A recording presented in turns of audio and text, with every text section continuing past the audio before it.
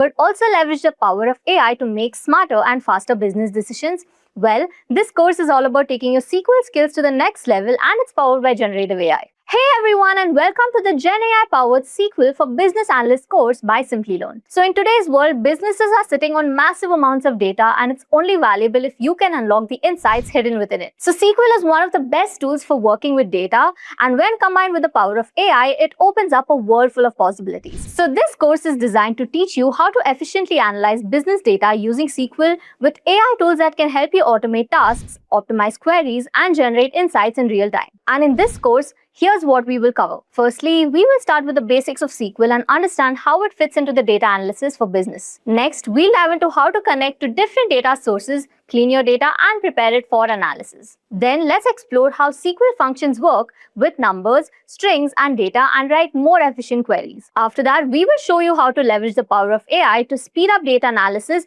automate tasks, and get better insights from your data. Finally, we'll put everything together by working through real-world examples, building complex queries, and running them against large data sets, all while making data-driven business decisions. And by the end of this course, you will have the SQL skills that you need to succeed as a business analyst, with the added bonus of an AI-powered tool that makes your workflow smarter and faster. So if you're ready to unlock the potential of your data, let's get started. Also, here's a quick information. If you're interested in boosting your career in business analysis, do not forget to check out our AI-powered business analyst course. This course is perfect for professionals looking to enhance their skills with the latest tools like Power BI, Excel, and SQL, all while gaining hands-on experience with real-world projects.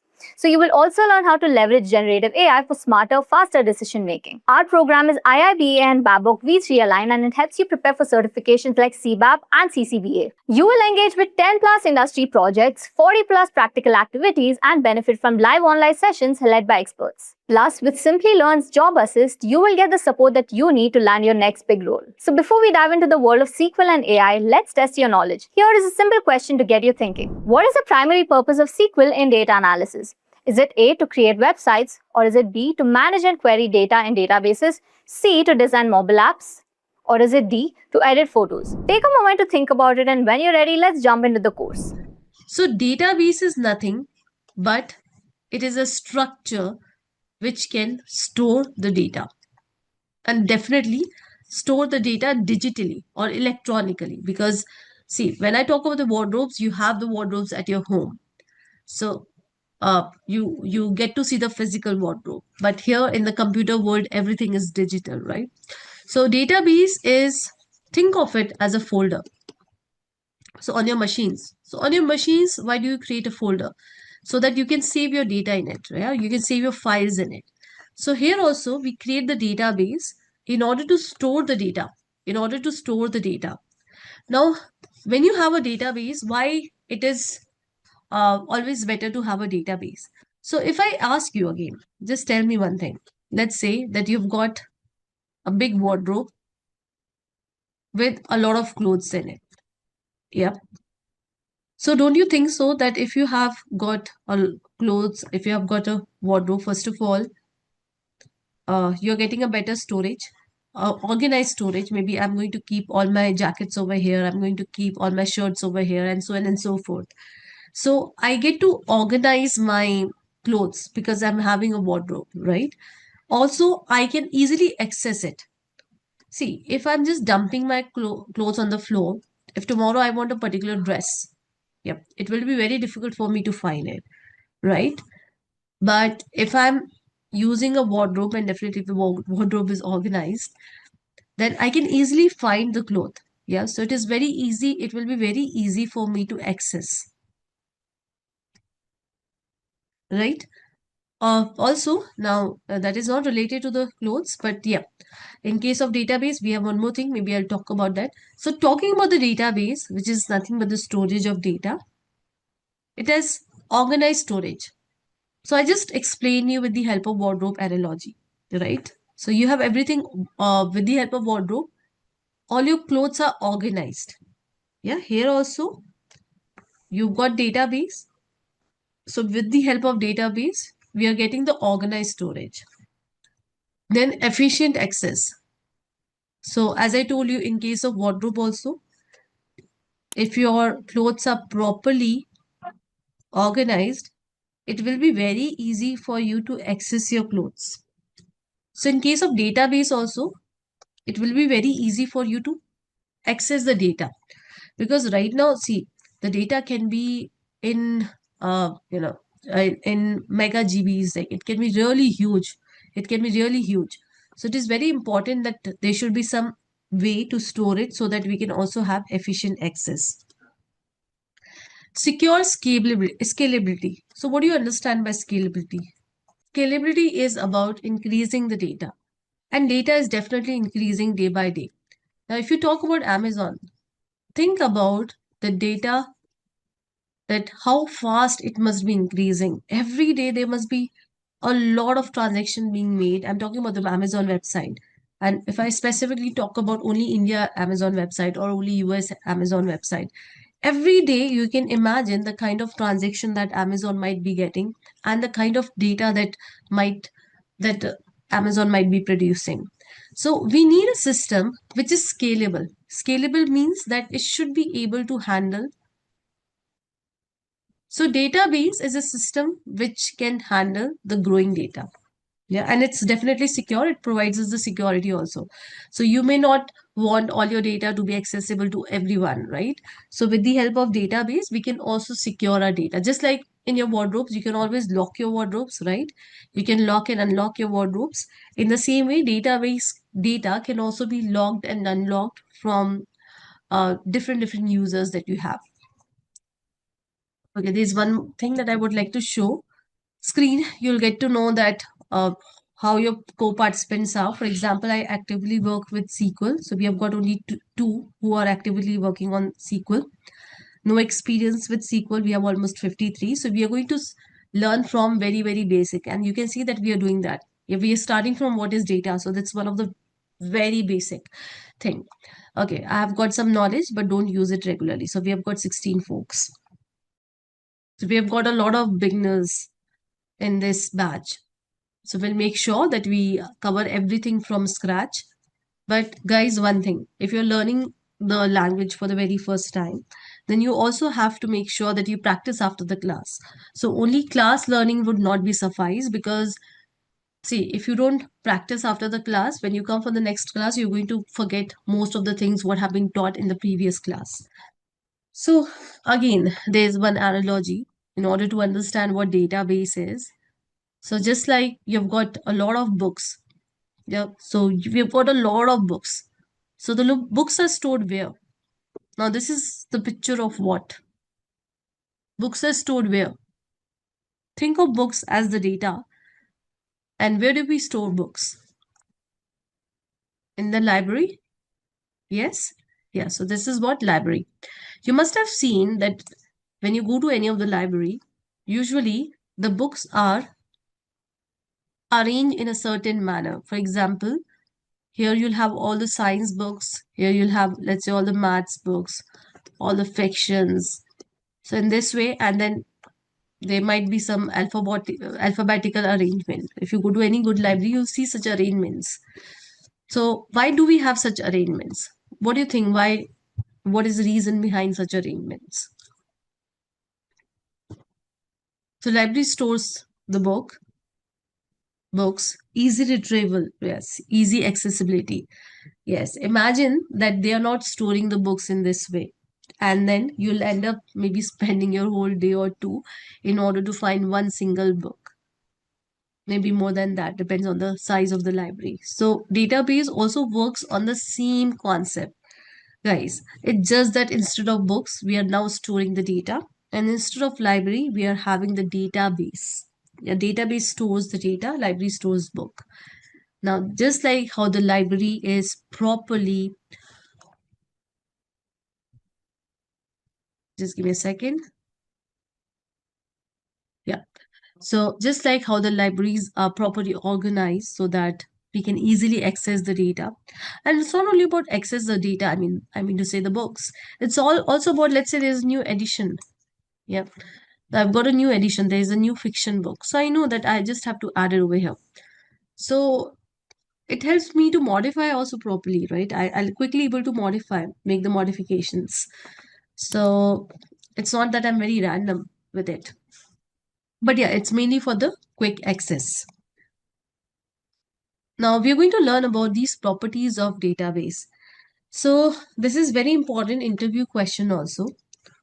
So we have got asset properties. We call it as asset.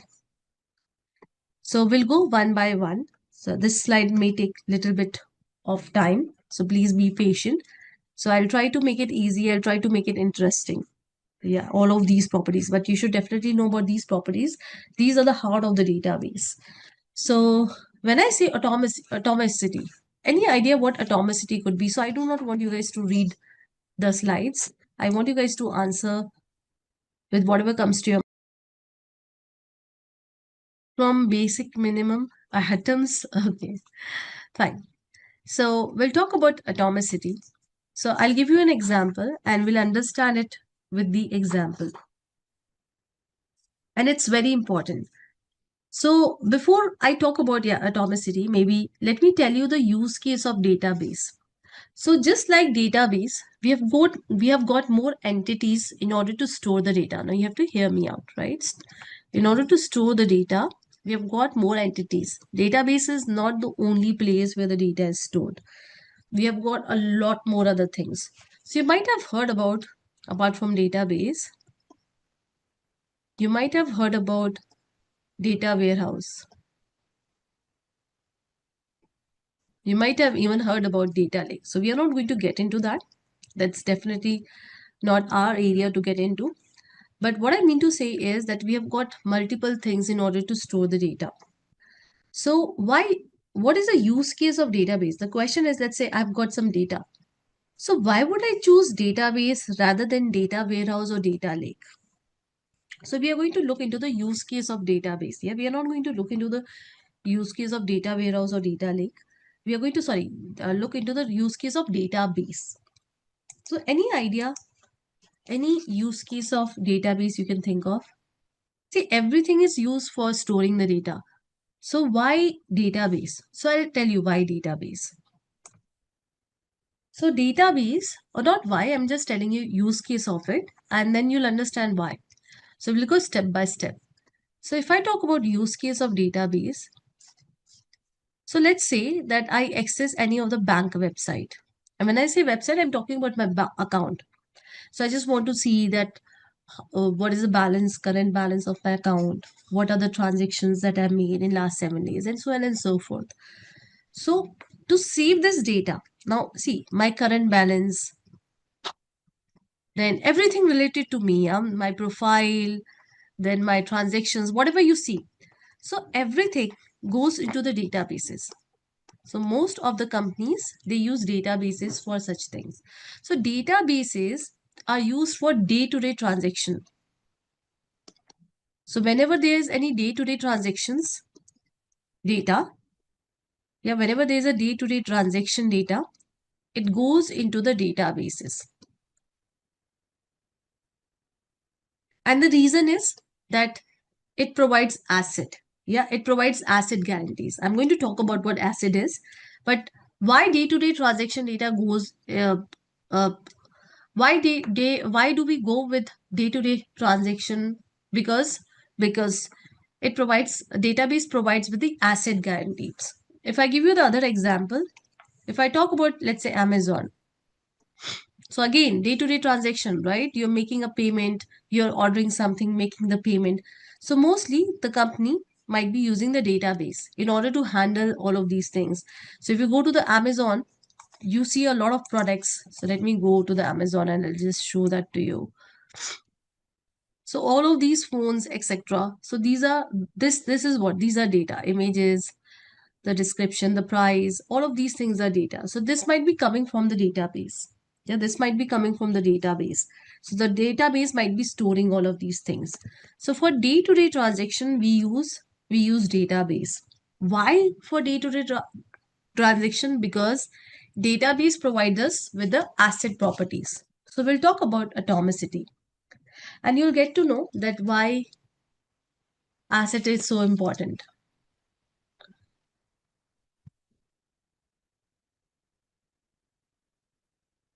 So atomicity says it ensures that transactions are executed in all or nothing manner. So what does that mean?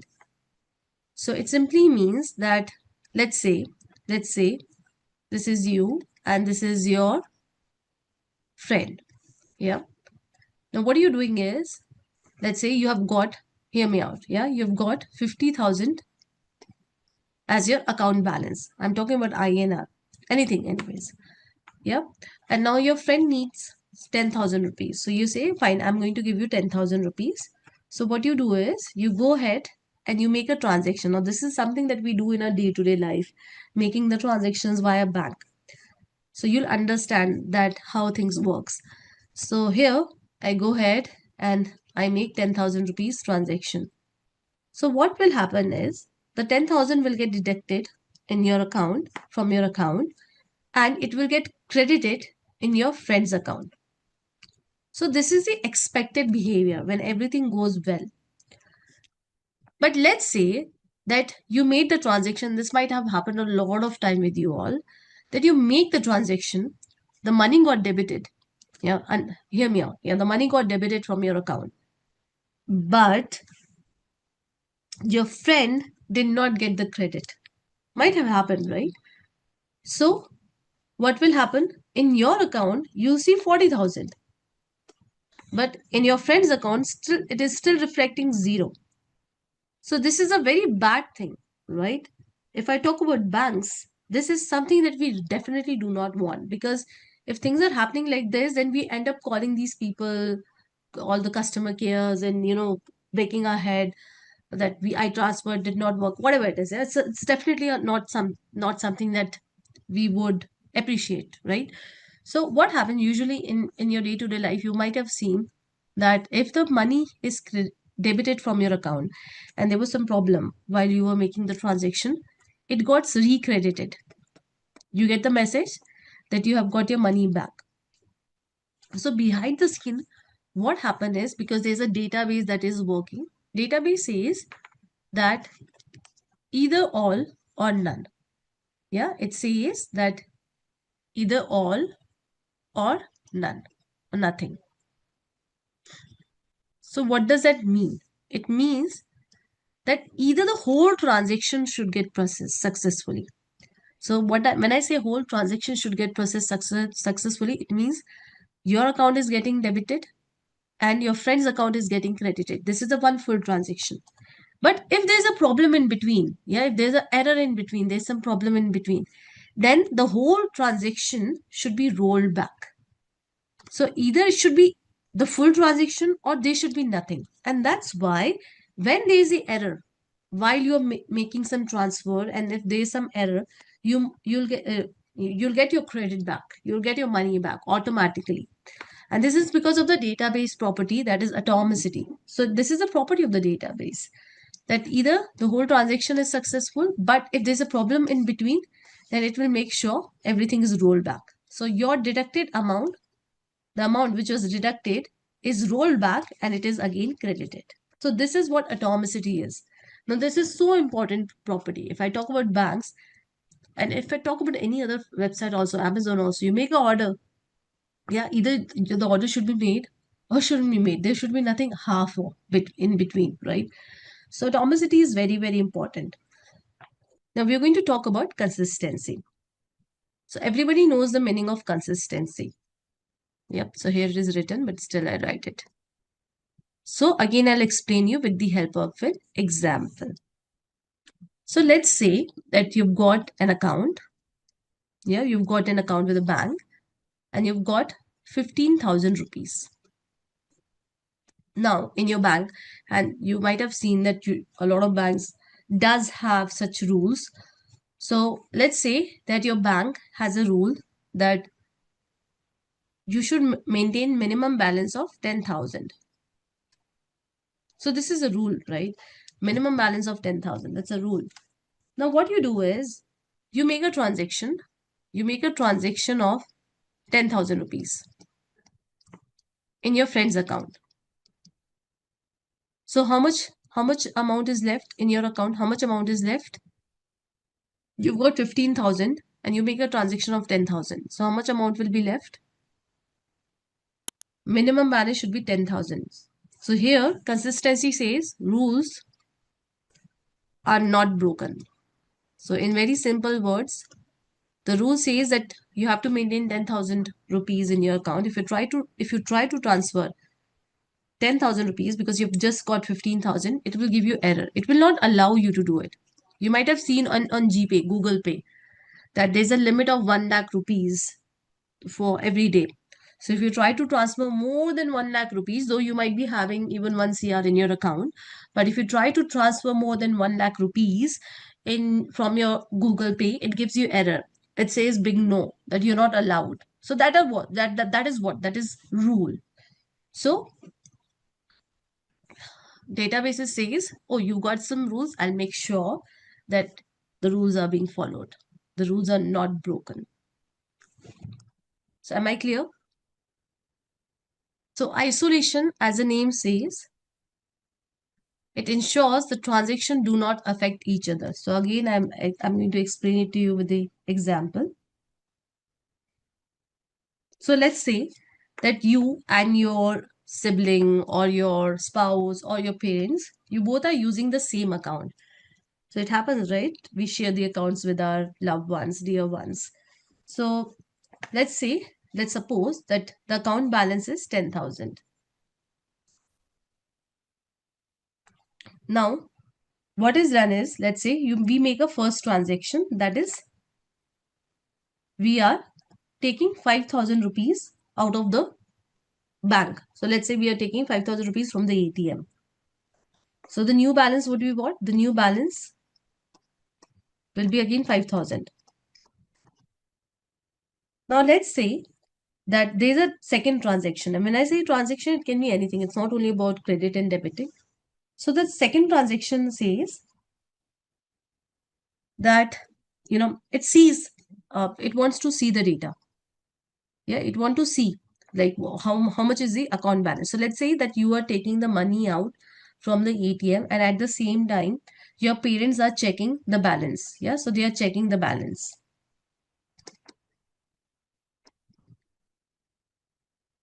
So they may end up seeing maybe 5,000 or maybe 10,000. So let's suppose they end up seeing 5,000. Yeah, so your mom is checking and she sees that there is 5,000 rupees. But what happened when you initiated the transaction and ATM took its sweet time and then it failed. Yeah, there was a failure. So what will happen? Or maybe you're not taking it from the ATM, you're just doing the online transaction. So you have initiated 5,000 rupees transaction, but in between it got failed. So what will happen? It will roll back and you'll again have the 10,000 in your account, but your mom is seeing 5,000. So that's a problem. You're getting, that's a problem. Actually, you don't have 5,000 because your transaction failed. So everything will roll back and you have 10,000 rupees only. You don't have 5,000. You're getting, so you don't have 5,000. You have 10,000, but your mom is seeing 5,000. So that's a problem. That's a problem. So isolation says that we are going to do the things in isolation. Yep. So it means that T2, yeah, in the transaction 2, either it will see the old data 10,000, or it will not see anything. Sometimes the screen takes its sweet time in order to get refreshed or in order to show you the numbers, right? So it will not show you the data, half incomplete data, yeah, half done data. It will not show 5,000 at least. So it will show 10,000, or it will wait for some time for the transaction to get processed, that T1 transaction to get processed successfully, and then it will show 5,000. But nothing in between. Here it was showing in between. See, you were making the transaction and it is showing 5,000 to your mom. But what happened? The transaction got failed. But your mom sees 5,000. So that's a wrong thing that we are showing, right? So this is not even before, this is not even after. This is something in between. So isolations make sure that everything happens, all the transaction they happens in the isolation. So they are not affecting each other. So it means that if you're looking into the balance, either you're going to see 10,000 or it will take some time and will show you 5,000 once the transaction T1 is successful. So this is what isolation means. Yeah, means transaction 2 will not see the uncommitted deduction. As simple as that. So am I clear with isolation? Simple. Everything is something that we get to see in our day-to-day life. Yes, Rajpal, what you're saying is right. Now, what is durability? This is a very simple one.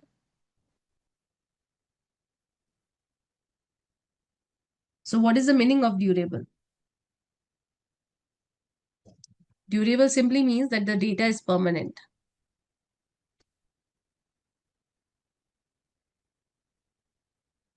So it simply means that once the transaction is successful, see 5,000 deducted from your account and credited in your friend's account. Yeah. This, this should be durable, or the data should be permanent, as simple as that. So if there is a power failure, even if the system crashes, the data will be still saved.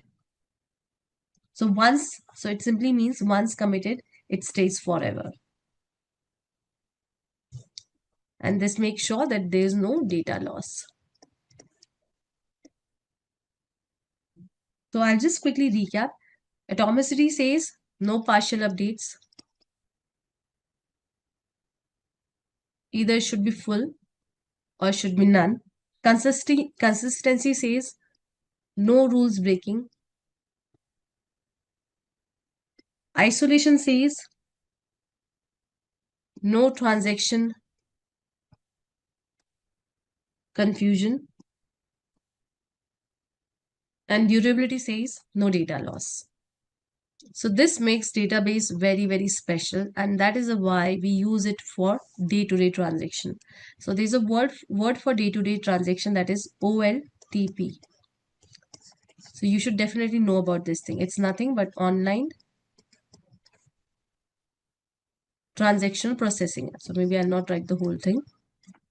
Transactional processing.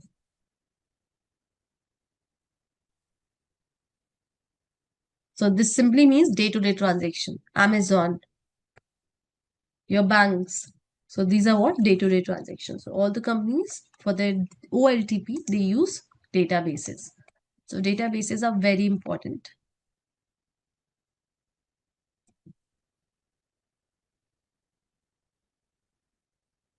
Okay, Viplav, I think I've already summarized, right? So what you have to say is for atomicity. So they usually ask like, what is atomicity? So you can explain the whole thing that either the transaction should be full transaction or it should be no transaction. So there should be no partial transaction.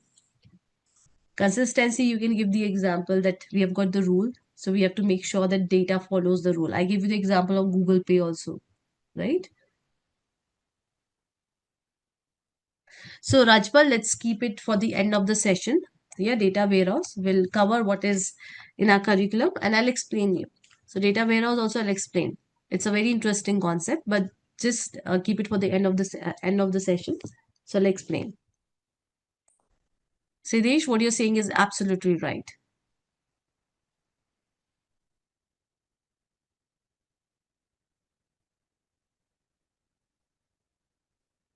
I'll quickly explain isolation once again.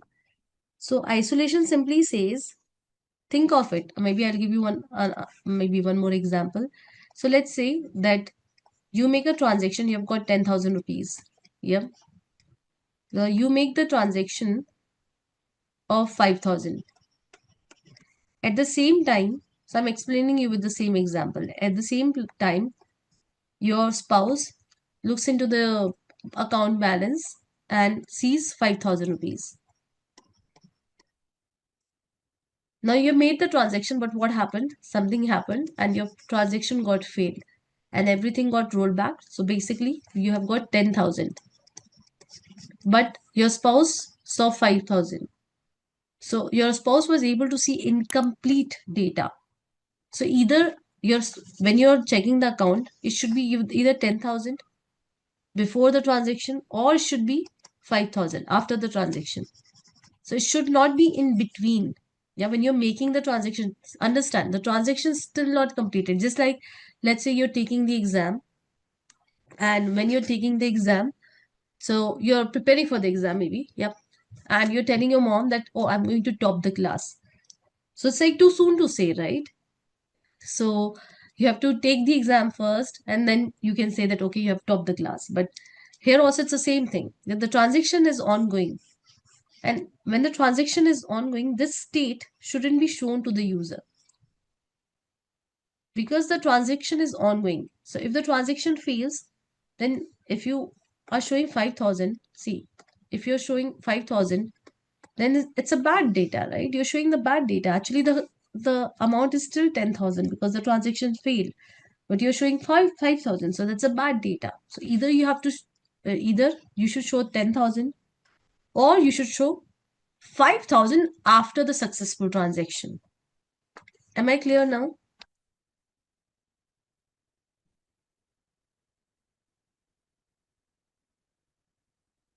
Yes, Rajpal.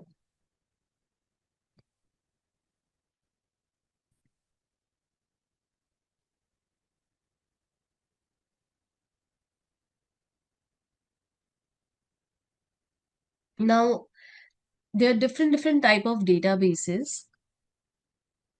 So I'll quickly give you the brief of the different type of databases, but we are going to focus only on the one type of database which is used in major projects. So we have got different type of databases. The first one in our list is the relational database. So we are going to learn the relational database. Database is what? It's nothing but it's a place where you store your data. Yeah, where you store your data. So we have got NoSQL, graph database, centralized, distributed. In our curriculum, we have got relational database. SQL works with relational database only. So our focus would be on this. But I'll just quickly walk you guys through these also so that you understand these terms. We'll definitely not deep dive, that is not required. So let's talk about relational database. Database is what? It's storage of data. So relational database says that I am going to store the data, yeah, in the form of the tables. Now, what tables has? Tables has columns. Yeah, it has columns. Let's say student ID, student name, student number, all of these. Yep. And then it has got data.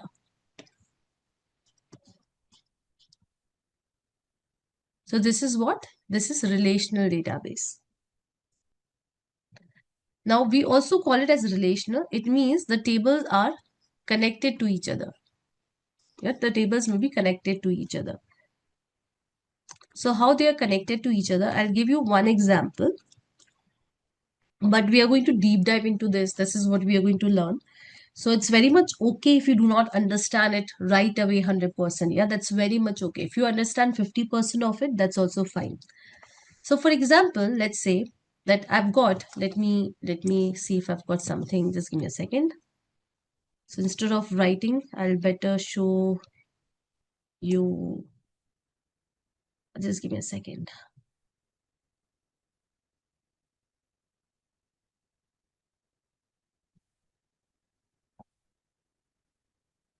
Yes.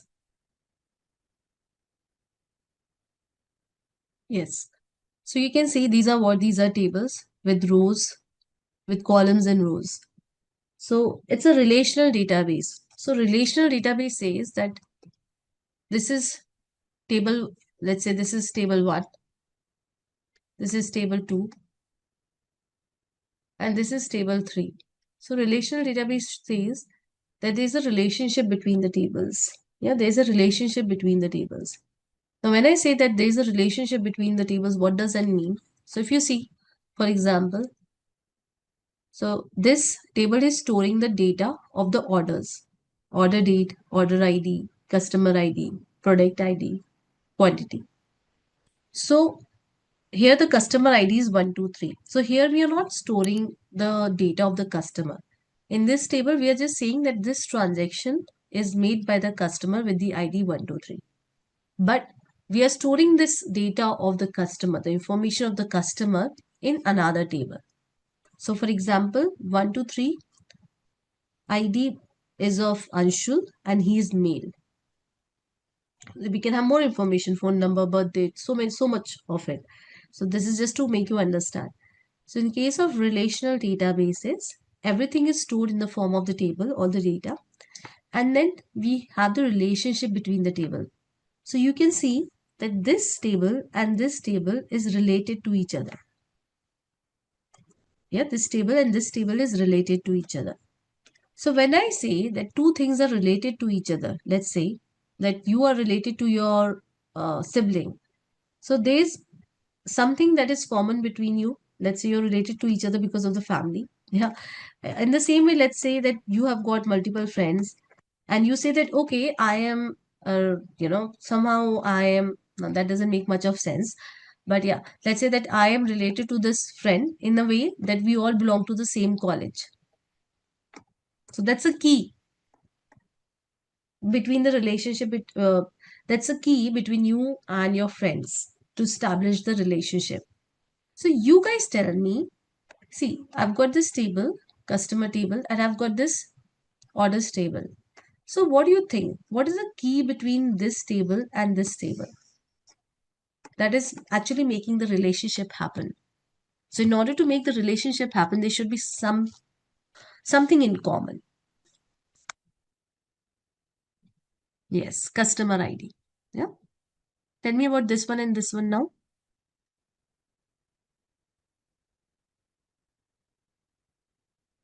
Product ID. I hope this is clear, right? So this is how the relational databases are designed. We are going to deep dive into it. That's what we are going to learn for the next 8 classes. Now let's talk about the other databases that we have. Okay, here I've got, okay, I just totally forgot that I've got a PPT and here I'm showing that how the different tables are related to each other. So there's a key, a common key, but let it be. Yeah, I've already explained you and we are going anyways going to deep dive into it. Okay, a lot of speaking from my side. Again, I'm so sorry because I can't help it. Yeah, from tomorrow we'll do a lot of hands-on. Now, if I give you the examples of the relational database, examples are MySQL. You're here to learn MySQL. So that's a relational database. In the same way, we have got SQL Server, Oracle, Postgres.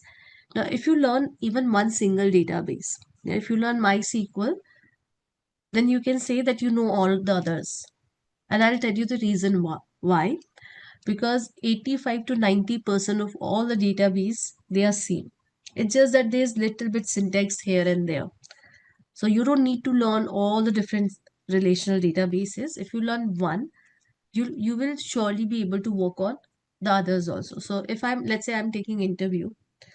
So if I know that the person knows MySQL very well, but in my project we are using SQL Server, I will not hesitate hiring that person because if that person is good, as in if that person knows, that candidate knows MySQL and he's able to answer all the questions and he understands the length and the breadth of the technology, then I'm sure that working on SQL Server will be definitely no big deal.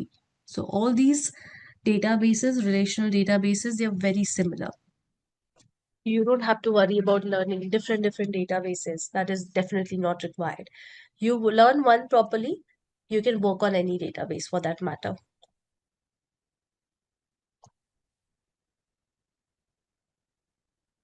Fine. Now, there's one thing about the relational database, and why I'm talking about it right now, because after this, we have got NoSQL database. So see, relational database is kind of a strict database. So when I say it's a strict database, what does that mean? So it simply means that let's say I've got a student. Yeah, you can see over here, I'm storing the student details. Roll number, name and marks awarded. So let's say I've got a new student. Yep. Now for this new student, I want to store the data, but I've got more data for this new student. So I've got, let's say, his roll number is 4, name is Neha, marks whatever, yeah. But I've also got one more data for him, for her. So let's say I've got city as Pune. So relational databases say, yeah, that I'm so sorry, you have something extra, I cannot accommodate. So it's very strict, you're getting. So this table says that you've got extra column, I'm sorry, I can just accommodate 3 columns. So I cannot provide you this flexibility of storing anything in me. Yeah. I've got 3 columns, you have to stick to 3 columns. You cannot give me 4 columns. So it's very strict. I'll give you one more example of strict. The second strictness, that now it says that this column is integer. It means that it can take only integer values. Yeah, it can take only integer values. So again, I go ahead and give the details, but let's say I've got some new string value. Yeah, I want to give, let's say 10. So again, it will say no. It will say, what are you doing? I can just take integer. What the hell are you providing me? You're providing me 10, like the string 10. Sorry, I can't do that. So it's very strict. Yeah, it says that, see, I've created this table with the 3 columns with a certain data type for all the columns. So for this one, we have got the data type as integer, this one, let's say, as string, yeah, varchar, and so on and so forth. So we have to stick to that. Yeah, we have to stick to that. We'll talk about that. Aparna, we'll see to that. Yep, it's very easy to set these rules. So you got that? The relational database is very, very strict. You get that? Am I clear with this point? How do we do that? Once we start writing the code, you'll get to know. And it's very easy. It's like one word things. Yeah, you just have to add one keyword and then you're done. Done and dusted. Am I clear that the relational database are super strict, very stringent? Fine. Now let's say there's a requirement. There's a requirement. The requirement is that we want flexibility. Yeah, we want flexibility. So what I want is, let's say that I'm the business owner and I do not want this, yeah, because let's say I have my own school and I say that fine, yeah, but let's say there's some student with some, more things. Let's say that he or she has got some certificates or maybe some achievements. So I want to store that data also, yeah. I simply do not want to discard it. Yep. So either you add one more column to your table, yep, or give me something else that is more flexible. I want to store everything, whatever, whoever is coming to my school, yeah, whoever is getting registered, whichever student is getting registered in my school, whatever information they are giving me, I want to store it. So I just simply do not want to discard any of the information. So here comes NoSQL databases. So NoSQL databases. Now we are not going to get into the architecture of it. As you can see, these are non-tabular databases. Yep. So it stores the data in a way. Now this also stores the data. Yeah, this also stores the data. But it stores the data in a way that it is super flexible. So do you know what JSON? So relational database stores the data in the form of tables. And in case of NoSQL, it stores the data in the form of JSON, and there are other ways also, but I'll show you the JSON one. I'm just looking for something that is quite easy to understand.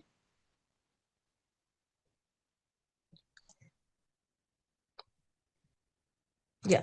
So here you go. So if you see, this is JSON. So for example, you've got student. So we say student. Yep. Or let's say employee. Yeah, employee.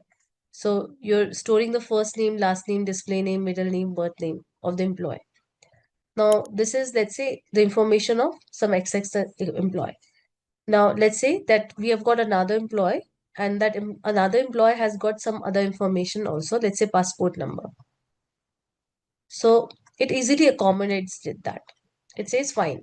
So I'm going to have one more node. So this is one node for one data for one employee. So you've got 100 employees, so you'll get 100 nodes. So it says that I'm very much okay with it. You have got one more data. So I just have to add one more key value pair over here. Yeah, key, and this is a value. So this is how JSON looks like. So it's very, very much accommodating. It says that I'm very much okay with it. Yeah, I'm not strict. Right now, I've got 5 details. Yeah, 5 columns. If you got 10 columns for the next employee, I can easily accommodate it. So I'm not strict like tables. So that's what NoSQL says. Mm. So it stores the data in different formats. So it stores the data in key value, column, graph, and document format. You don't have to deep dive into it, but yes. So why do we use NoSQL? This you should know. So if you want that flexibility, see, tables are very strict. So you want that flexibility that tomorrow, if your data comes in some other format, you should be able to store it. Yeah, it should not say no. Your database shouldn't say no. Then you can go for NoSQL database. So am I clear with this point? Definitely you don't have to deep dive into it. XML format. Yes. XML, JSON, key value pair. Exactly.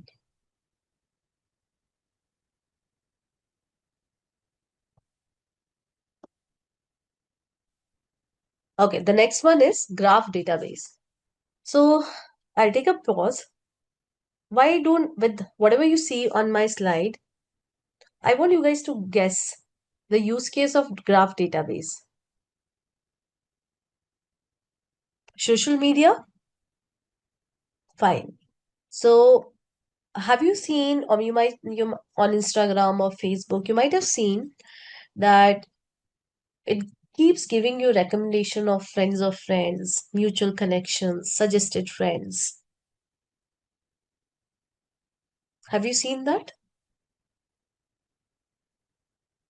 So whenever we have got data like this, yeah, where the data is very much related, yeah, it's mutually related, you can see over here.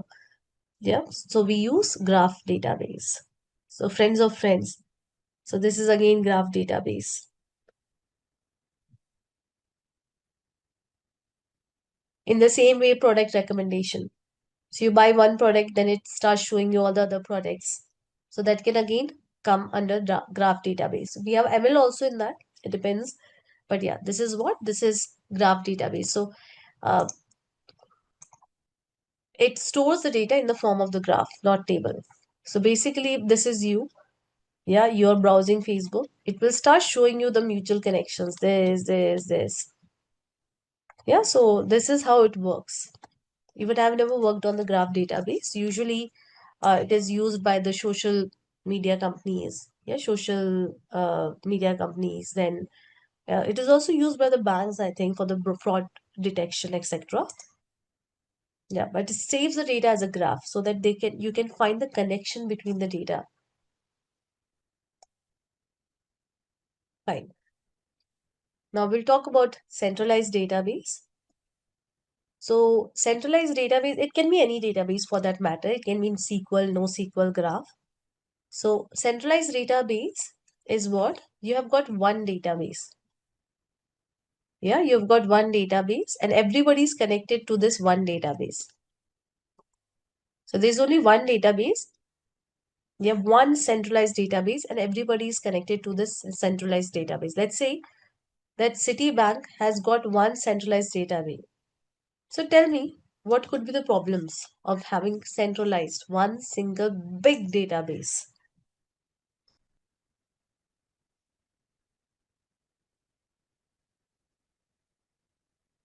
What if the database crashes? What if there's a power cut? There's a failure? What will happen? Everything will go down. Yeah, you're not able to access your bank account, and so the other users.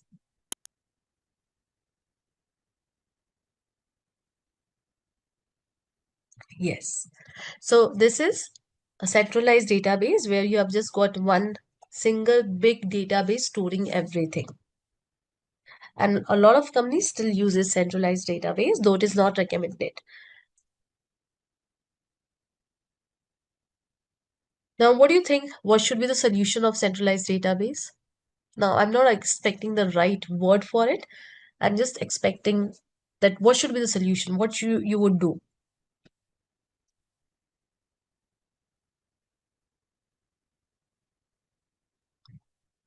Don't you think so? You'll have the copies of it, multiple copies. Yeah. So backups, yes. So if this goes down, you have a backup up and running so that you do not, uh, because of the system crash, your website will not go down. As simple as that. So having these backups definitely is pretty expensive because here you're maintaining only one database. Now let's say I have got two backups. So I'll end up maintaining three databases, right? So it's pretty expensive, but yes, we call it as distributed databases, where the data is stored in multiple places. And that's it's again done by all the big companies. And that is the reason why these days you'll not see that your site is going down. Yeah, all the good big companies' websites, they're always up and running.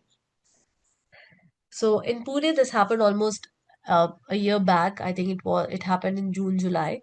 So I stay in Hinjawadi, those who are from Pune. So there was some issues with the power. Now, this area where I'm staying is the IT hub, one of the IT hub. So there was some big issue with the power supply of, and that was for the whole area. And we were without the power for 3 days, straight 3 days. And it was not only for the households, it was for all the IT parks also. And we have got some data centers. When I say data centers, uh, as in you can say servers which are storing a lot of data. So we have got some data center. We have got a data center also here in this part of Pune, Hinjawadi. So everything went down. So definitely these are very common problems. It can definitely occur. So that's the reason why the companies they always prefer having the distributed databases. So instead of having one centralized database, they're going to have databases at multiple places to avoid any downtime. Am I clear?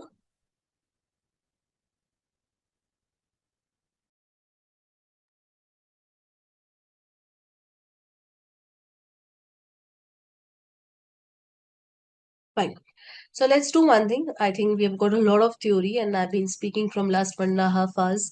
So it's not my thing. It's about you guys because if somebody speaks or if you have to listen somebody for more than 20 minutes, uh, we tend to daydream. So according to some theories, I think the attention span of a human being is only 20 minutes, not more than that. So we'll do one thing. We'll take a break, and after the break, we'll continue because we have got the next topic. So I just want to, cover these topics in continuation. Or if you're okay, maybe I'll take another 15 minutes for these topics. Not more than that.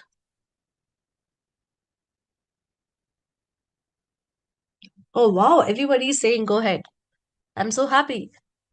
Fine. Let's go back to our library image. I literally have to go back. Now tell me one thing. We've got the data. We've got the books. We have got the library storing the books. Who manages the library? Somebody should also manage it, right? Who manages the library? Librarian? Okay. So we just learn about data, we learn about the database. Don't you think so? We want somebody who can manage the database. We want a tool which can manage, which can help us. Anyways, we are going to manage definitely, but we want a tool which can help us manage the database.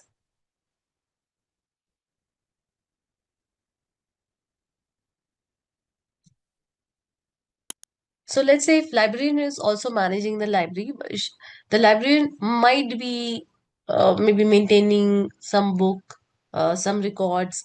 Yeah, it might be the librarian might be using something in order to maintain the library. So I remember when I was in college, so because that time it was like long back. So my library teacher, there was a computer, of course, in the library in front of uh, on her desk. So she used to use that. Also, she used to maintain one register, one copy. Yeah, and she used to write who's taking which book and what's the last date of the submission, what's the fine, all of these things. So there's a system that we need in order to maintain the things. So here also, in order to maintain, or not maintain, in order to manage the database, we have got DBMS. Here we have got DBMS. So you can see database management system.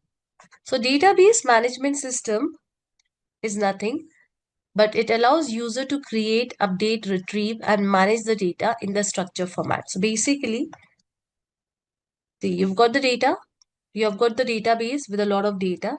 Now, in order to talk to the database, get the data out of it, insert the data in it, update the data, delete the data, whatever you want to do with the data, for that, we need a system. Yeah, we need a system, and we call it as DBMS, Database Management System.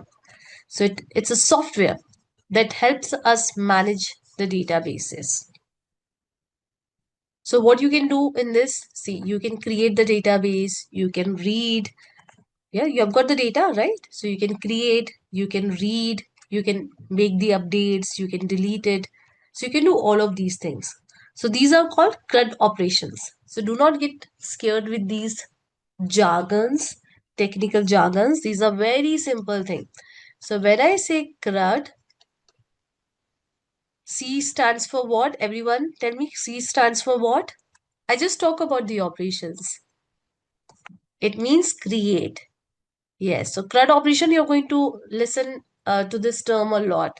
So this is not specific to the databases only. Like, yep.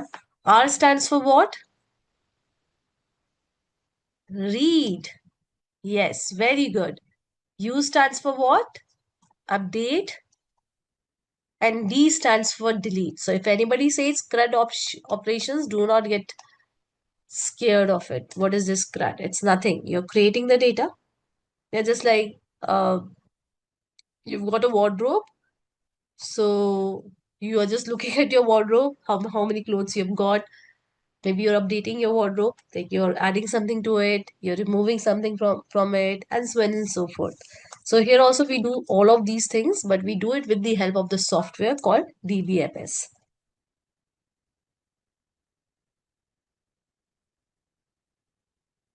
And guys, see, okay, maybe I'll talk about that later, not right away. Now, relational DBMS is what? Tell me what it could be. I just told you what DBMS. What RDBMS could be?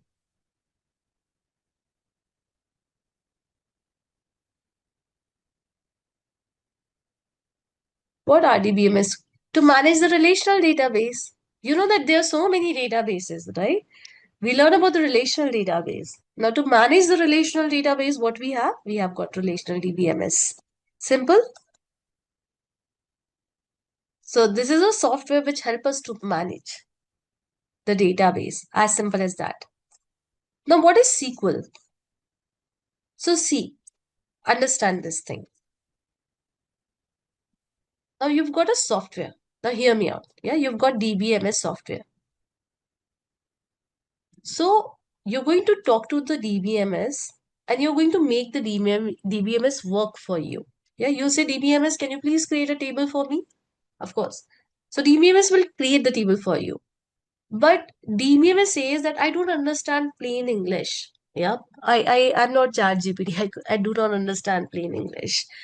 So DBMS says, hey, I can do a lot of things for you, but then you have to speak to me in my language, the language that I understand.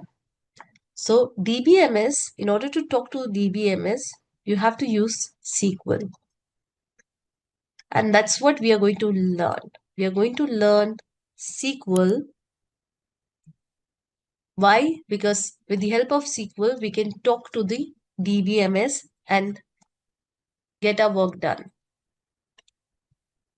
Sorry, I think there's some issue with the pen. Yeah, get our work done. That is CRUD, any of the CRUD operations that we want to perform on the database. So you're getting, just like, let's say there's a librarian. Yeah, librarian is what? Librarian in our analogy is DBMS, who manages the database. Yeah, with the, so then we have got library. So library is what? Library is a database. And inside the library, we have got books. So books are what? Books are data. These are data. Now, let's say that you want to fetch some book. Yeah, you want to fetch some book. You want some book. So you go to the librarian and you say that I want so and so book. Yeah, I want a book of, let's say, Dan Brown, so and so. So your librarian will go and may fetch it for you. So you're going to talk to the librarian.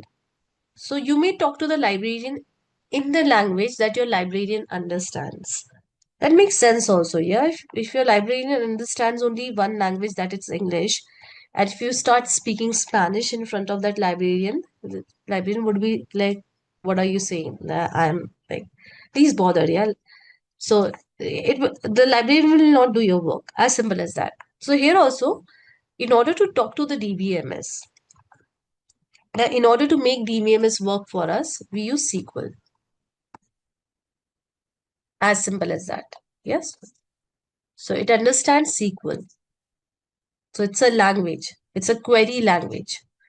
So you can see over here that it's a structured query language and it is designed to manage and manipulate the data in relational database managed systems. You use RDBMS. You use SQL in RDBMS. So am I clear what is SQL? So you have got four entities. You've got data. Data is saved in the database. In order to manage the database, we have got DBMS. So in DBMS only we store the data actually, yep, in the form of the databases. Now, in order to make the DBMS work for us, we talk to DBMS in SQL language.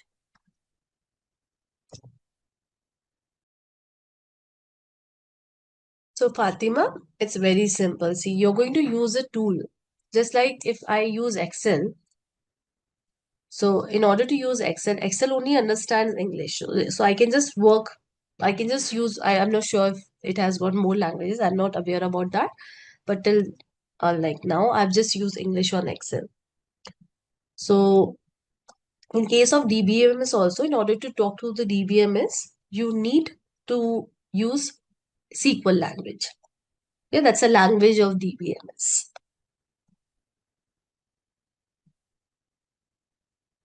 Yes, everything is done in DBMS, Rajpal. So we are going to use DBMS. It's a software in order to manage the databases. Fine. So Avinash has got a very good question. What is the difference between SQL and MySQL? SQL is a language. Hear me out. Yeah, SQL is a language, and MySQL is the DBMS. So we have got multiple relational DBMS. We have got multiple relational database management systems in the market. For example, MySQL. Then we have got SQL Server.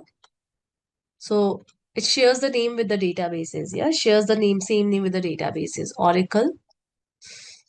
Sorry for this writing, guys. And then Postgres. I don't know what is happening, but yeah. So this is what? This is a DBMS, or you can say database also. They share the same name.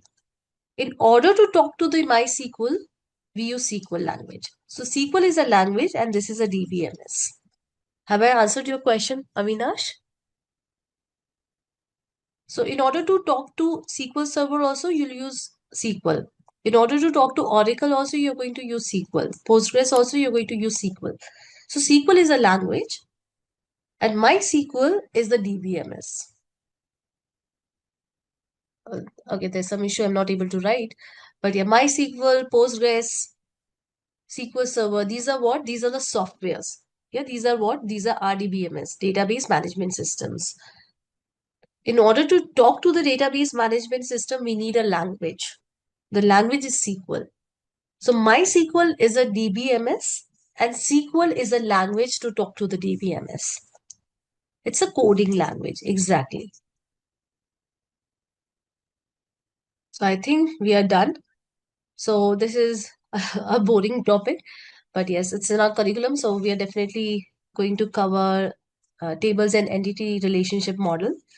So let's keep it for, let's keep it whatever we have covered so far.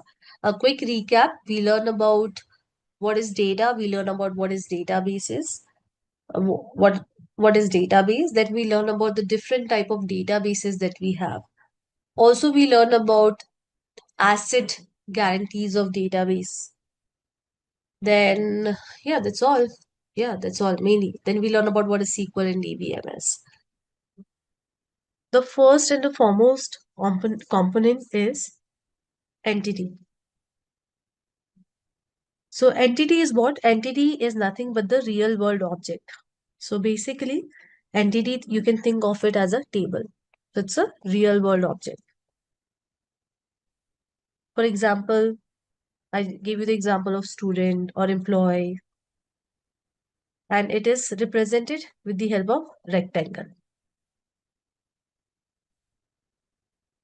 Then we have got attributes. So what do you think attributes could be? So we just talked about the table. So what attributes could be? So attributes are nothing but the details of the entity, yes. So all of you are right. Attributes are the characteristics, details, yep, of an entity. So let me write it.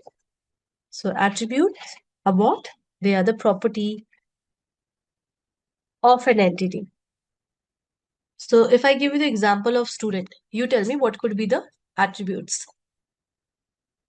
What could be the attributes for the student table, student entity, ID, name, age, class, marks, etc., etc., right? So these are nothing but the attributes. Attributes are shown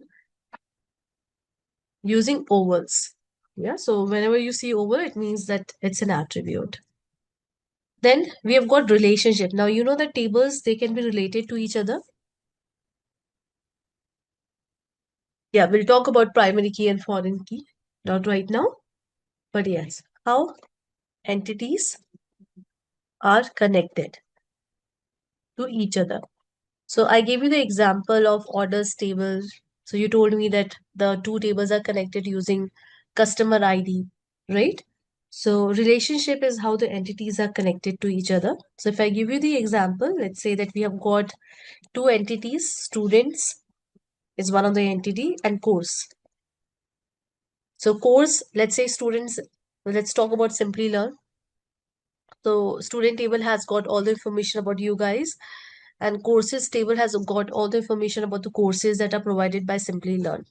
So if I talk about the relationship between the two, so simply students have enrolled, or I would say student has enrolled for which course?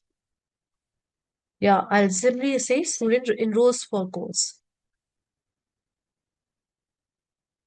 Now, I told you that in order to establish the relationship, you need to have the keys.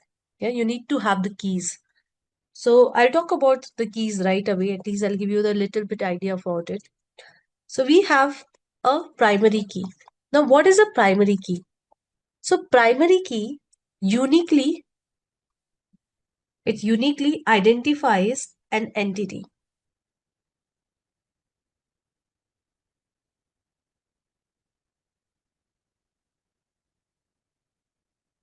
So if I give you an example over here, so before I give you this example, let's talk about a day-to-day life example. So let's say that our government, now whether you're sitting in US or India, wherever your country is, whichever your country is, wherever you're sitting, so the government is maintaining the database of all the citizens. Now, I'm Tulika Gupta, and there might be hundreds and thousands of not hundreds and thousands, but at least thousands of Tulika Gupta in India, right? That very much possibility, right? So my data and the other Tulika Gupta data will coincide. So it has to make sure that it uniquely identify my data and it uniquely identify the other Tulika Gupta's data. So what do you think what government would use? What is my unique identity? In India, we've got Aadhaar card, those who are joining from US, those who are not Indians, maybe passport number, PAN card. Yes. So it uniquely identifies an entity. So over here, now you guys tell me if I talk about, okay, in this table, we don't have any primary key. Okay, in this table, can you see any primary key? Customer ID is a primary key, and that makes sense also. See, customer name can be repetitive. We can have a lot of customers with the same name as Anshul and Meel. So this can be definitely repeated. But how will we uniquely identify this Anshul, or how will we differentiate this Anshul with the other Anshul that we have got in our database using the customer ID? Fine. Can you tell me what is the primary key for this table? So we have got the data of the products. So we want a key that will uniquely identify each product. It's product ID. So am I clear with primary key?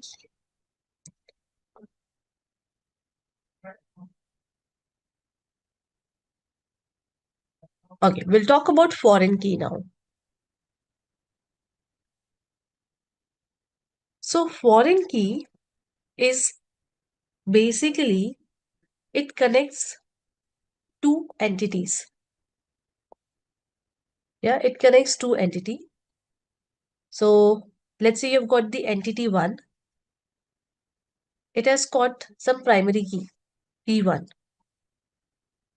Now we have got entity two. So in order to connect with entity one, entity two is using this primary key. So for this entity, this is not the primary key, rather it's a foreign key. Yeah, this is a foreign key. So I'll explain it to you with the help of the example over here. Now again, let's talk about this table and this table, and we're going to repeat these concepts of a primary key and foreign key. So please make sure that you understand it and you remembers the concept. So tell me one thing. Again, the same question that I've asked you before.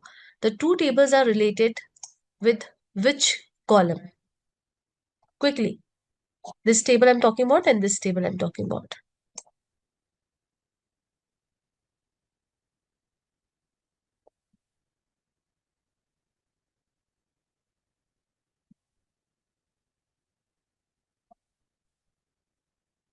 We use oval only. These are the attributes, so we use oval only. Yeah, customer key. Now, customer key is what? It's a primary key in this table. Yes, it's a primary key in this table. Now, we are using the primary key of this table in this table. So, for this table, for let's say the name of this table is orders. For this table, orders ID becomes what? It becomes what? It becomes foreign. Yes, it becomes foreign key. So, I repeat, this is what? This is a this is a primary key. Yeah, this is a primary key. Now, in order to connect this entity, the customer entity with that of the orders entity, the column that I'm using, the common column that I'm using is customer ID. Now, for this table, customer ID is a primary key. But for this table, customer ID is what? It's a foreign key. It's not a primary key. So, foreign key help us to connect the two entities. Yeah. So this foreign key is a primary key of the one entity and it becomes a foreign key of the other entity. Am I clear?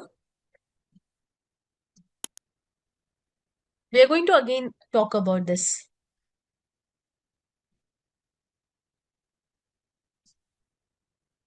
Yes.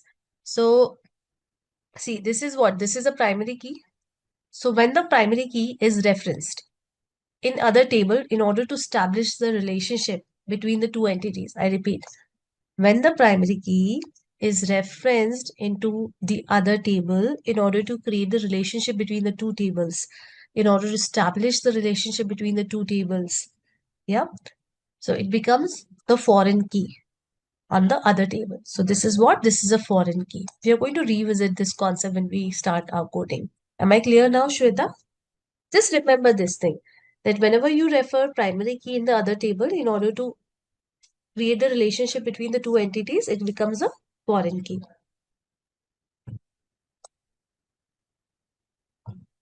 Am I clear? So I'll just quickly show you how the diagrams looks like. I think here I have not created the diagram. Fine. I'll just quickly show you. So it looks like this. You've got the entity. So student, entity. This entity may have multiple attributes. Let's say name. Okay, I'm so sorry. I don't know what is happening. ID. Now I've got another table. Again, the name of the table is course. And these two tables are related to each other. So there's a relationship between the two. So this is what? In rows. So this is how we create it. So if somebody gives you any entity diagram, ER diagram, you should be able to understand student and courses are nothing but the entities. The ovals that you see are nothing but the attributes of the entities, and the diamond that you see are nothing but the relationship of the entities. Am I clear?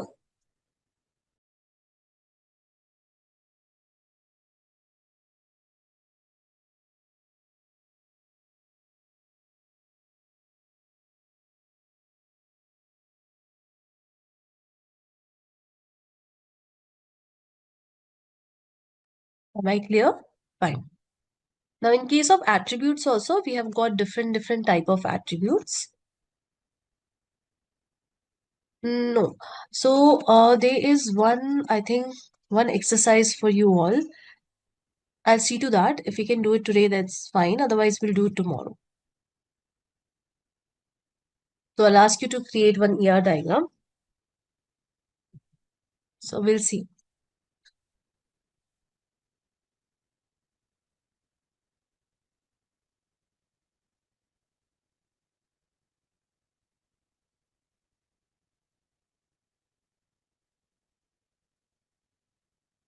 Right.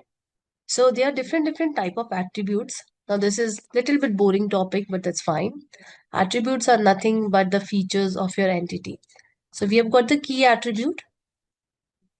Then we have got the derived attribute, multi-valued attribute, and composite attribute. So let's cover all of these.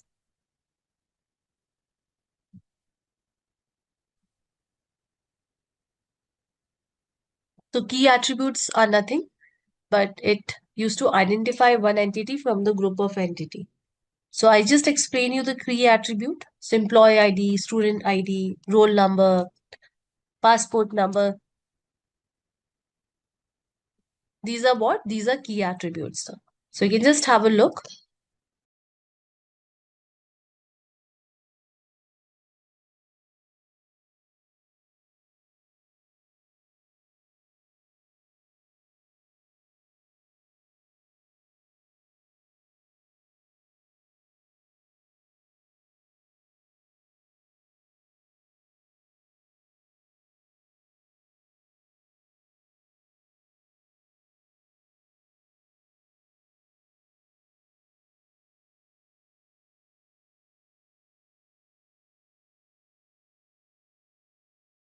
Let's look into other attributes that we have got. Now, what are composite attributes? As you can see on my screen, it's very simple. Just give me a second. I think I've got something on the chat. Okay, please go back to the previous slide. Fine. Is this the one?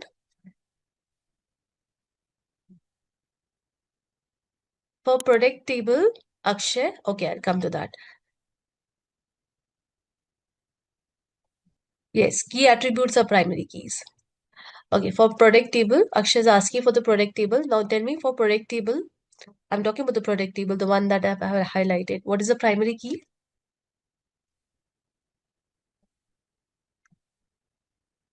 The same question, product ID, and I'm using it in this table. So in this table, a primary key of one entity is used in the other table. So for other table, this becomes what? This becomes what? It becomes foreign key. You can also write FK. Yeah, you can just write answers in Y also, no, N. So I'm very much okay with that. Yeah, you don't have to type in the whole thing.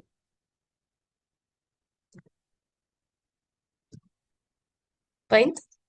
So key attributes, I hope I'm clear. Composite is also very simple. So a lot of time we have got the attributes which are composed of several attributes. So for example, address. So address is composed of three attributes. So we have got country, state, and zip code, and all the values or values of these three makes address. So that's what composite means. Am I clear with composite?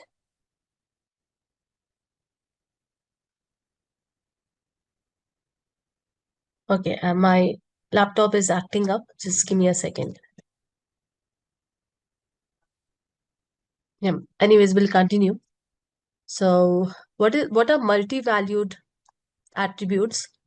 Now, there can be some attributes. There can be some attributes which may have multiple values. Yeah, which may have multiple values. For example, let's say that we have got the attribute order, or let's say we have got the attribute. Yep. So we have got the attribute order. So order, let's say that you make an order. Yeah, you make an order. So in case of order, let's say I make an order of a product. I'm not able to write. Okay. Okay, there's some issue with the writing thing. Just give me a second.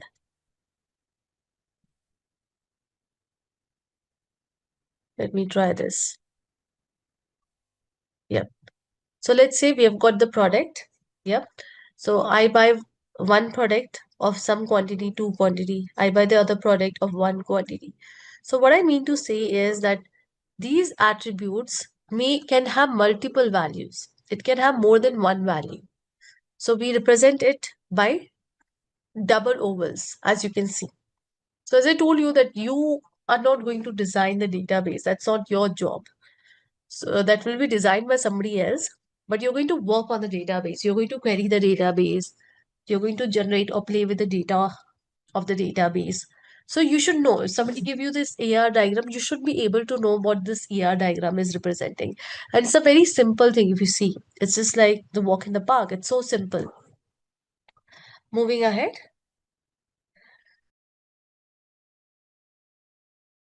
Yes, so all of you are right. So it means that these values, see, attributes are what? They are like they are columns, right? So the values of these attributes, the values inside these attributes will be derived from the other attributes. For example, let's say that you have got experience. Now, we may derive the value of experience with the help of, let's say, I've got the joining date of the employee and today date. Yep. So experience in our company, let's say that it's Simplilearn, employees for Simplilearn. So experience in Simplilearn, how many years in Simplilearn? So see, this value can be derived from the other attributes. Yeah. So we do not have the value. We are not going to save the value in this column. Rather, we are going to derive it during the runtime. Yeah. So because see, if I save it, let's say I save it. So today it's 2 years. Let's say. Yeah. So let's say I've saved it 2 years. But after 2 months, it will be 2 years and 2 months. So if I'm saving these value, it may not give me the right values. It right now while I'm saving, yeah, at this point of time, maybe it's 2 years for an employee. But after a year, it will be 3 years. So again and again, I have to update my database. So I can simply derive it. If possible, I can simply derive it. So how I can derive it? Let's say I've got another attributes with the uh, start date or the joining date. So Rajpal, we usually create the column for the derived attributes. We are going to work on it. We usually create the column for it. But uh, so it's like you may or may not create the column. You can create this column on the runtime. So anyways, you may or may not create the column. Once we start working on SQL, this will be clear. You'll understand. So am I clear what are derived attributes, everyone? Yes, Dinesh has given a wonderful example, price.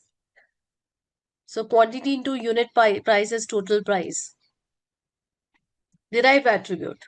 Perfect. Very good, Dinesh.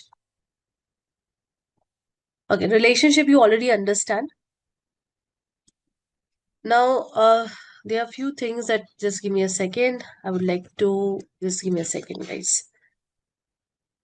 We'll just learn few more terms. I know these are boring, but yeah, we'll learn few more terms. So entity sets are what? Entity sets are nothing but the relationship. So for example, we have got employee. Yeah, we have got the employee. We have got three employees. Let's say we have got three employees. Employee one. So let's say employee one is Neha. Employee two is John. Employee three is Mark. So entity set will tell us the relationship that Neha is, let's say, working on so and so project. So let's say this is a project. Yep. So let's say this is a project and this project belongs to so and so department. So with the help of relationship set, you at least give the basic idea of how the relationship is. So for example, I repeat, Neha is working on so and so project and this project belongs to so and so department. John is working on so and so project and that belongs to so and so department. So this is what? This is nothing but the relationship set. So you can see that it depicts that E1 works in D2 and E2 works in D3. So E, E1 works in D2 and E2 works in D3. So this is something that is not created as a part of the document also, to be very honest. That you see ER model for sure. That is created as a part of the document for the database design. So it just give you the brief of some data, some dummy data of the entities and how it is connected to the other entities data. So just give you the glimpse of it. So right now you know about the table, so I'll talk about table only. So tables, they can have relationship with each other. So relationship degree basically tells that the degree of relationship that is between the entities. So basically it tells the number of entities that are related to each other. Yeah, the number of entities that are related to each other. So for example, if I talk about this one, so you can see that I've got only one. Okay, can you tell me how many entities are there? How many entities are there? They no. So those who are saying two, it's not two, it's one. Can you see that yesterday we learned that entities are represented by the rectangle. And what is this? This is a relationship. So this is a relationship. So basically what it is saying is, now hear me out. It's very simple thing. So unary relationship is a relationship where the entity is related to itself. So it's a self relationship where an entity, a table, is related to itself. So if I give you this example of employee, let's say that we have got the employee table. Now hear me out. It's very simple.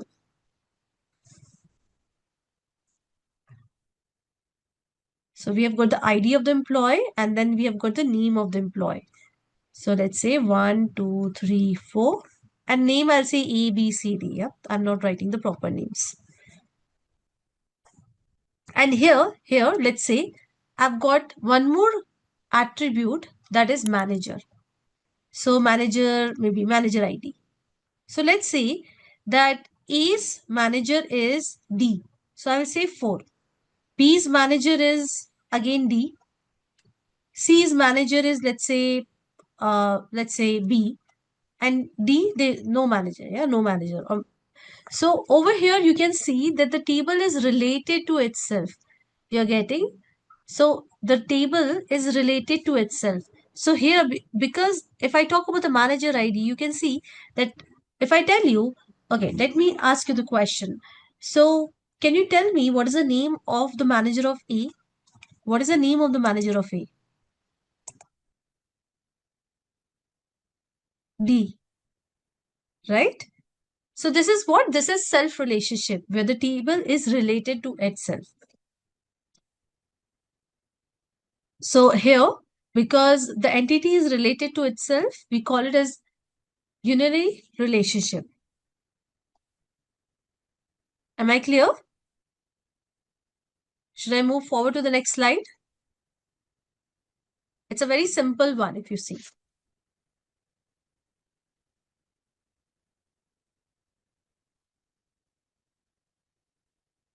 Hmm. Now, what does binary means? So binary simply means more than, it means two, right? It means what? It means two. So here you can see that how many entities do we have? We have got two entities, customer and account. So where customer is related to the account. A customer can have accounts, right? So we have got the customer table and then we have got the account table. So this is what? This is a binary relationship. So it involves how many entities? It involves two entities. I hope I'm clear with this, that binary relationship simply involves two entities. It's a very simple one. Let me know if you want re-explanation for any of these. Okay. So how about ternary? So ternary is the relationship where you have got more than two entities. So basically where we have got three entities. Yeah, three entities involved. And think of entities for now as a table. Think of it that entities is nothing but the synonym of table. So over here you can see that we have got three entities and all the three entities are related to each other. So employees works in a department, also employee works with the organization. So, and also an organization can have multiple departments. So there is a relationship between the three entities. So am I clear with this one? It's a simple one. Am I clear?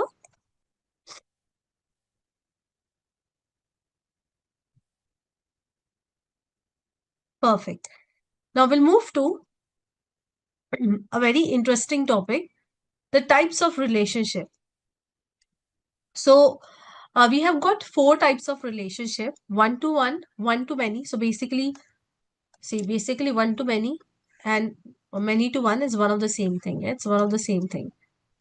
So uh, you either write one to many or many to one. It's one of the same thing. So actually, I say that there are three type of relationship, but you'll see that in a lot of blogs they say that there are four type of relationship.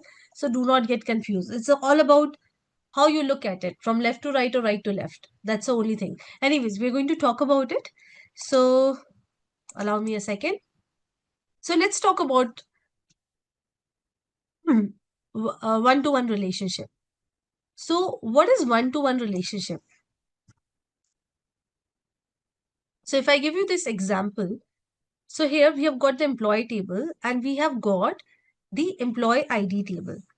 So what one-to-one relationship says that every single instance of one entity is connected to a single instance of another entity.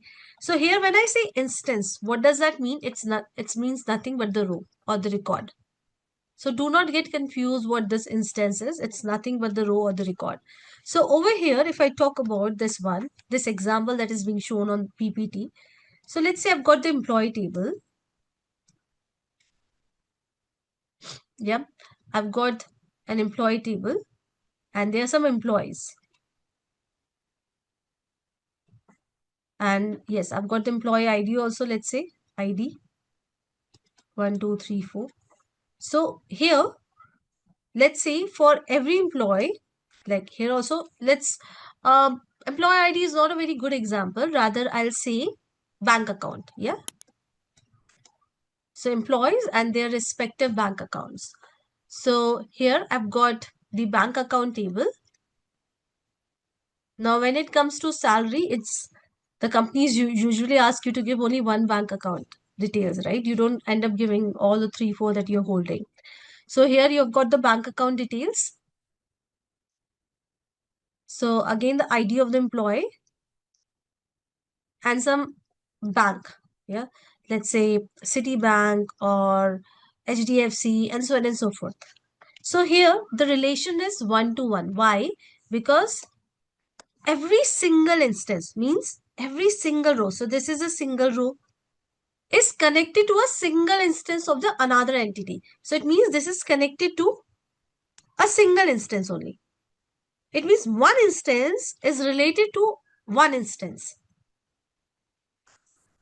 I repeat, one instance is related to only one instance of the other table. It's not that one instance is related to multiple instances on the other table. One instance is related to only one instance of the other table. So this is what? This is 1 to 1. Am I clear what is 1 to 1? If it is not 100% clear, to be very honest, once we see what others are, like one to many, etc., you'll able to understand. What does instance means? So instance means a row. Saranya, it means a row, one record. Yeah, so it doesn't mean the column, it means the row. I hope I've answered your question. So guys, am I clear what is 1 to 1 relationship?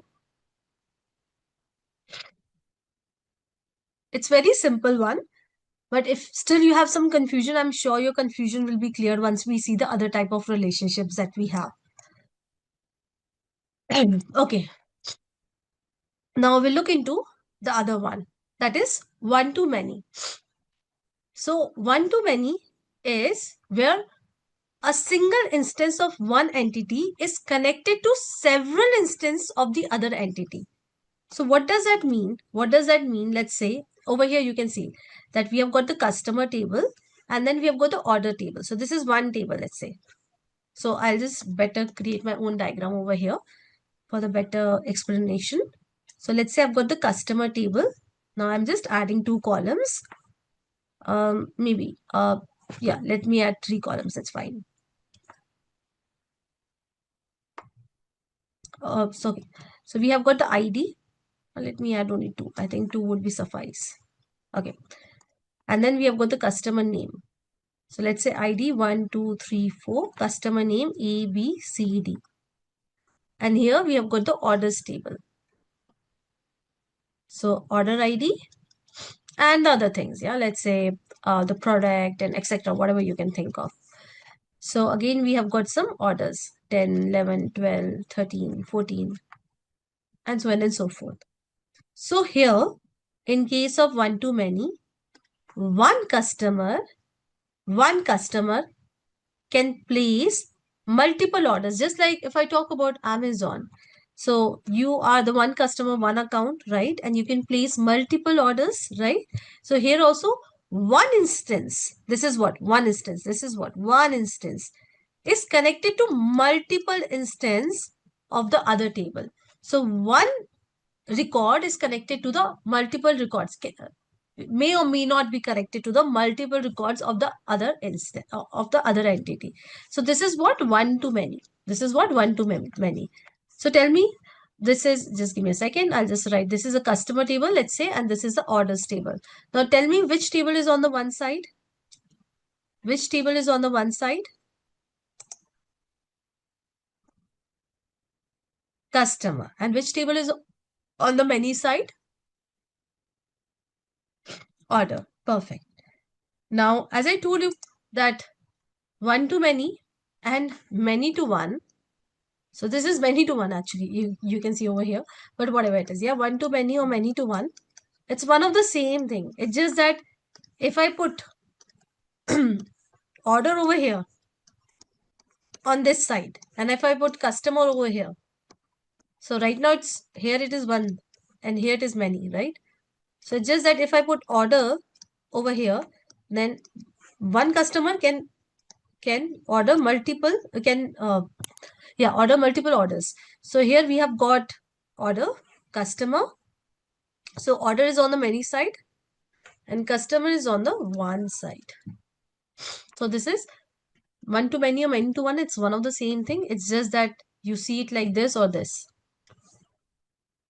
I hope I'm clear with this point that one to many and many to one is nothing. It's just that right to left or left to right. Okay. So here also I think, see, they don't have the PPT. Oh no, they have the PPT. Anyways. So yeah. So anyways, we'll talk about many to many now. So many to many. Okay, before we maybe hop into many to many, let's make the class interactive. Why don't you give me some example of many to one or one to many? Any example. Now guys, one more thing. So when you create the relationship between the two entities, it's not that it's a rule. Like when I say it's a rule, I mean to say that it's not that the employee will be on the many side, the department will be on the one side. This is what we see. So but as per the requirement, you can keep any table on the many side and any table on the one side. I repeat, as per the business requirement, we can keep any table on the many side and any table on the one side. So it's not that it follows a rule that this has to be on the one side and this has to be on the many side. As simple as that, right? So now I want you guys to give me some examples of many to one or one to many. So I'll give you one example. Okay, I've started getting the examples. Yes, patient appointment date. Very good. Then, okay, I'm getting a lot of student subject, patient appointment, okay, student school, yes. One school, at least in India, yeah. One school can have many students. Now, that's always goes in India. A student never attends more than one school. At least that's how it is. For companies also, right?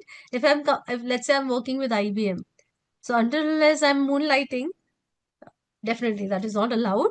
So one employee, sorry, one company being worked by one employee working in what I'm saying.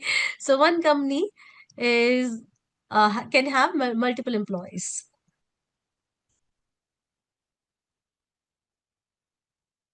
Patient table, a medical test table, very good. Bank customer, right? Yes, very good. One nation, many states, very good. One state, many cities. One city, many colonies. Perfect. So now we'll move to many to many. One person, many bank accounts. Hmm. So many to many is when you have got, let's say, again, we have got the employee table and then we have got the project table. So one employee can work on multiple projects. Let's say we have got the projects, let's say, okay, I'll just name some of the projects that I've worked on, SunTrust, etc. So definitely, uh, there are situations in the company where one employee works in the multiple project, right?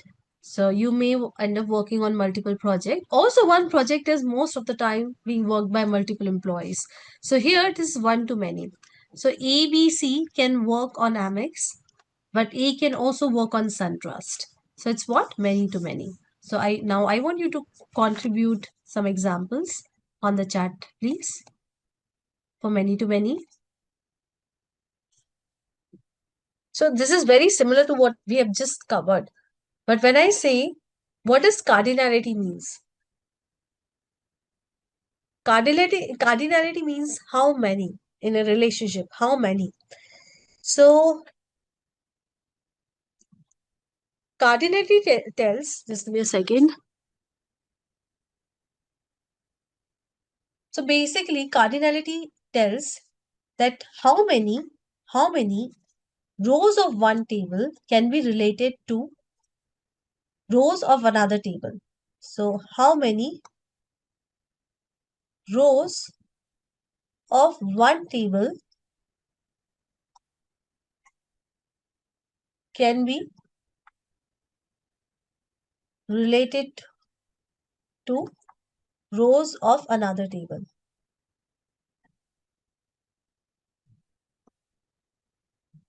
Now, we just learned about that, a table, we can have tables, and suppose there is a one row. So one row can be related to only one row of another table, or one row can have multiple, can be related to multiple rows of another table. So cardinality is like going one step deeper and telling about that if this is a row, this can have what all values, or this can be connected to what all rows of the another table. Yep. So a relationship cardinality is a number of occurrence of the entity that can be associated with another entity. So basically, cardinality will tell. Suppose you have got a row. Maybe I'll give you the example in the next on the next slide, but it will give you the minimum and the maximum cardinality. So let me go to the next slide and then I'll explain you. That would be better. So if you see over here, the cardinality is represented over here. So it says 0, which is the minimum cardinality, and n is a maximum cardinality. Here also 0 is a minimum cardinality and 1 is a maximum cardinality. So what does it says? So it says, let's say I've got some developers in my company. Yeah. So ID and name. In the same way, let's say I've got some projects. So project ID and the name of the project. So I'll just quickly write 1, 2, 3, 4, A, B, C, D. Here for the projects also we have got some IDs. 1, 2, 3, 4, 5, 6, 7, 8, 9, and maybe some project P1, P2 and P3. So what does this cardinality signifies? Let's look into that. So let's say that A is the developer, but E is not working on any of the project right now. So we have got two tables. Now E may not be working in any of the project. So 0 means that it is possible that any instance of this entity, any row of this entity is not related to any row of this entity. So I repeat, let's assume that A is not working. Yeah, A is not working on any of the project. So A is a new hire in the company. Until now, the A is not being allocated to any project. So 0 means minimum.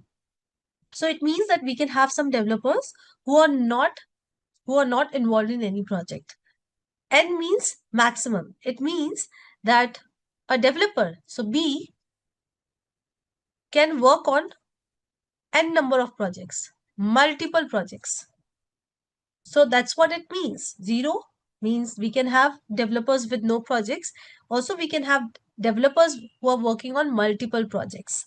Now here 0 and 1 means again the same thing. Now let's say P3 is a new project, and right now there are no developers allocated to P3. So it means that we can have any project, we can have any instance in the project table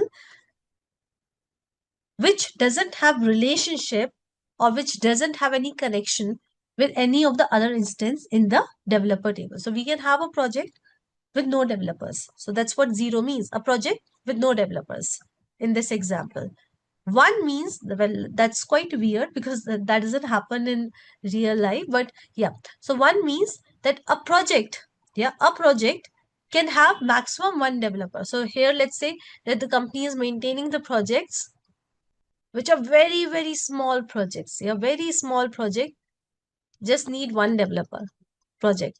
So it means a project can have 0 developers, or at max the project can have 1 developer, and that's why what is this? It is 1. So B is working on 1, 2, 3. Also B is working in 4, 5, 6. But one project cannot be worked by uh, multiple developers. So am I clear what this 0, 1, 0 and denotes?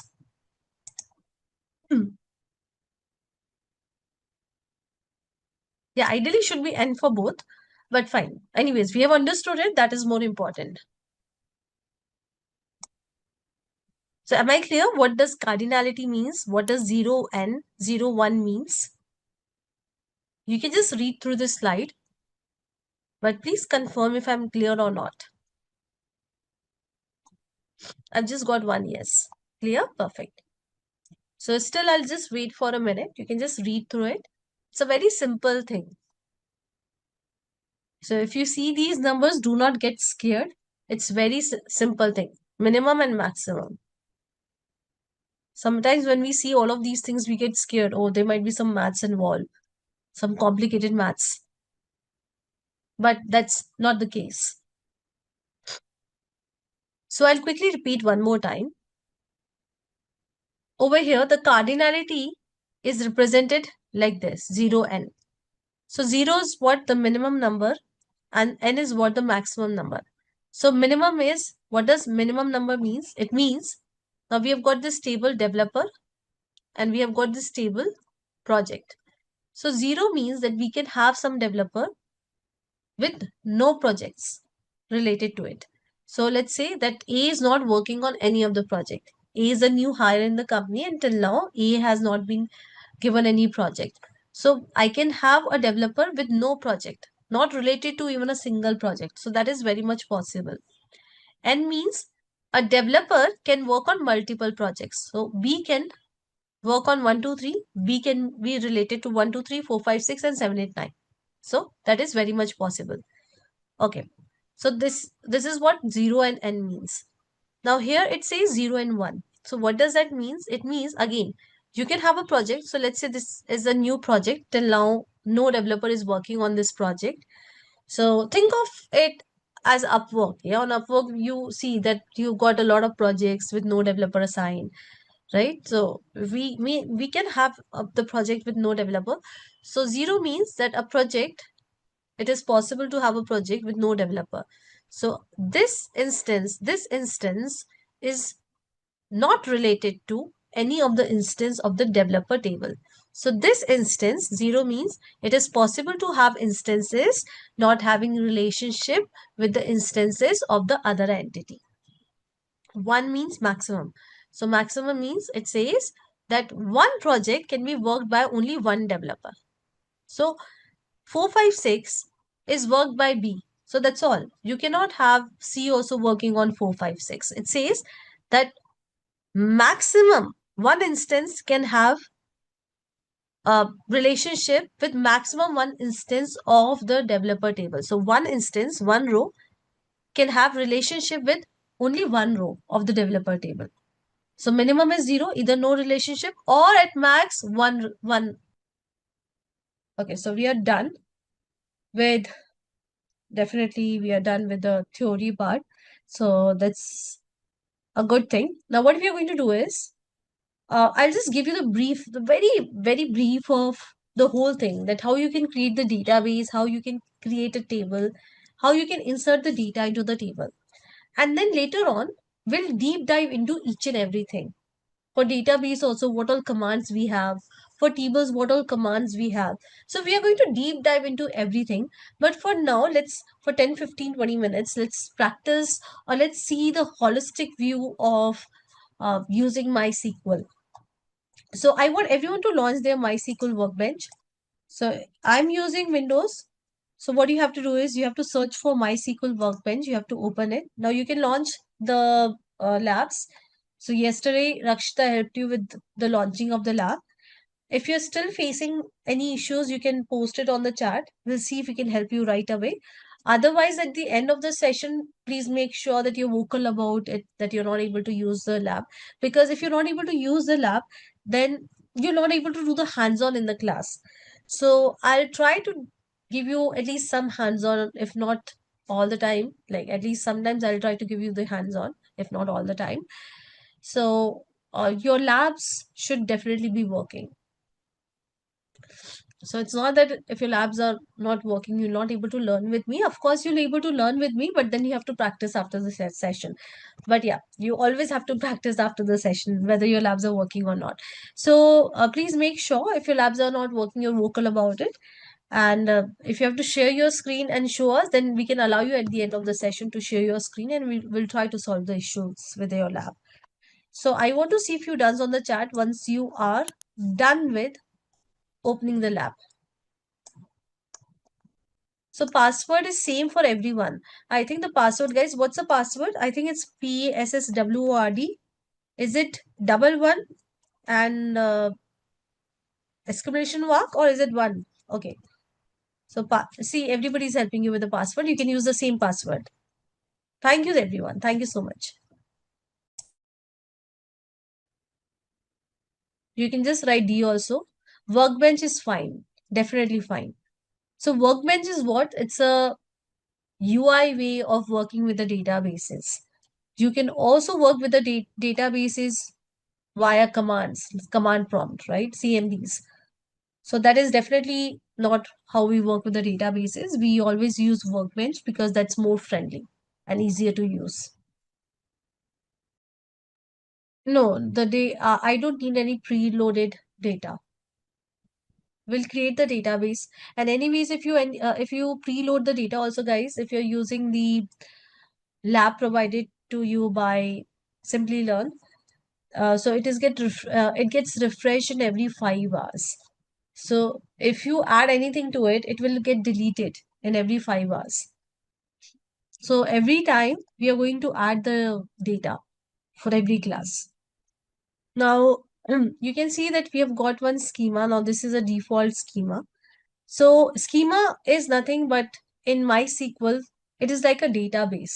Now what is a database? You already know. Database is it's like the wardrobe, it's like the library which can store the data for you digitally. So we are going to create the database. Yeah, if you're using your personal laptops, as I told you yesterday also, it is better that you install MySQL rather than using the labs, because uh, it will be easier for you to access it. So Anibrata, it's not when you are downloading or installing the SQL. Yeah, it's not only about next. There are some settings that you have to do. So please make sure that you go through the video which I shared yesterday. Today also I've shared it multiple times. So please go through that video. Now, if you do not have the software installed, if you do not have the software ready for you to do the hands-on, please do not start installing it right now. You can write down the notes. Maybe you're not able to do the hands-on with me, but you can always write down those notes. You can stay with me in the class and you can do the installation, etc. after the class. But please make sure that you concentrate in the class. Just because you're not able to practice, that's very much okay. Yeah, you can write down the comments. So it's okay if you're not able to type it. You can always write it. Oh, I have no idea about this thing, Shri. I have no idea about, yeah, this thing. Unable to launch the remote. So Shri, you can try it with yeah. So you can try later. Just after some time, just retry it.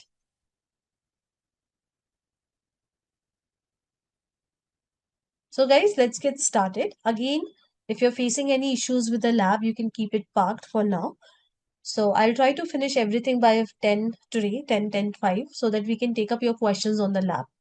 So you can share your screen and we'll try to help you out. So let's continue with our learning for today.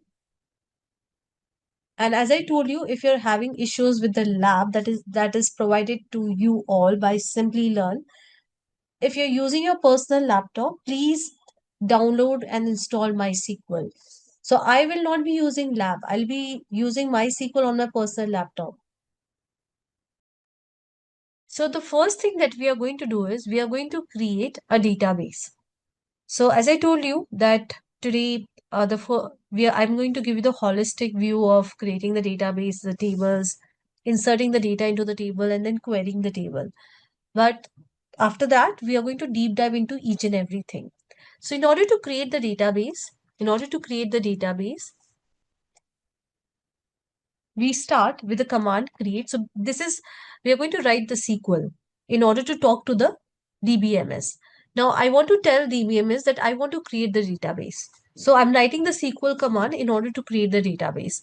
So I'll say create database and I can give any name to my database, but this has to be as create a database only. So you cannot have anything else. These are the keywords. Whatever you see in blue are the keywords, and you have to make sure that you write the statements like this. So, and then you can give any name to your database. So let's say that I give the name to my database as school. Yeah. And then see, I can always end my comment using the uh, what do we call this? No, it's there are no limitation. You can use uppercase and lowercase both. Yeah, using semicolon. Thank you so much. So I can end it. And if I don't end it also, if I've just got one SQL command, it will still run. Now, in order to run it, we have got this button. Can you see this icon, a small icon? Let me increase the size. I think the size is already increased. Just give me a second. Yeah, I think the size is already increased. So anyways, so this is the button that you need to use in order to execute a command. So if I just hover on it, it says execute the selected portion of the script or everything if there is no selection. So if I'm not selecting anything, yeah, I'm not selecting anything. If I execute it, it will execute everything, each and every line of code, each and every word that is written on my SQL file. This is what? This is a SQL file. You can say SQL file. So because I've got the previous SQL file, in my case, it shows 6. In your case, if you're using it for the first time, it might be showing 1. So I'm going to run it. Once I run it, over here, you just simply have to expand the lower panel and you'll see that create database school, one row affected, and you can see this in green. It means that the database has been successfully created. So if you see in red, it means there was some error when you were creating the database. Guys, please make sure that you are attentive in the class. Otherwise, what will happen is that you may get some errors because you're quite good in number. So if you're not attentive, then you may get the errors that I can always resolve.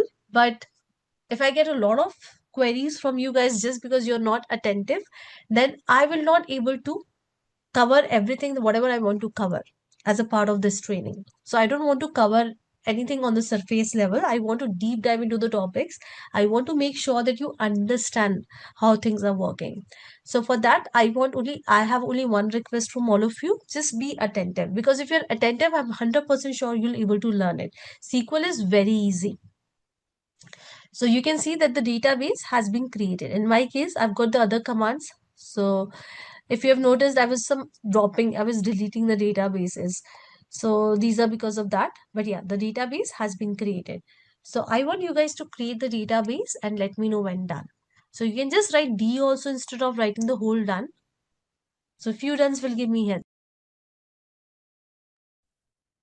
So it's okay. I'll come to that where you can see the database. Right now, I just want you to be sure that the command that you have written is executing successfully or not. So just that you have to write this command, Rajni. Yeah, so you have to create a new SQL file in case if your new SQL file is not open by default. So this is from where you have to open the new SQL file. And this is a command that you have to run. Once you run, this is a command that you have to write. Once you're done with writing the command, you can run it from here.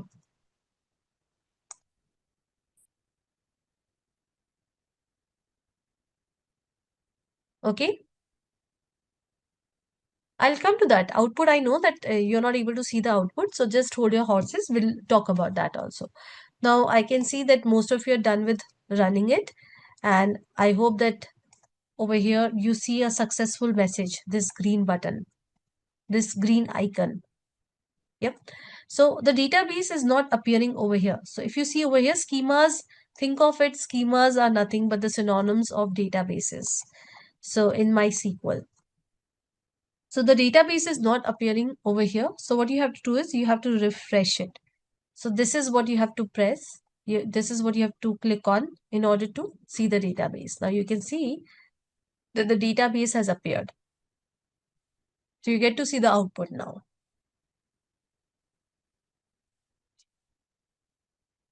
So those who are saying that unable to see the output, I hope that you guys are able to see the database created. Now guys, maybe this panel is also collapsed for you, so please make sure that you expand it. I'll wait for a few seconds. Output window, so you have to scroll up. It might be collapsed like this. So you literally have to expand.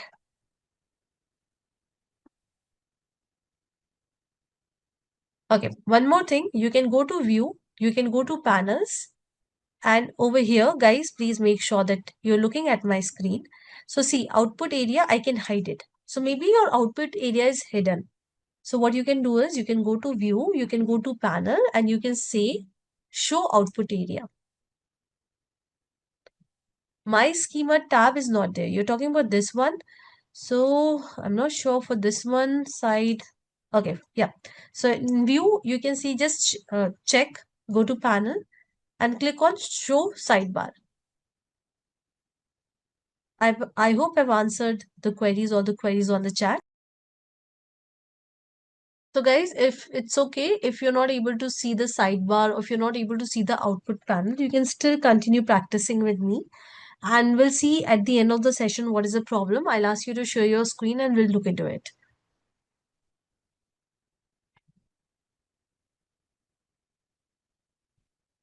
At least you can start writing the queries, because I've told you that these could be the problems. Still you're not able to see, then you have to share your screen. Okay, so at least you can write the code. Fine. Now see, this database is created. So you have to use the database. Basically, you have to select the database. So how would you select the database? How would you select the database? In order to select the database, now hear me out. Either you can double click on the database. See, if I double click, it got selected. Or what I can do is I can run the command. So just delete the previous command and you can run the command use the name of the database. School, that's the name of the database.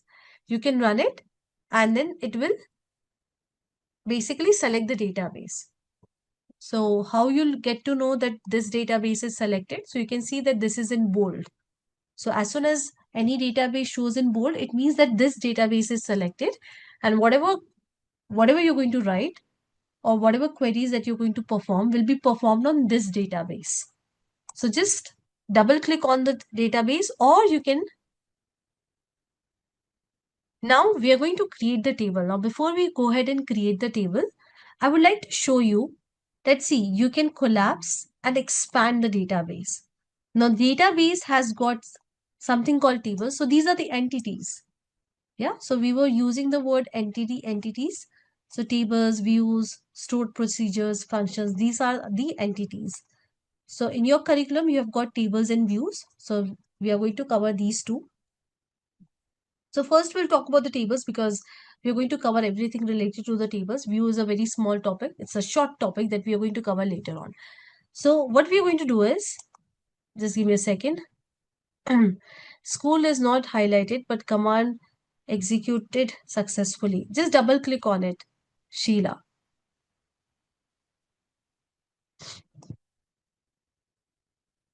So Rajpal, I'll come to that question.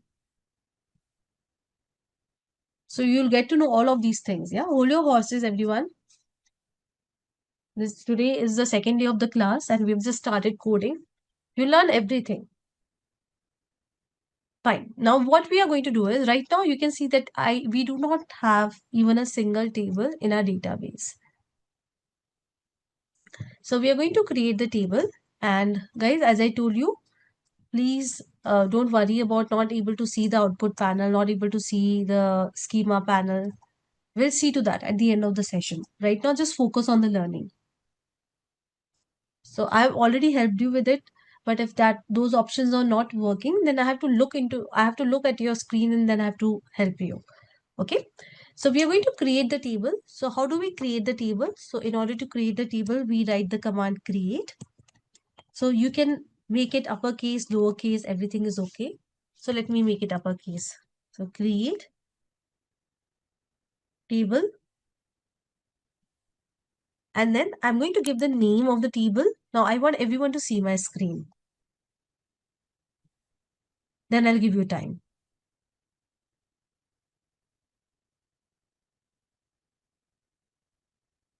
Yeah.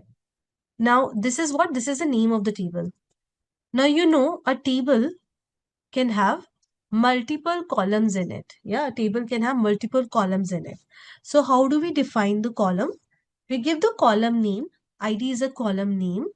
And then we give the data type of the column. So yesterday when I was teaching you the different type of database that are available in the market, I told you that RDBMS is very strict. It means that you cannot play around with the data. Like if you've got 4 columns, you have to stick to the 4 columns. Then a column also has a data type. When I say data type, what does that mean? It means the type of data a column can hold. So ID can hold integer, int. Int means integer data type. So we are going to learn about all the different type of data types also later. So for now, this much of knowledge is more than enough. Okay, the next column is, let's say, full name. And full name has a data type varchar. It has got the data type varchar.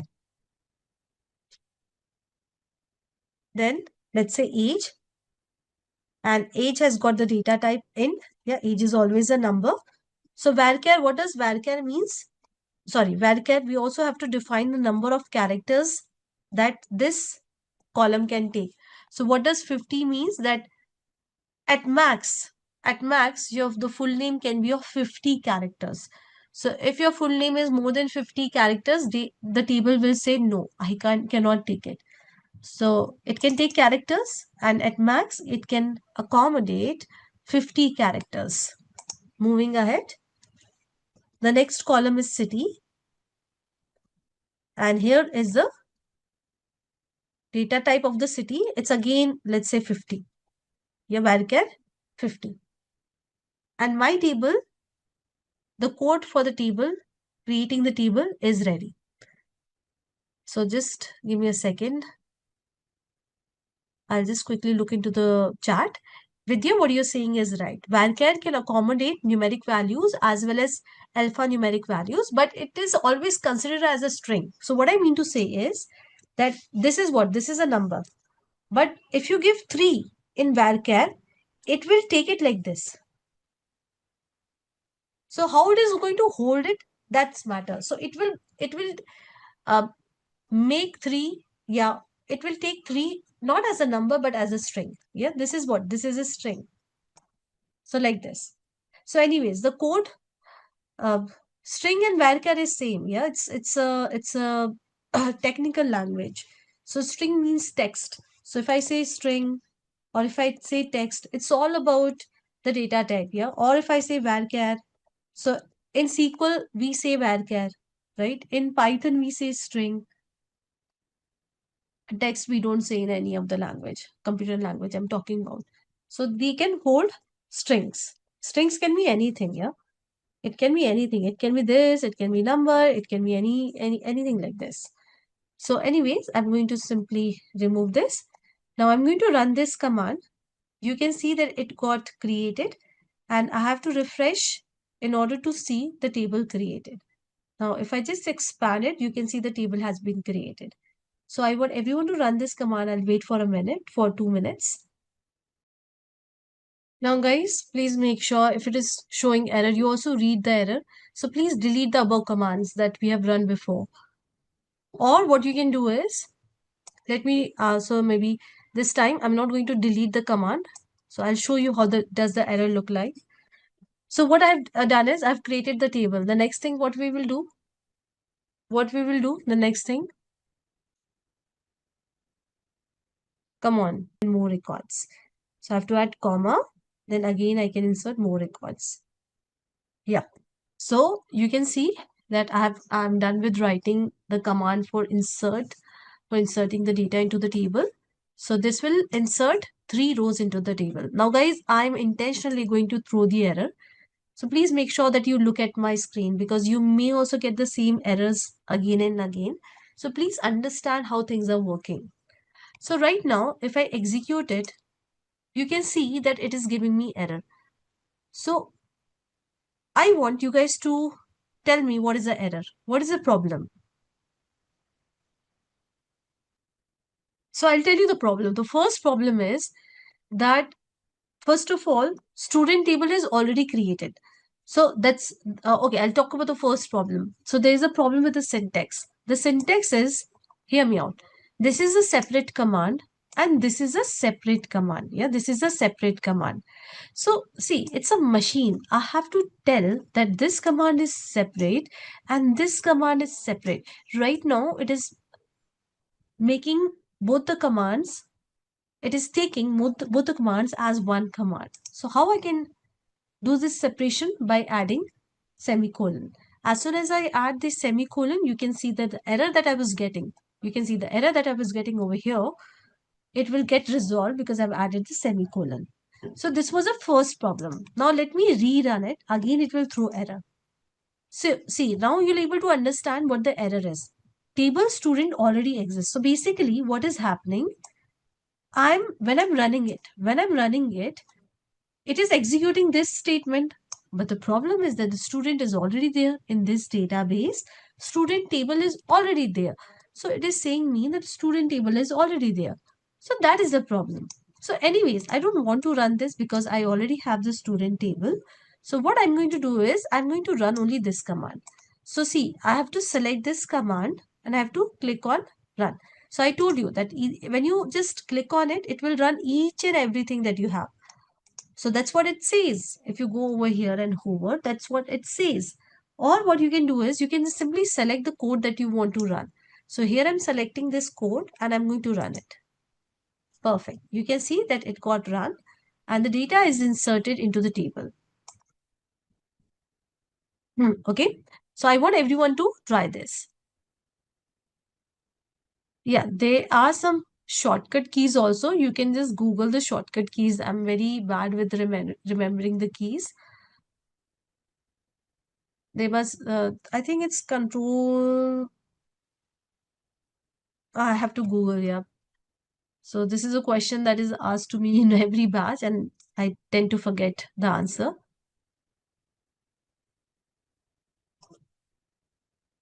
Yeah, so I'll help you. Just give me a second. I can also Google.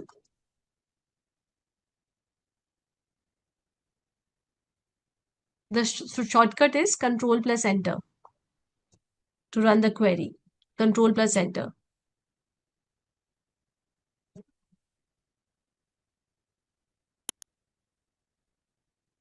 So space, whenever you have a new word, you're going to give this space, Shweta. So here ID. Now I'm not giving any space. I'm just giving comma. Then full name. Then again comma. And so on and so forth. Yeah, Aparna, you can just run the command use school. If you're not able to see the tab, this left panel, just you run this command use school and then create the table. So guys, let me know when you're done with inserting the data. Also, I'm sharing the code on the chat. Done. What about codes? So you're going to use the codes for the varchar, Shweta.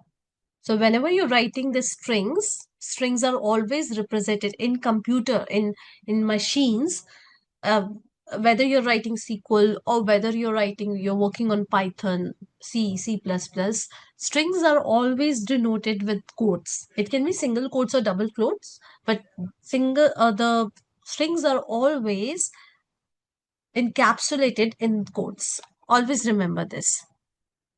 So, okay, Shri, so you can try working. Okay, got it, Shri. So control plus shift plus enter. Now, definitely you have entered so much of data. Here I've got 3 rows of data. I would like to query the data. So yes, I'm going to write the query.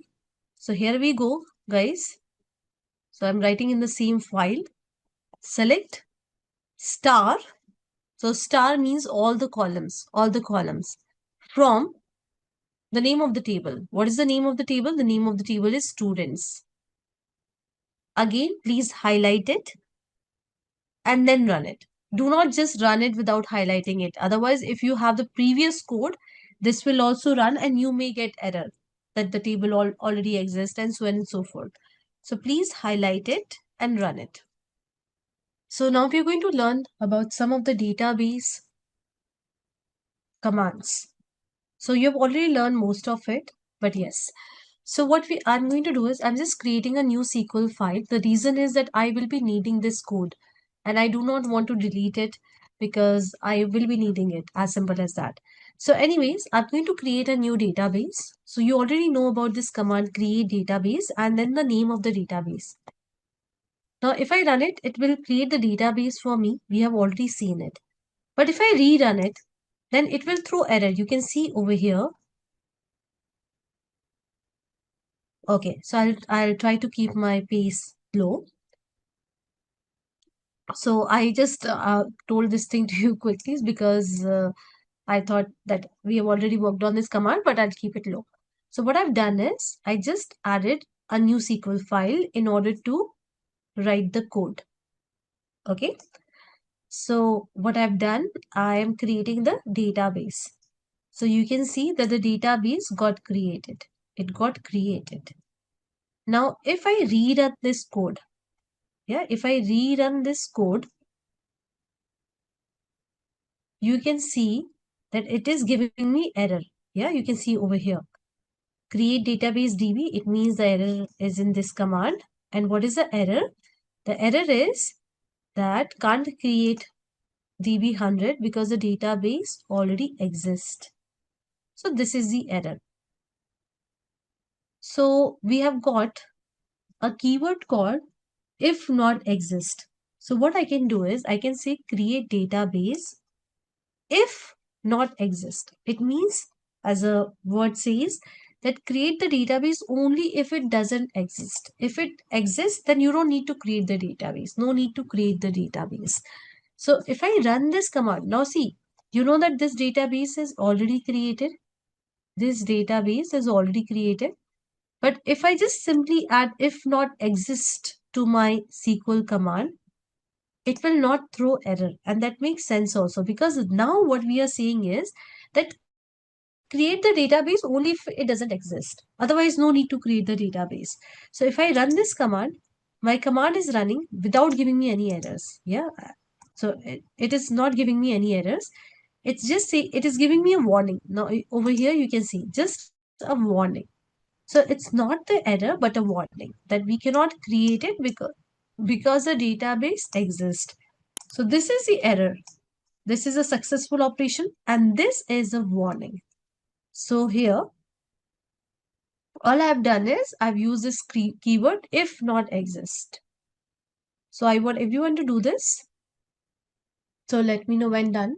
If you done will give me heads up. All you have to do is you have to run this command in order to create the database and you can rerun this command in order to see the warning.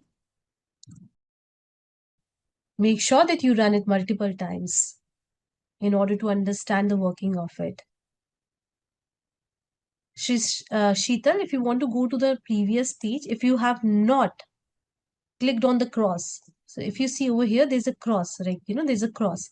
If you cross it without saving it, it means that you have lost all the changes. But yes, these are the tabs. You can hop on and hop off.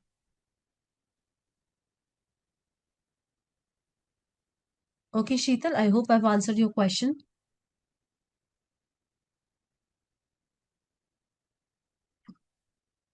Fine. So we have created the database. Let me end this command with the help of semicolon.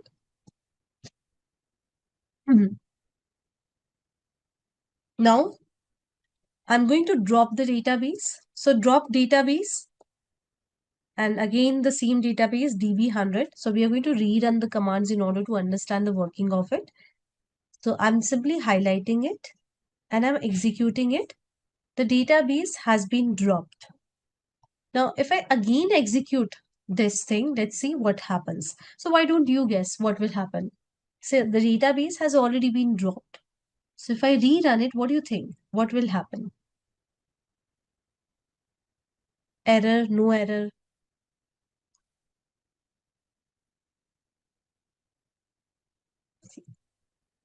How about others? So guys, I'm not expecting the right answer. I'm asking you to take a wild guess that what will happen. Make a wild guess. Drop database DB 100. Okay, let's do it. You can see that it is giving error. Why it is giving error? Because it says, oh, you're asking me to delete something that doesn't exist. So machine doesn't understand, like we are having that history that we have created it and dropped it and blah blah blah. But machine says, oh, you want me to drop a database, but I cannot find it. I cannot find this database. So that is why we are getting the error. So what you can do is you can add if not exist, the same keywords. So if you add this, then sorry, if exist, drop database if exist. If this database exists, then drop it. If doesn't exist, that's okay. Yeah. So now if I run it, it will show me warning. If not done, let me know. So whenever I'm asking you to do the hands-on, make sure that you do the hands-on. It's not that I'm going to ask you to do the hands-on every single time, because we also have to make sure that we cover the curriculum and we cover the maximum concept. But I'll try to give you as much as hands-on as possible in the class. Now, let's recreate the database. Right now, it's like we do not have even a single database. So let's recreate it. So Shireen will look into this problem. At the end of the session, I'll ask one of you to share the screen and we'll look into this problem. So please do not get bothered about the same. Fine. Now let's say I'm deleting this drop database if exist. Now I want to know that what all database I've got in my machine, in my, sorry, not machine, in my workbench. So let me do one thing. Let me create another database. So DB100 I created before, and now I've created DB200. So just for the sake of creating, I'm creating two databases. So you can also go ahead and quickly create the two databases. Fine.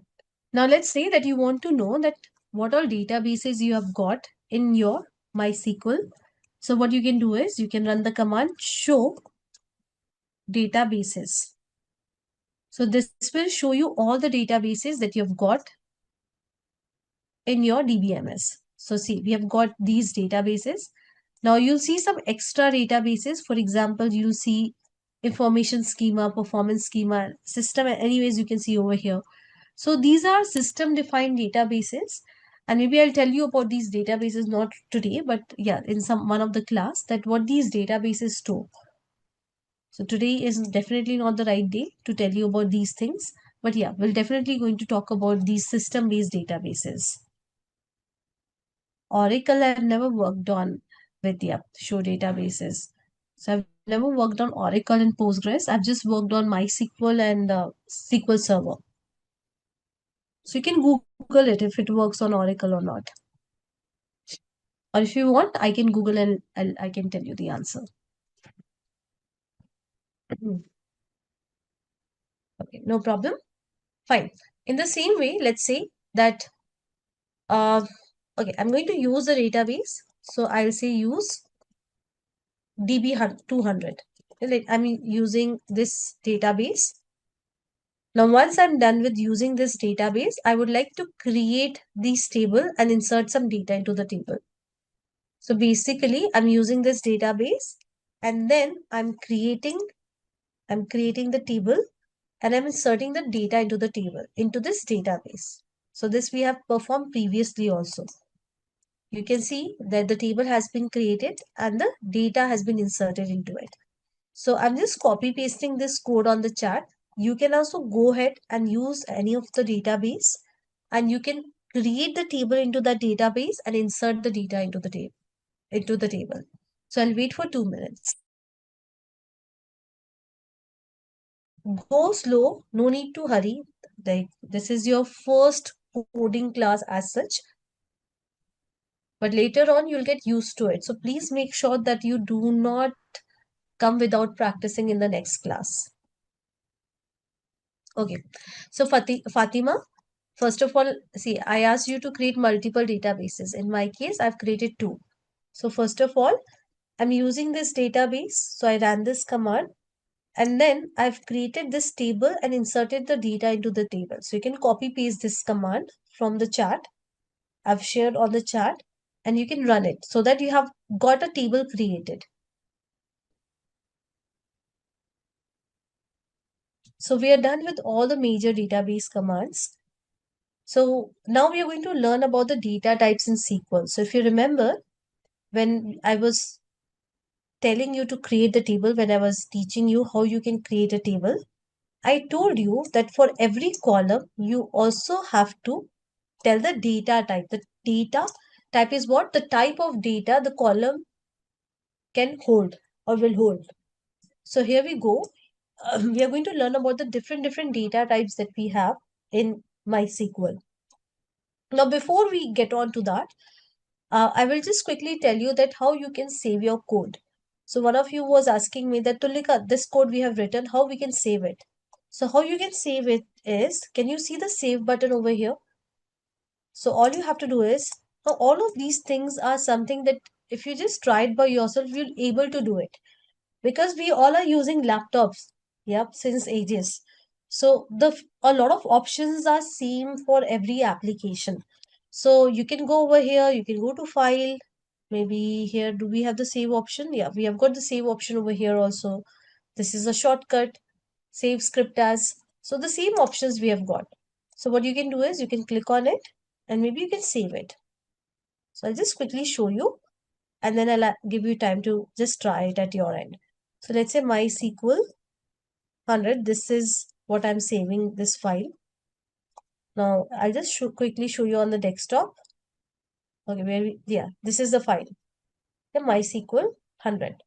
Now if I want to open it, how can I open it? Let me close it. How can I open it? Just like how you use any other software. Yeah, the first thing is if you want to open something, you go to the file. So here also I'll go to the file and you can see open SQL script. And I literally have to find where I've saved it. Yeah, here we go. And I'll open it. So in this way, you can save the SQL scripts that you're writing. So maybe I'll wait for 2 minutes. You guys can just try saving the SQL script file.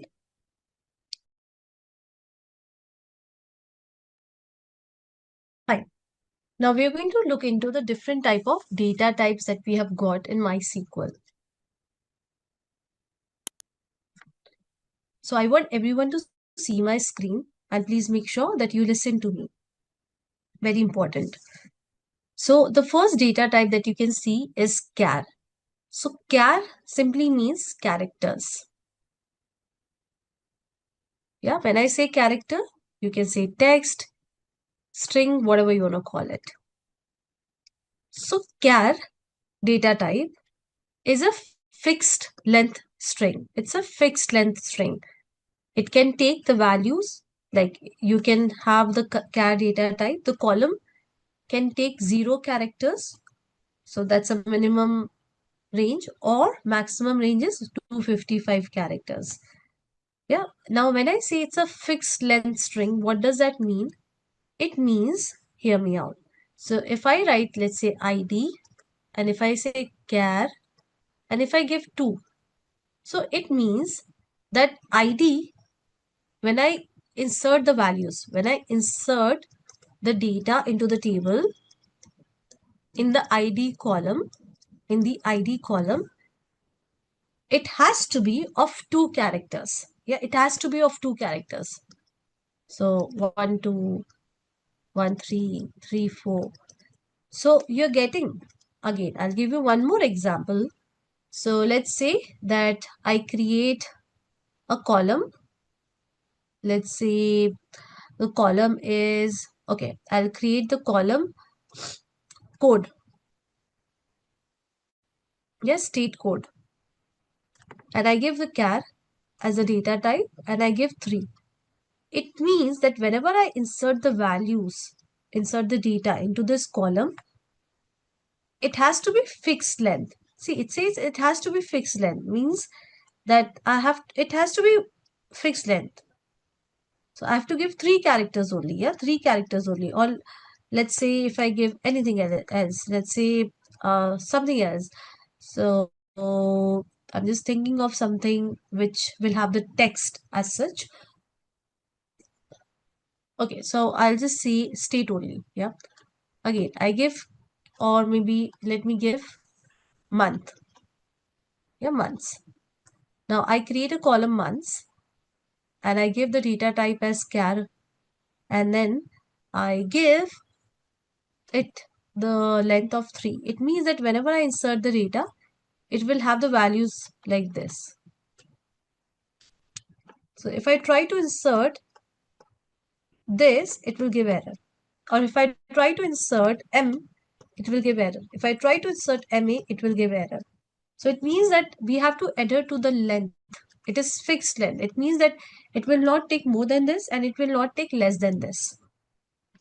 Am I clear with char? I've given you multiple examples. Am I clear?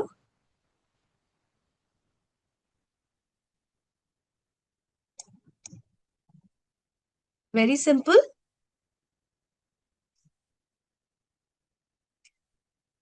Now let's talk about varchar. So what do you think var stands for what? What does this stands for?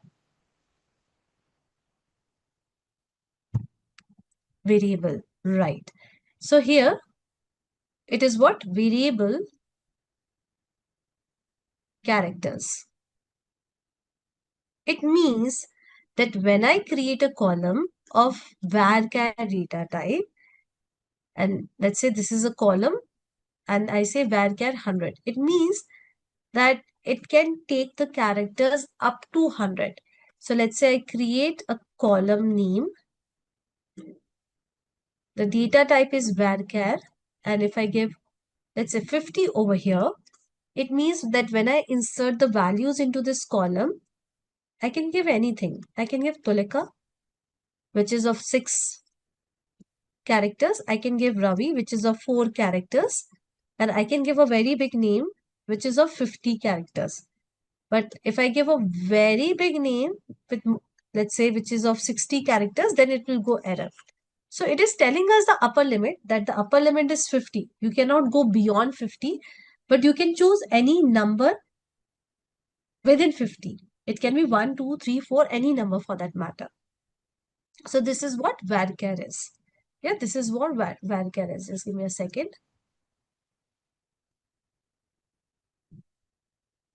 And you'll see that you end up using varchar a lot. Now, some of the data types you're going to use 90% of the time. So varchar is one of the data types. INT is one of the data types. Anyways, let's talk about text. So see, varchar says that I can accommodate characters up to 255 only. So that's my upper limit. So if you have a very big something, let's say you have a description, let's say you want to capture reviews, you know that on the products we have got the reviews of the customer. So varchar is saying that no, oh, I can capture only 255 characters. I can't go beyond it. That's not in my nature. So what you can do is, for a column like review or description, you can simply make it text. So text can accommodate large text data, large text data. The next one in our list is blob. So what does blob means? Blob is binary large object. So do not get uh, petrified with this term. Yep, this is a very common term that is used in the technical world. So blob simply means any file for that matter. It can be any CSV, text file, Excel file, it can be image, yeah, it can be etc. So any file is called as a blob file. So you can also have blob files inserted in your tables. So for that, you need to create the column with the data type blob. INT, you already know that INT says integer. And this is a limit of it. You don't need to remember the limit, but it can take negative numbers and positive numbers as well. Positive you have seen, it can take negative numbers as well. Now, if you want, if you know that your column is going to store the integer and the integer is going to be very small in number, right? It's going to be very small in number. So usually, let's say age, yeah, age, you know that age cannot go beyond maybe 120, not more than this. You know that, yeah, that 120 is also like a very high age that I'm talking about. So what you can do is you can go with tiny int instead of int. So let's say that you want to save salary. So for salary, int is uh, you can go with int. But when it comes to age or the numbers that you're going, you know that they're going to be very small. So you can go with tiny int, small integer. Now let's say that you have got really big integer, really big integer. You're talking about the revenues of the companies like Amazon or what Tesla. We have got so many companies with really huge revenues. So int may fail because again it has got some upper limit. So then you can go with big int. Okay, we can ignore this thing. Let's talk about float. So float is what? Float can store decimal. See, integer cannot store something like this. No. If you want to store decimals, if you want to store decimal data, then you can go with float. Yeah, you can go with float. Double is again for the decimal. Yeah, you can, double is also for the decimal numbers. But double is high precision, whereas float is less precision. So what does that mean? What does precision means? It has nothing to do with MySQL. What does precision means? So precision simply means, precision, sorry, simply means, just give me a second, I'll write it. Yeah. So it means precision over here. So what does it mean? It means the total number of digits stored. I'll write it over here. Total number of digit stored.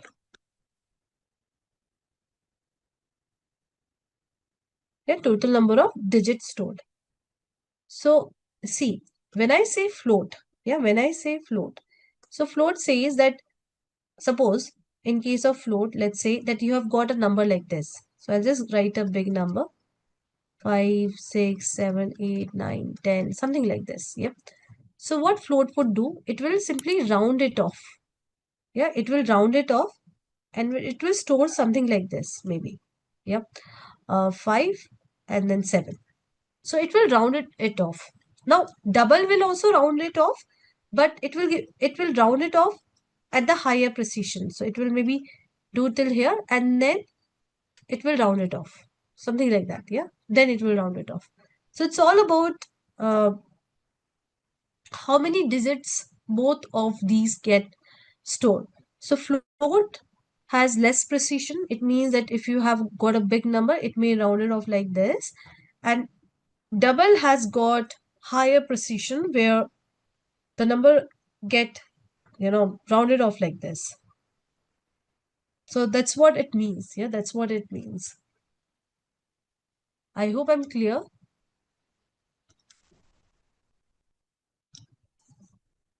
So higher precision means more accurate digit stores and lower means fewer digits stored. Fine. Moving ahead, we have got Boolean. So anybody who doesn't know about Boolean, you can be very, very honest here because I understand that a lot of you are coming from the non-technical background. So this will give me the clarity how do I have to explain you Boolean. Anybody who doesn't know, okay, I'll explain. So Boolean is a very important data type which stores two values. Yes, which means 1, Yeah, either you can also denote it with 1. So yes, it's not yes, actually, it is true. So let me write true. True means yes. So true. And then we have got false. False means 0. So it stores only two values, that is either true or false. And it is a very important data type. So for example, if I just give you one layman example, you might have seen check boxes. Yeah, when you're filling the form, you might have seen check boxes. So if you check it, so ideally, because I come from the background where I've also developed a lot of application, so that's what I'm telling you, that when you see the check boxes in the backend, these check boxes are of Boolean data type. It means that if you check it, it will hold the true value, and if you do not check it for this one, it will hold false value. So that's what Boolean means, true or false, only two values. Then we have got date. Date, now you already know what date is. I do not have to elaborate on this part. So the date will take this format, YYYMMDD format. Time, you already know about time. Yeah, it will take this format, HHMMSS. Date time, the name itself says, it will store date as well as time. Yeah, it can store both date. So let's say today's date plus today's time. So it can store both the things, And then we have got timestamp. So timestamp, maybe we are going to talk about this more later. Maybe I'll use it somewhere. I'll show it to you. So timestamp is auto date and time system based. It means that if you give any column, yeah, if you write any column with the data type of timestamp, what it will do, it will take your system time. So whatever your system timestamp is, yeah, the date as well as the time. If I change it and if I make it something else, then it will take that only. So it takes system based date and time. Yeah, current date and time as per the system. Exactly. Very good. Fine. So we have covered most of the data types, all the important data types. I would like to tell you one more thing. So we have got signed and we have got unsigned. So let's talk about this also. It's a very easy concept. So see, you can have signed. So all the data types are signed by default. So what does sign means? All the data types. Now here I'm talking about the data types which can store numerical values. So here I'm talking about the data type which can store numerical values. So sign simply means that, for example, if I talk about tiny int, yeah. So by default it is signed. By default it is signed. It means that it can store the negative and positive values. So if you remember from the previous slide,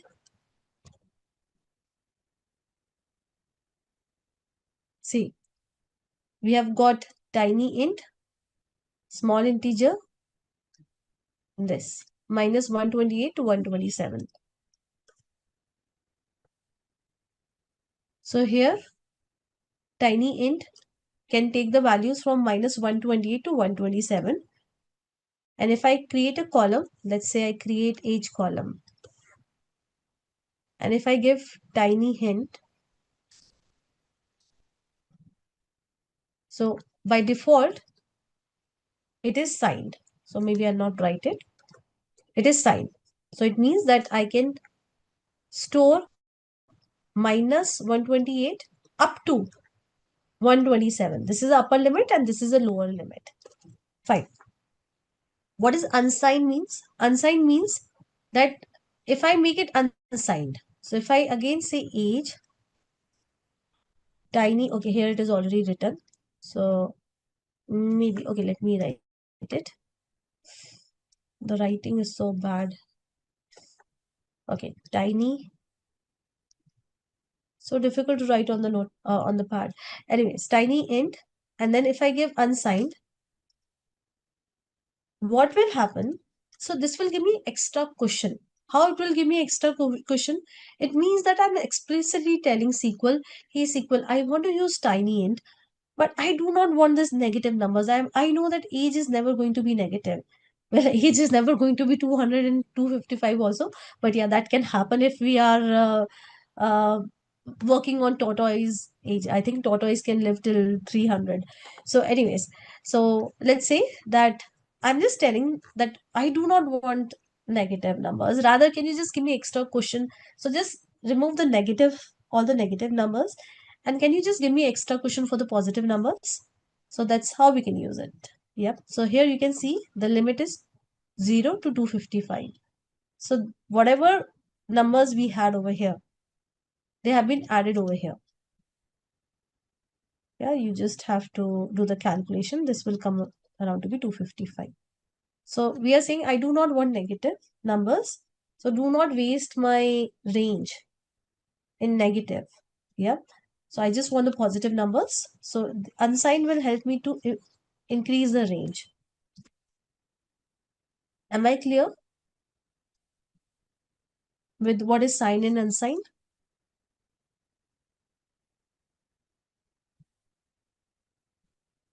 Simple? Fine. Now you have to allow me a minute. I forgot to open my notes because again we are going to create a table, and this time for the table, because we are going to just play around with the databases, sorry, with the data types. So yeah, the table is going to be a big table. So right now I'll ask you also to copy paste it, but after the class, please make sure that you type all of these statements. So what you can do is you can, I'll share all these notes also with you. I'll share these PPTs also with you, but I would suggest you to make your own notes, right? So what you can do is whatever comments that I'm giving you on the chat, you can create your own WordPad notepad file and you can keep saving those comments. See, I want you guys to be very, very active during the session, because when you're active, when you're participating on the chat, when you're doing the hands-on, let's say you're just picking up the code and pasting it and saving it in your notepad file, what happens is you tend to be attentive. But if you're just lying down and listening to me, then I'm sure you're going to daydream a lot. So I do not want that to happen, because each and every minute of the session is important. So anyways, here we go. This is a table. So we already have got the database, right? So I am just deleting all this. So this is a database. And here I'm going to create this table. So I'll just quickly run this command. Just give me a second. What happened? Yeah. So the table has been created. Now you can see that this table has got myriad data types. So it has got int. Int is unsigned. What was unsigned? Let's quickly see what was unsigned. Only positive numbers. So it gives a really huge cushion. Yeah. If I just remove the negative numbers, you can do the calculation. So it will be something around 4 plus plus plus. So I get extra cushion of positive numbers. Varchar you already know. Okay, here again unsigned small int. Okay, we have got something called small int also, which is I think smaller than tiny int. Then, or maybe let me make it tiny int. Yep. Then decimal. So I'm giving the precision over here. So 8 2, what does that mean? 8 2 means that I can have digits like 1 2 3 4 5 6 7 8. And 2 is what? After decimal, how many digits? So I can have 1 2. Then I've got float. Then I've got Boolean, which can have true or false. Then I've got date and date time. So I'm playing with a lot of data types in one table.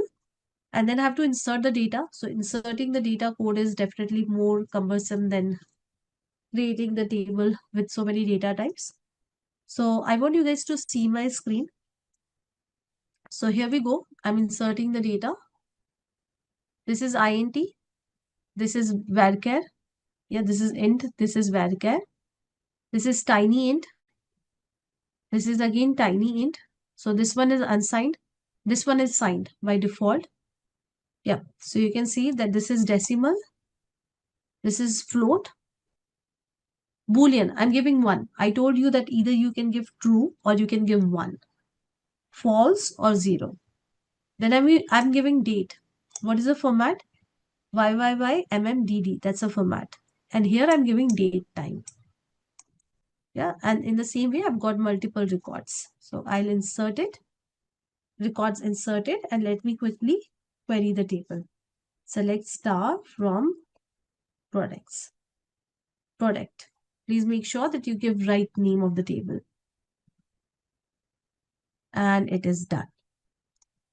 So I'm going to give you this code. At least the select code you can write by yourself. You don't need to copy paste. Yeah, that I do not want you guys to copy paste. So run this command. Okay, yeah, very good question, Sanskar. So see guys, in the last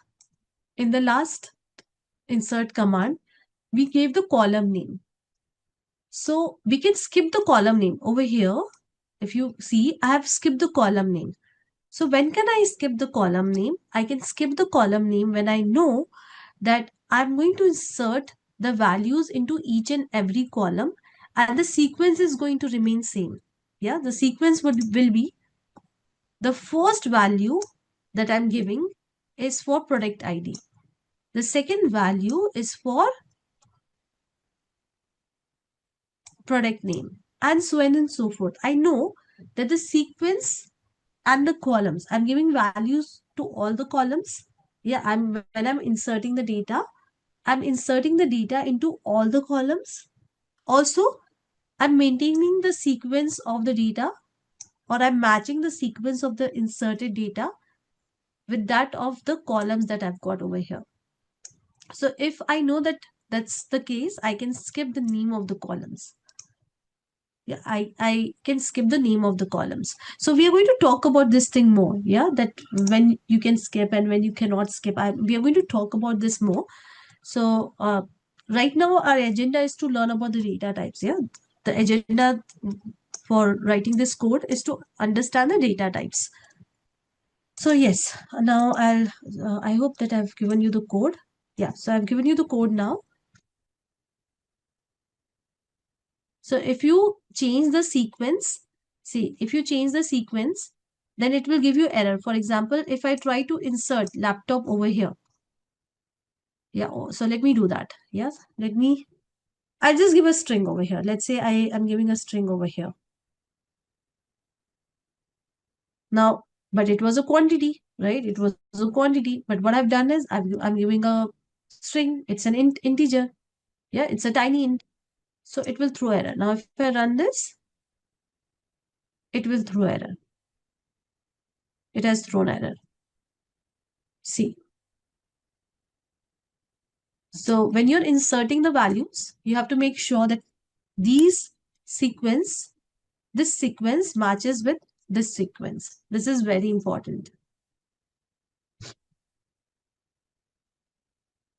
So I want everyone to run this code, create the table, insert some data into the table. You just check the format of the table, the data, yeah, and then query it.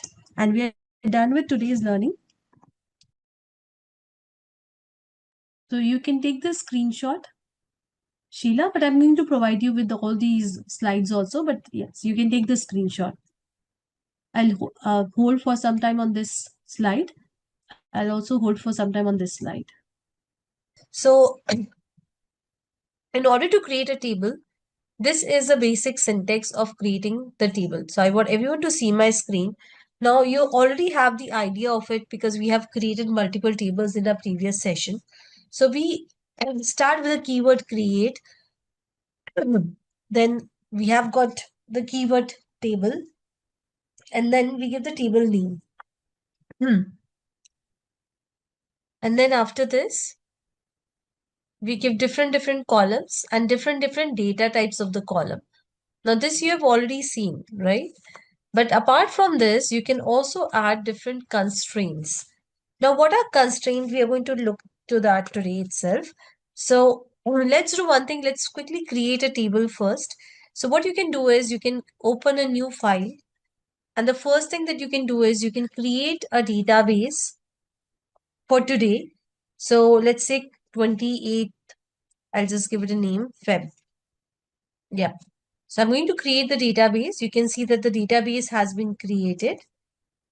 And I'm going to select this database. So either you can select it by double clicking on it. Now, these things we have already done. So I'm quickly telling you, it's like I'm reiterating. So that's why I'm pretty quick over here, because the things which we have already covered, I would definitely be a little bit quick over those things. Now the database is created and I'm going to use this database in order to create the tables. So I'll wait for a few seconds for everyone to have their database created. Now you already know how to create a table. So rather than, writing the same code again and again, typing the same code, I would like to quickly copy paste some of the code. So you know that how we can create the table. So I'm just taking this code of creating the table. Yeah, so you can see that I've got this table. This table has got 4 columns. So these are the 4 columns. And then I would also insert the data into this table. Now, guys, if you have missed any of the previous class, I'm afraid and I'm really sorry for the same that I'm not able to repeat the concepts because we have got limited classes. These are not unlimited classes. So every class has an agenda associated to it. So please make sure that you go through the recording. So you'll find recording in the LMS portal. So here it is. We have got the student table. I'll copy paste the code. Hold on, guys. And then I'm inserting the data into this table. Now I want everyone to see my screen. See, this will create the table for me. I'll just quickly check. Yes, table got created. Now I'm going to insert the data into this table. Data got inserted. Now there are few things that I would like to show you, that I would like to tell you. So here, see, I'm passing the names of the column. So if I do not pass the name of the column, let me delete the names of the column and I'll just do one thing. I'll just add one more row of data. Yeah, I'll just add one more row of data. So here, maybe I'll just write Anil and I'm okay with the other things. Yeah.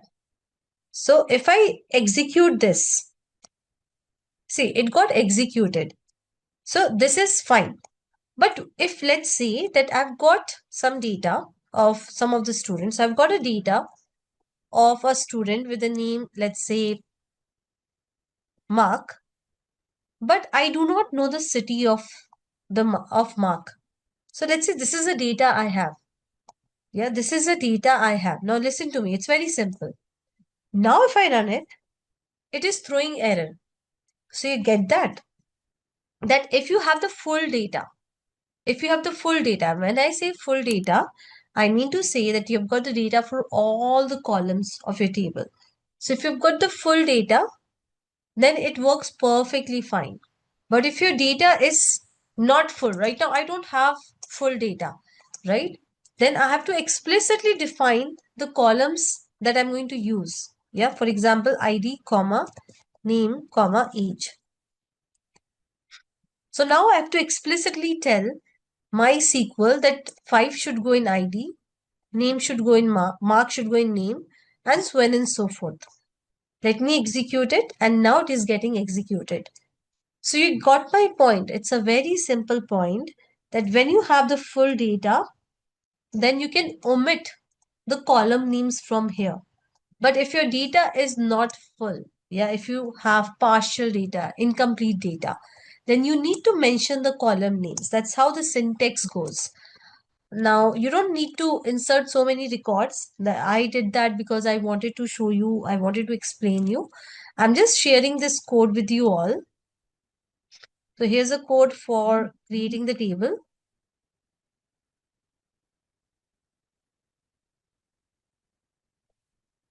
And here's a code for inserting the data into the table. Yes, so you can copy paste this code, avoid typing each and everything in the class. Because if you type each and everything, see, I don't mind it. You need to understand my predicament also over here. That if I give you time for typing each and everything in the class, then I may not able to cover all the concepts. And I want to cover maximum things. I want to give my maximum knowledge to you all. So, share the maximum knowledge that I have with you all.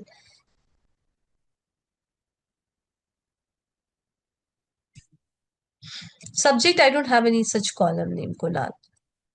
In this table, I've just got 4 columns, as you can see.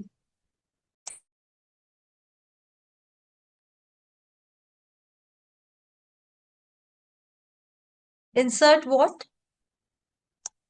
Subject, but subject is not there, right? Okay, you want me to add one more column over here, Kunal? Is that so? So, Kunal, we are going to look into that also, that how we can alter the tables. Let's not do it right now, otherwise everybody will get confused. But we'll see that you have got some data, your structure already created. So, how you can alter, how you can play around with it. Done, everyone. So, I told you that in case of when you create the table, you can also add the constraints to the table. So, what are constraints? So, constraints are, think of it, they are nothing but the rules that you apply on the column. Yeah, they are nothing but the rules that you apply on the column. So, we'll learn about few of the constraints, and then we are going to write the code around these constraints. So the first, or let's do one thing, we'll go one by one. We'll write the code for one by one. Rather than going through the whole thing, we'll go one by one. So the first constraint is not null. So see, as I told you, think of it, constraints are nothing but the rules that you apply to the column. Now, if I say that, let's say I have a column, ID column, and I want to apply some rules. So we learn about atomicity, right? We learn about, not atomicity, sorry, we learn about acid. So if you remember, we learn about consistency. So means that you're basically applying the rules to your database. So here also we are doing the same thing. We have got multiple columns in our uh, table, and we simply want to apply some rules to those column. So let's say I've got the ID column, and I want that whenever you're inserting any of the student's record, the ID shouldn't be null. You're getting, the ID cannot be null. As simple as that. So I can use not null constraint for that. So you can see what it does. It disallows null value. So it means that the value should be provided. Yes, it means that you're making this column required. As simple as that. Yeah, if you enter any of the row, this column should have value. Okay, so we'll do one thing. We'll just give me a second. Yeah. So we are going to create a table using not null. Yeah, not null column.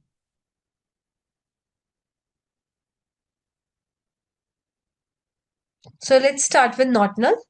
So I'm going to create a table. Now we are going to create a lot of tables.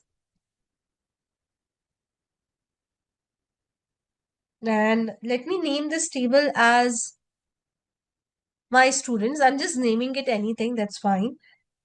Always remember that what we are trying to learn. Yeah. Now this table may have multiple columns. So one of the column is ID and the second column is, let's say, name.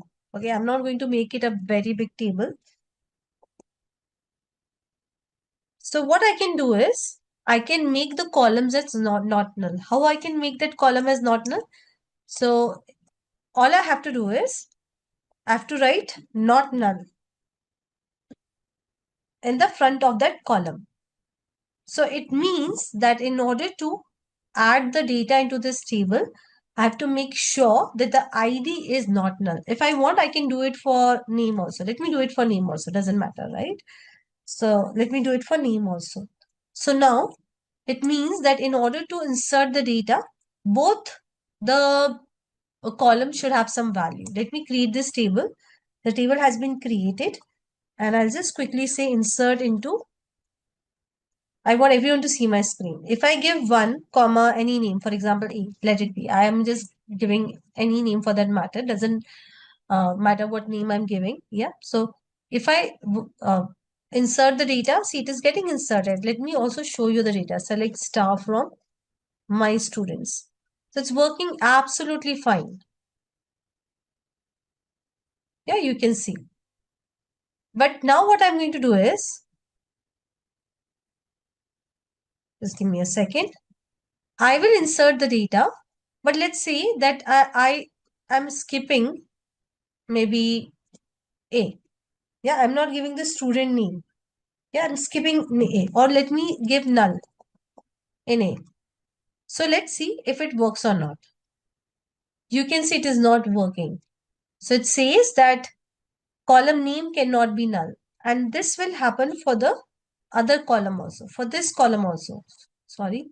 So this also cannot be null. As simple as that. And the reason is very simple, that I have made, uh, I have applied a constraint to this column, both the columns, that these columns cannot have null value. So this is what? This is a not null constraint, where we make sure that the column doesn't allow null values. So I'll wait for a minute for everyone to quickly try this. Again, I do not want you guys to write the whole code. Maybe you can take it from the chat and you can modify the existing code what you have. Otherwise, it will take a lot of time. What do you understand by unique? Distinct values? Yes. So in very simple words, if I have a column, so I will not allow duplicate values in those columns. So any guesses what those columns could be? Like you might have seen in your real life here and there. ID, very good. Yes, ID. Those who are from India, maybe PAN card or passport number. Everybody would understand. Aadhaar number. How about email? Yeah, email should be unique. Phone number should be unique. So you want to make sure that every record that is being entered has a unique email or unique phone number. So here we have created a table user. It has just got one column. It's okay. We are learning the concept, so we don't need to create big tables with a lot of columns. So I'll just quickly run this code. Sorry, just give me a second. Yeah, I'll run this code. You can see that the table has been created. Now, if I insert this a@gmail.com, it will get inserted. This is the first time I'm inserting. But if I again insert, maybe I can, re-execute the same statement. So if I again insert, it is giving error. Why the error? Because it's duplicate entry. But if I change the value of it, then definitely it will allow me to execute. Yeah. So unique is a very important constraint that you're going to see, you're going to encounter. So let me quickly give you this code on the chat. You can copy paste the code. Again, do not type the code right now, but yes, you should definitely do a lot of typing of the code after the class. Right now we are copy pasting so that we learn maximum concepts. But yes, after the class, you have to make sure that you do a lot of practice by typing each and every line of code. I'll wait for maybe a minute. Now we'll learn about the next constraint that we have, that is primary key. So let me open the notepad because I would like to write something around it, or maybe I can write over here itself. It's fine. So see, you can do the commenting like this. So when you write anything in the comments, the interpreter is not going to read this. These lines are for us. These lines are not for interpreter. So anyways, we're going to learn about primary key. Now, you already know about it. We have already discussed it. So I'll quickly rediscuss it. So primary key is a unique identifier of each row. For example, if I talk about human beings, so I think our genetics, our DNAs, these are the unique identifiers, yeah, that will, or our fingerprints, these are what? The unique identifier. So for every row also, if you want maybe some column to uniquely identify that row, so we can declare that column as primary key. So I'll also write it. So basically, if you say that a column is a primary column, primary key column, it means See, that's what it means, that it is uniquely identifying it, right? Uniquely identifying the row of data. So definitely, uh, every row that column will take, like every piece of data that column will take, will be unique. Also, it cannot be null, so it doesn't take nulls. As simple as that. It's a primary key, it doesn't take nulls. So for example, we are storing the data of humans. Yeah, of humans. Let's assume, right? We are storing the data of humans. Now, you know that names can be common, then gender can be common. Most of the things can be common, but let's say thumbprint. So thumbprint is not common. So we can make this as a primary key. So this will be unique for each and every human being. Yeah, and we also do not want it to be null. So if you are inserting any data, it cannot contain null value. So that's what primary key says. Okay, there is one more thing,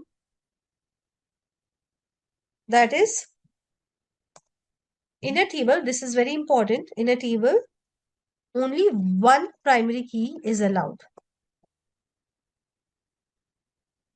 Only one primary key per table.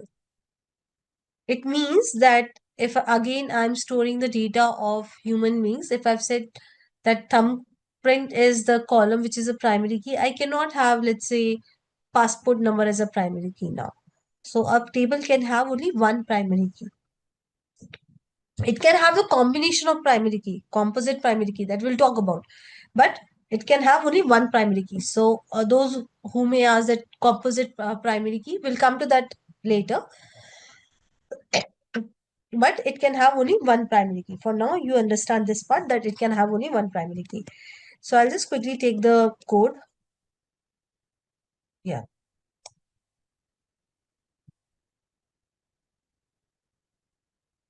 So you can see over here that I've got this table employee.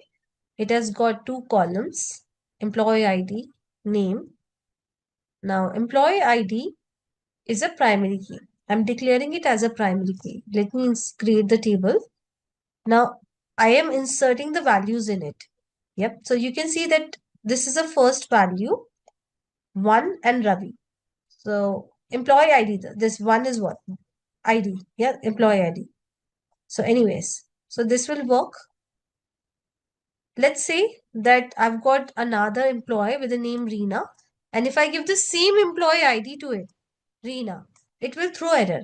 Why? Because it's a primary key, and primary key makes sure that each and everything is unique. Also, if I try to insert null in a primary key, again it will give error. So that's what I wrote, that it has to be unique and it cannot take null values. It cannot take null values. Now, let me do one thing. I'll just make a small change over here. I'm just changing the name of the table.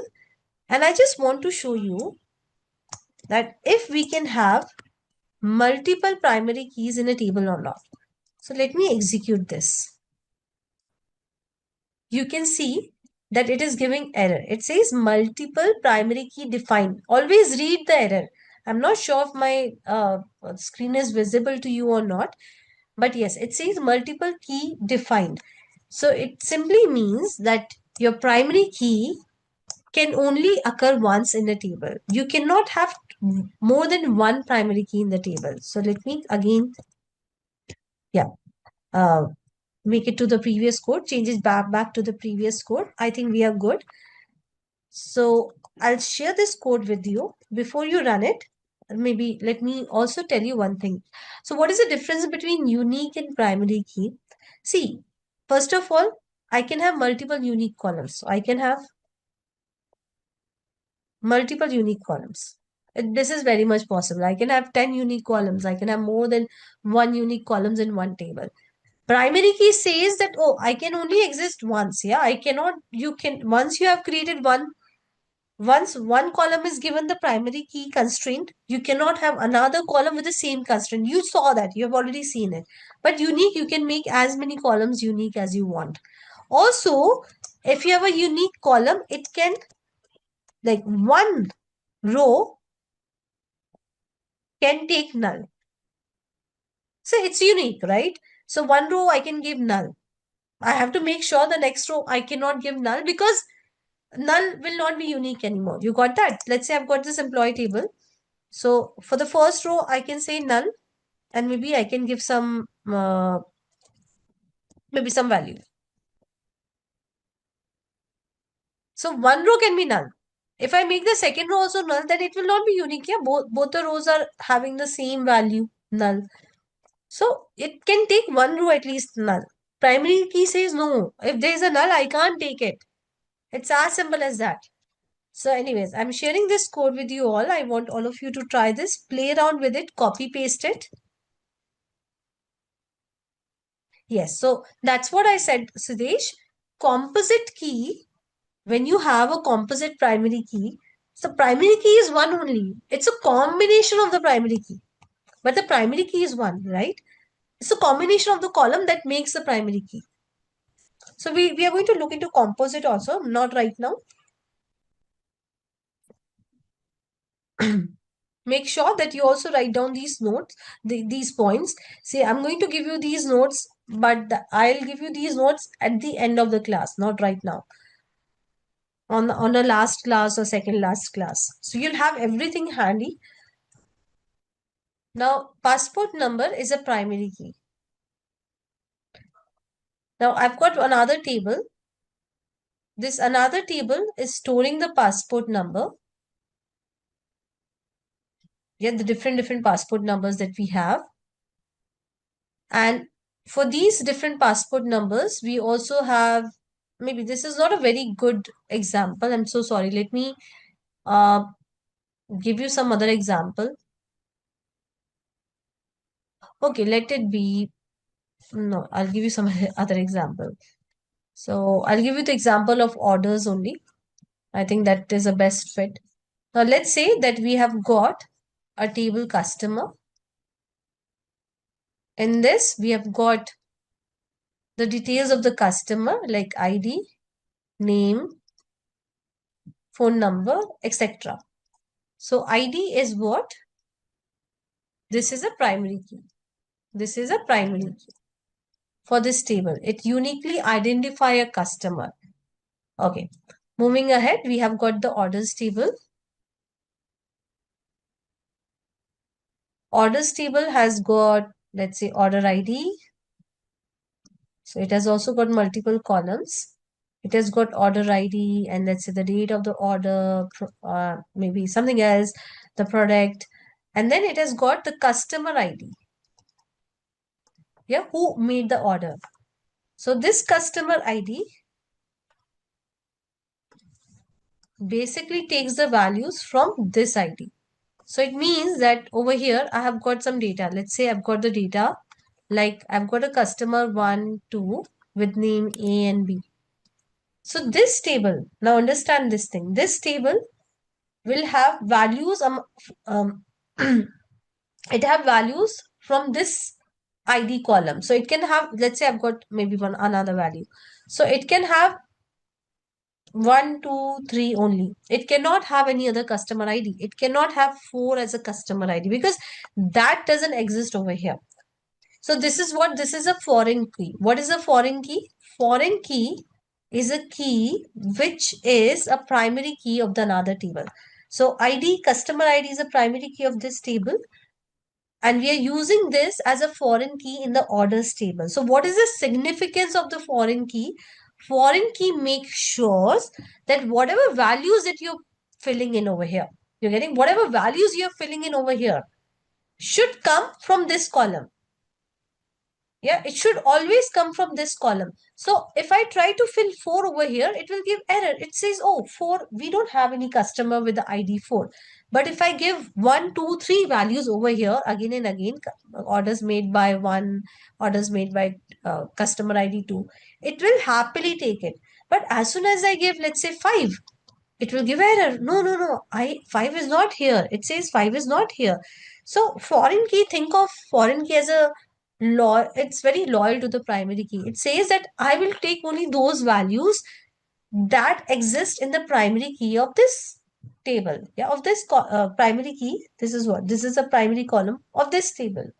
I will not take any other value. As simple as that. So it's super, super loyal to the primary key.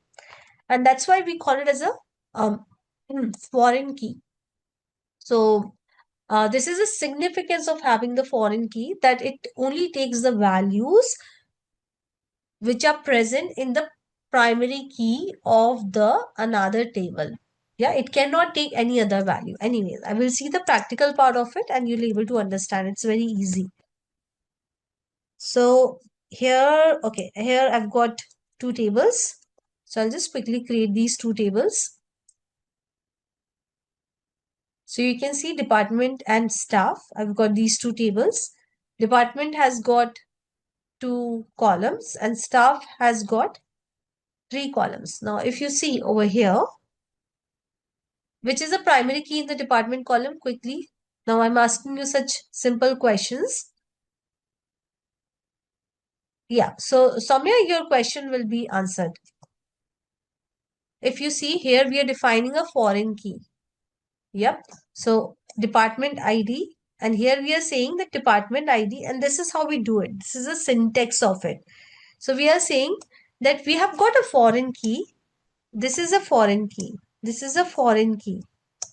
And how it is related to this table, we are also telling that, yeah, this is a foreign key and it is related to, so references, name of the table and the primary key of the table.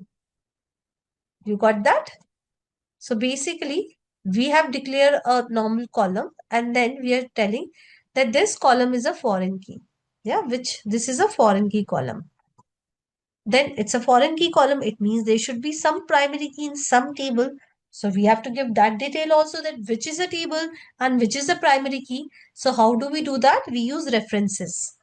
Then we give the name of the table. This is what? This is the name of the table. And this is the name of the primary key. So it means that this foreign key is for this table and in this column. Now we are going to insert the data. Guys, I want everyone to be very, very attentive over here so that you understand how things are happening. See, now I'm going to insert the data. So in department, let's say I'm inserting only one row. Yeah, that's fine. So I've got department ID as 10. I've got department ID as 10. So I've just got one department and this department name is IT and the ID of the department is 10. Fine. Now I'm going to insert the data into the staff table. So see, what I'm doing is I'm saying I've got one staff. So staff, like for different departments, we have got staffing. So I've got staff ID 1 and this staff goes in the IT department, yeah? Department ID 10. So this will very well work. Yeah, because 10 exists over here. You getting 10 exists in the department table. So this value exists in the department table. This value exists in the department table in this column. But if I give 20, this will not work. Why this will not work? Because 20 doesn't exist. Yeah, here. 20 doesn't exist. If I simply query select star from department, it just has got one row of data. You just saw that we have inserted only one row of data. You can see over here. So it has just got one row of data.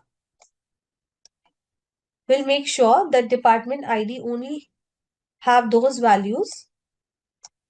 Sorry, foreign key, make sure the department ID, this is a foreign key. It can only contain those values which are the part of the primary key of the department table. So that's how it works. So you can see that again, I've got the student table. I think it will throw error because I already got the student table. So I'll just quickly make a change to the name of this table. And that makes sense also because it's already there. It will throw error that this table already exists. Fine. So you can see that the table has been created. Now, I've given a check over here that the age should always be greater than equal to 18. So if I insert the data, which is greater than 18, it will happily take it, as you can see. But if I try to insert any data which is less than 18, yeah, if it is less than 18, it will throw error. So if you're seeing the error, as you can see on my screen, guys, if you're getting the error, this is how the behavior should be, yeah. So you should definitely get the error. This is how we are expecting it to work. So it shouldn't allow anything lesser than 18. As simple as that. If I give 18, then it will allow. See, now it will allow. It will work. It will not throw any error. But as soon as I give any number which is lesser than 18, it will not work. So I want everyone to quickly run this code. It's a very simple one.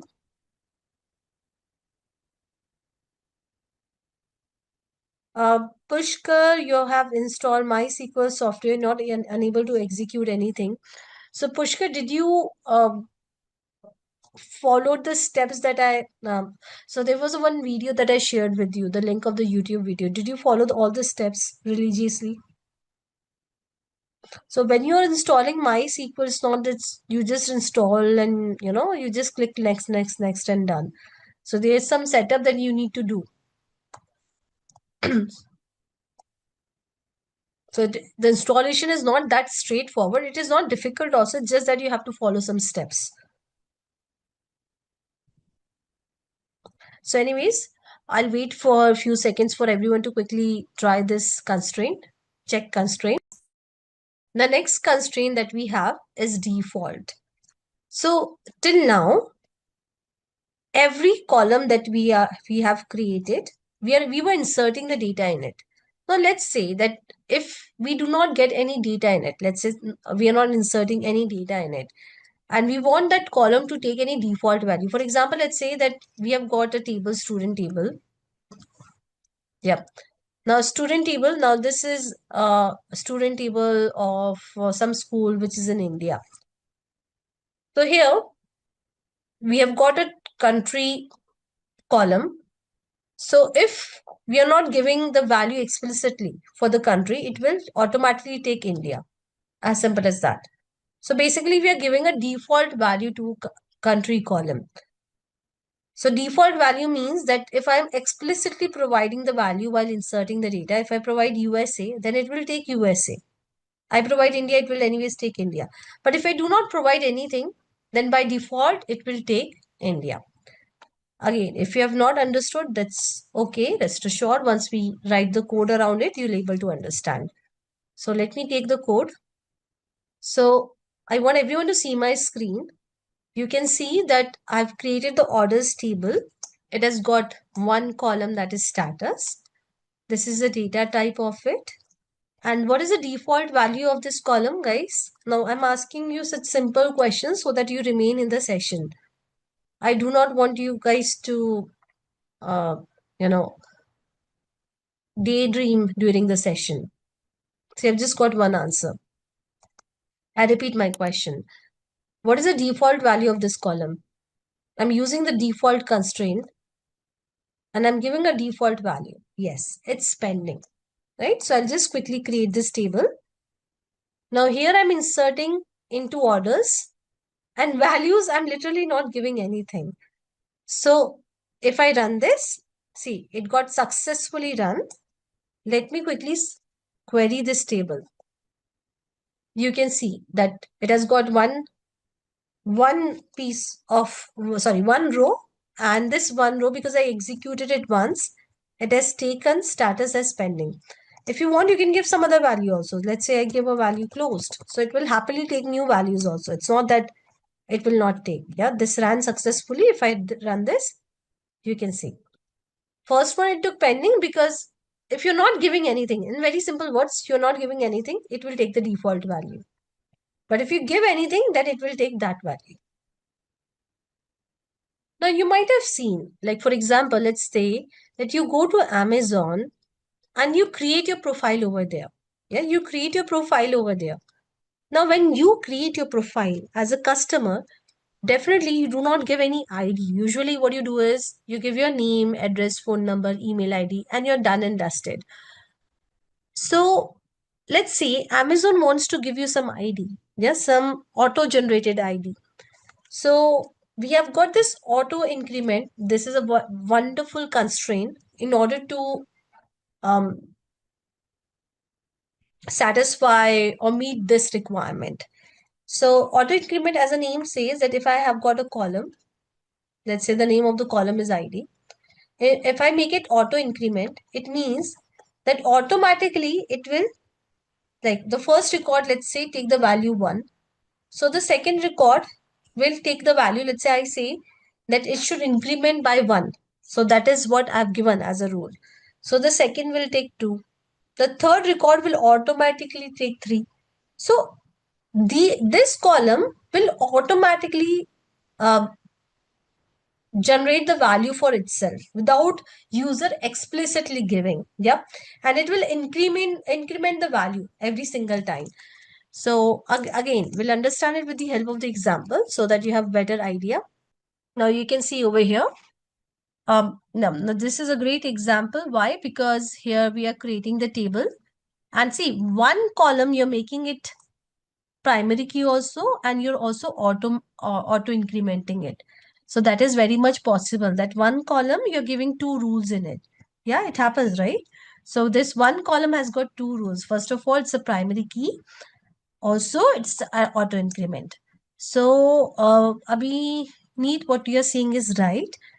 So auto increment is that it will automatically increase. The value will automatically increase. So I'll show it to you. So first I'll create the table. Then I'm inserting two products in it.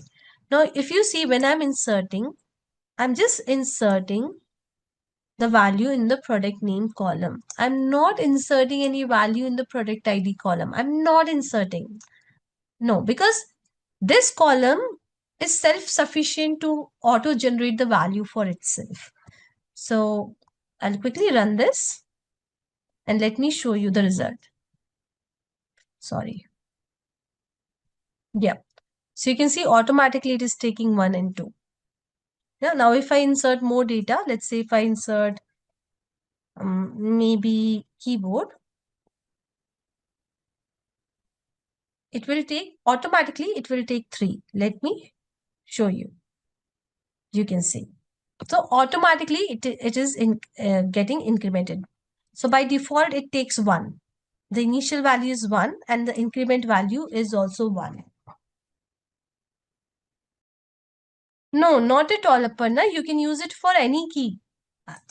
You can, so what you can do is, so guys, I want everyone to see my screen. Yeah, then I'll give you time again.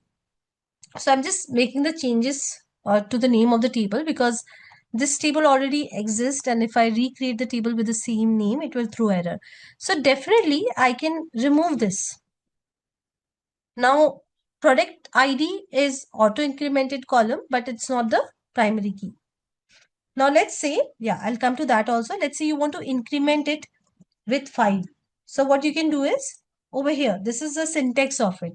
You can give auto increment equals to 5. Okay, so auto increment has to be primary key. I'm so sorry for that. So it has to be primary key. I think SQL Server, we can have a table auto increment column without having the primary key. So I got confused because different databases, different rules. But yes, it has to be primary key. Now you can see that I'm saying that auto increment by 5. Let me quickly insert these products. Just give me a second. Okay, sorry.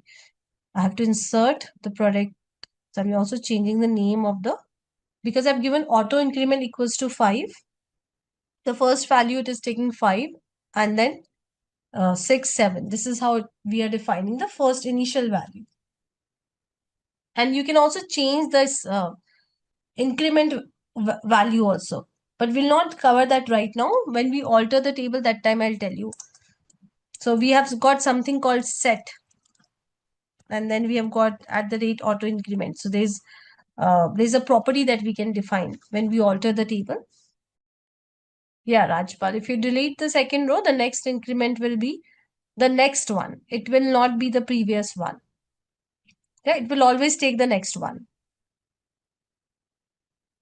So Abhijit, Abhineet, as I told you, that we have a property. So maybe I would like to talk about that property when we learn about how we can alter the tables, not right now. So this was a very simple property. So I just told you right away. as I told you, right now it was asking for the primary key. I need to check because in SQL Server you can have an auto increment column without having it to be the primary key. But here in MySQL, when I was trying to create it, Vidya, it was asking for it to be a primary key. I'll just check it if we can auto increment a column without having it to be primary key. In fact, in MySQL, auto increment feature wasn't there till some time back. We had it in SQL Server databases, but not in MySQL. Now we'll learn about composite primary key. So what is the meaning of composite? What is the meaning of composite? No, it will not throw error. You might have said that there might be something off with your syntax. And maybe I'll just wait for another 1 minute and then we'll move to the composite primary key. I do not want your questions to be unanswered and you're still trying and uh, hanging around this part. I do not want that. So we'll wait for a minute and then we'll move to the composite primary. Now we'll learn about composite primary keys. So what is a composite key? So here what happens is, if I give you this example, just give me a second. Let me see the example that we have got.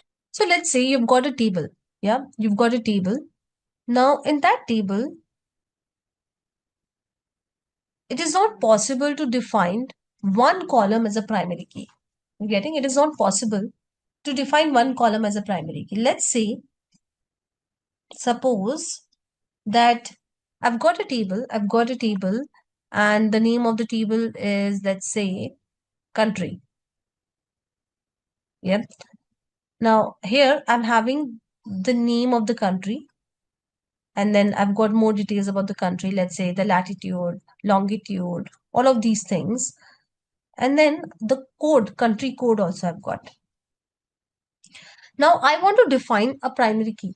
I've got this table and I want to define a primary key. Well, latitude, longitude can also be a primary key because every country will have distinct latitude, longitude. Let's talk about something else. Let's say number of states, yeah, something else, or number of cities. So some details about the country.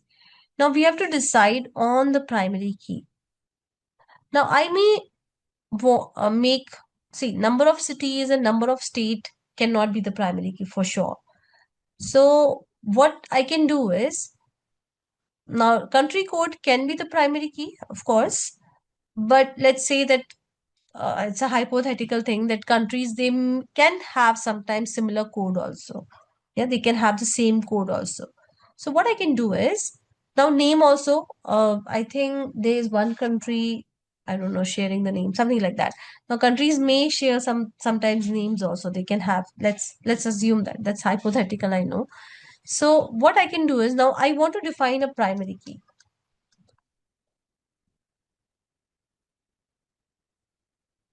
So what I can do is, I can make the combination of two columns as a primary key. So I can say my primary key is name as well as country code.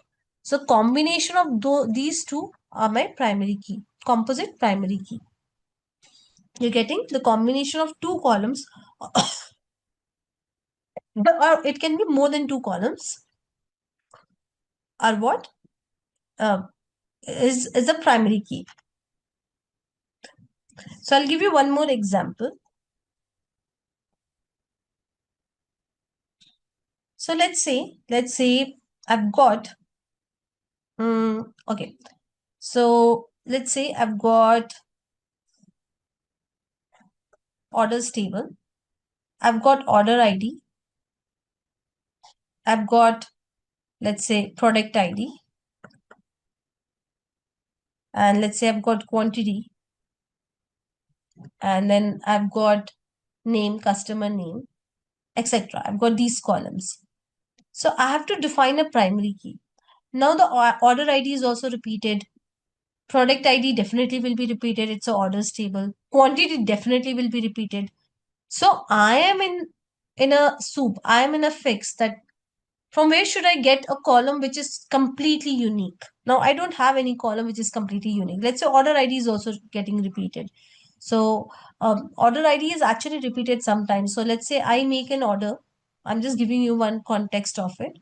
And in that order, I am purchasing 3 products. You're getting?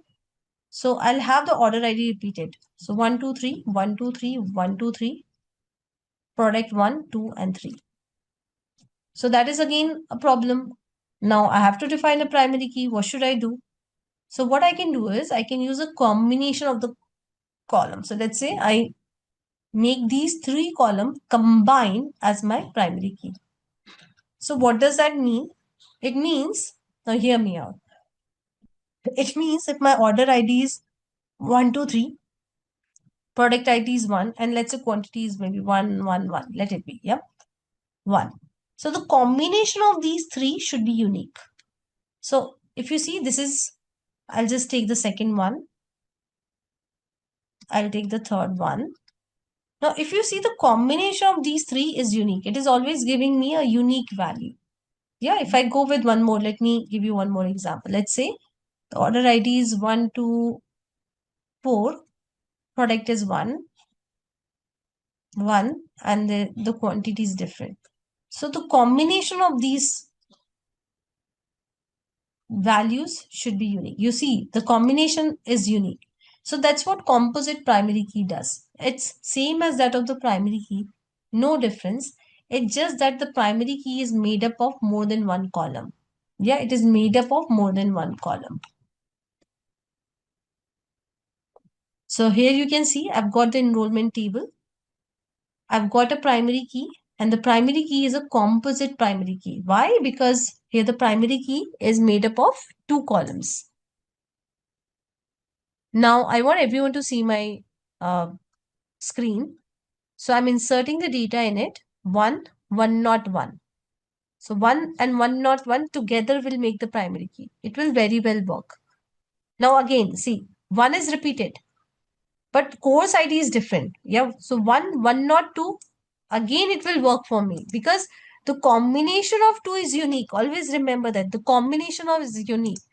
Here also the combination is unique. See, if I run it, it will run. But let me do one thing. Let me again run insert.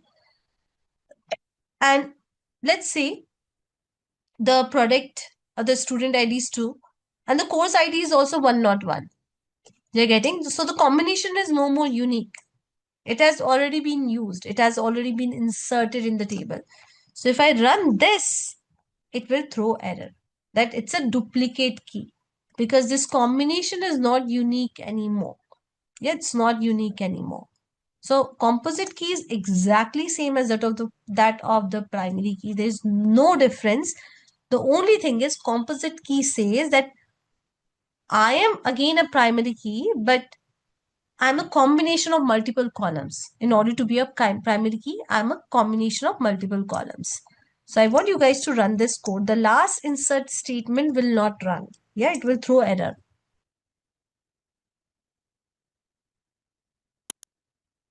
You've been using select statement. So it's not a new thing, but we'll see that what all we can do with the select statement.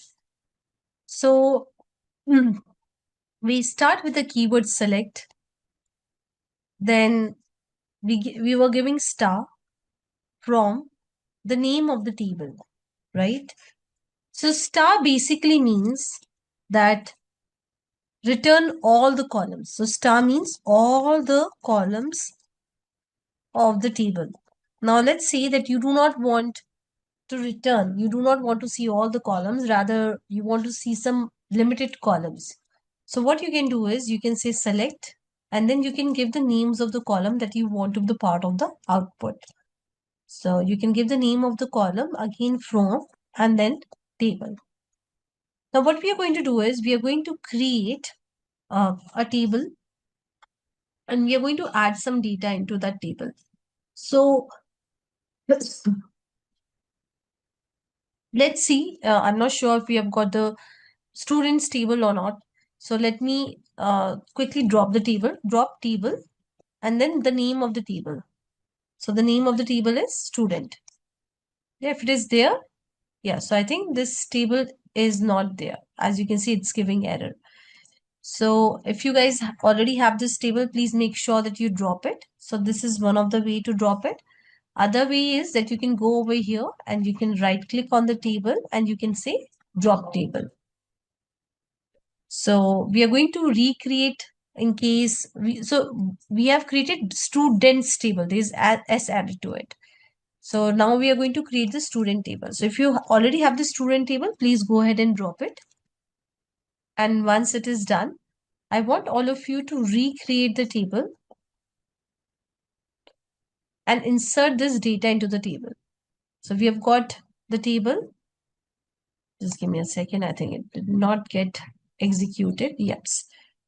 So I've got this student table and I've got this much of data, almost 6 rows of data in the student table. So I'll wait for a minute for everyone to have their student table ready.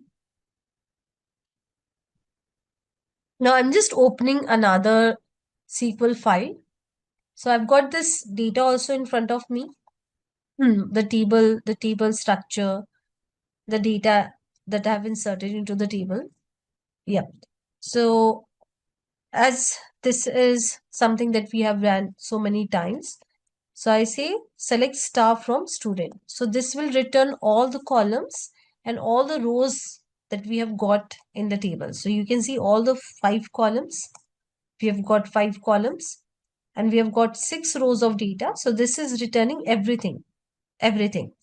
Now, if I want to, let's say, only return some selected columns. So what I can do is I can say, let's say select name, comma, marks from student. So I can definitely do it. I can give the name of the columns that I want to be the part of my output. So if I run this, you can see. Now it is returning only 2 columns. So I want everyone to try this out. So I'm not going to provide you the code for the select statements. It's a short code. So you can quickly type it.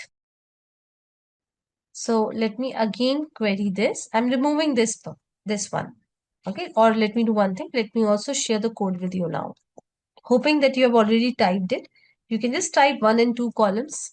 And definitely I want you guys to play around with a lot of code, a lot of SQL queries after the class. Okay. So here you can see that I've got students from different cities. So let's say I want to know that what are the distinct cities that I've got.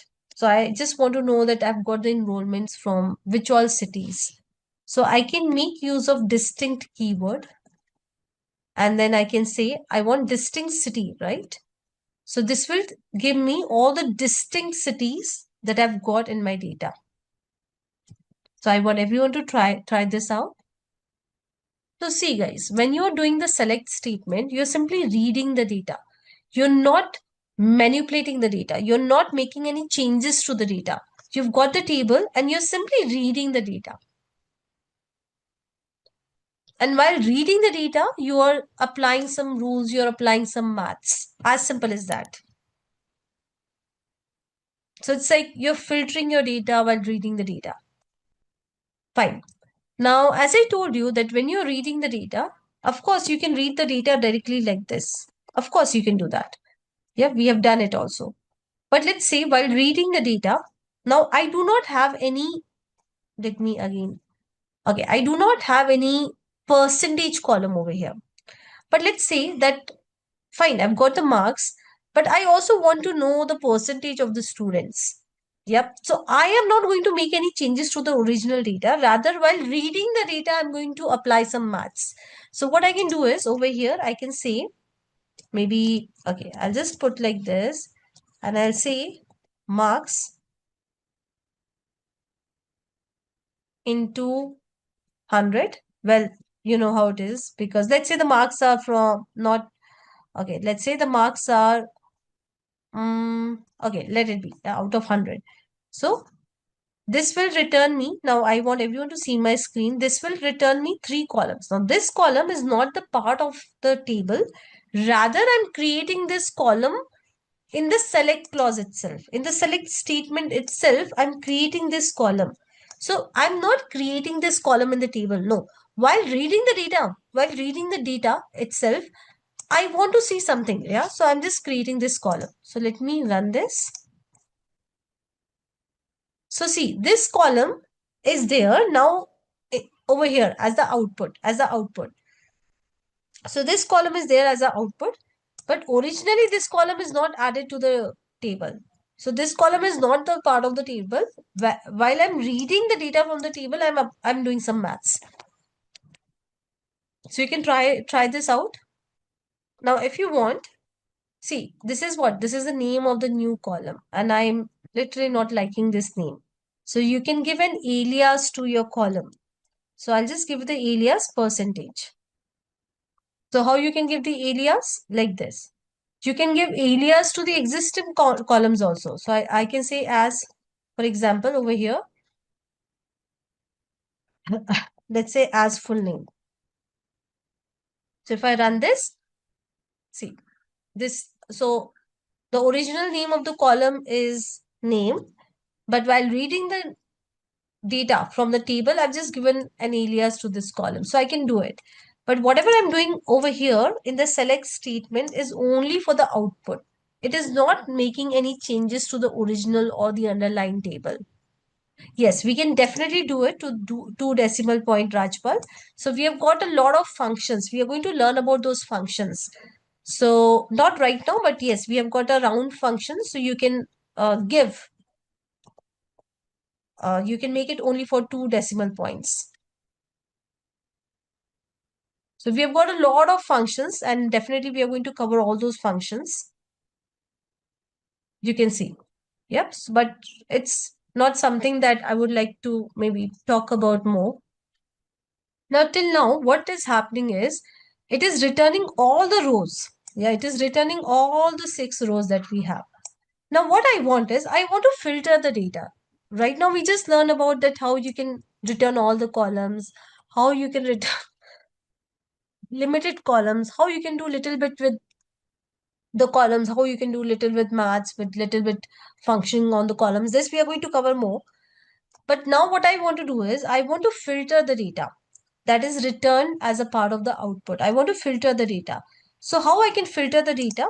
So I'm just making the changes to the same.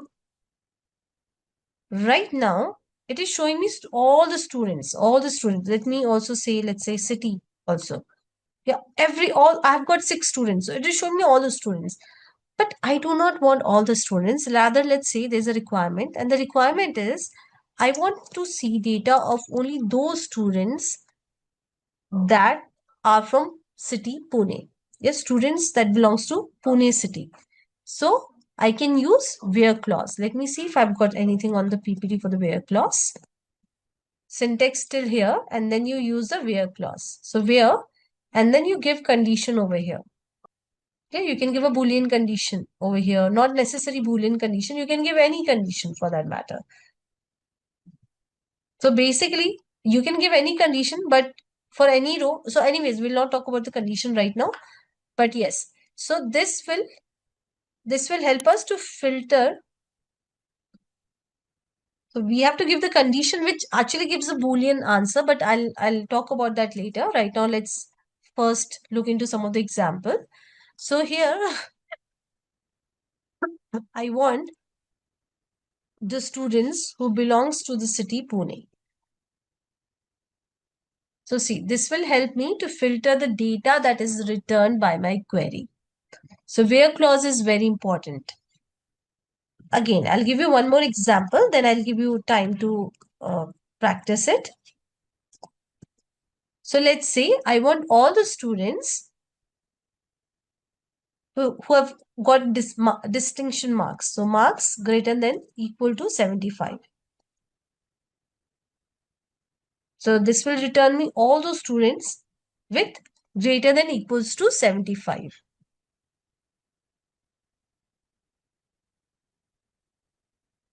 I want everyone to try this out, both the queries.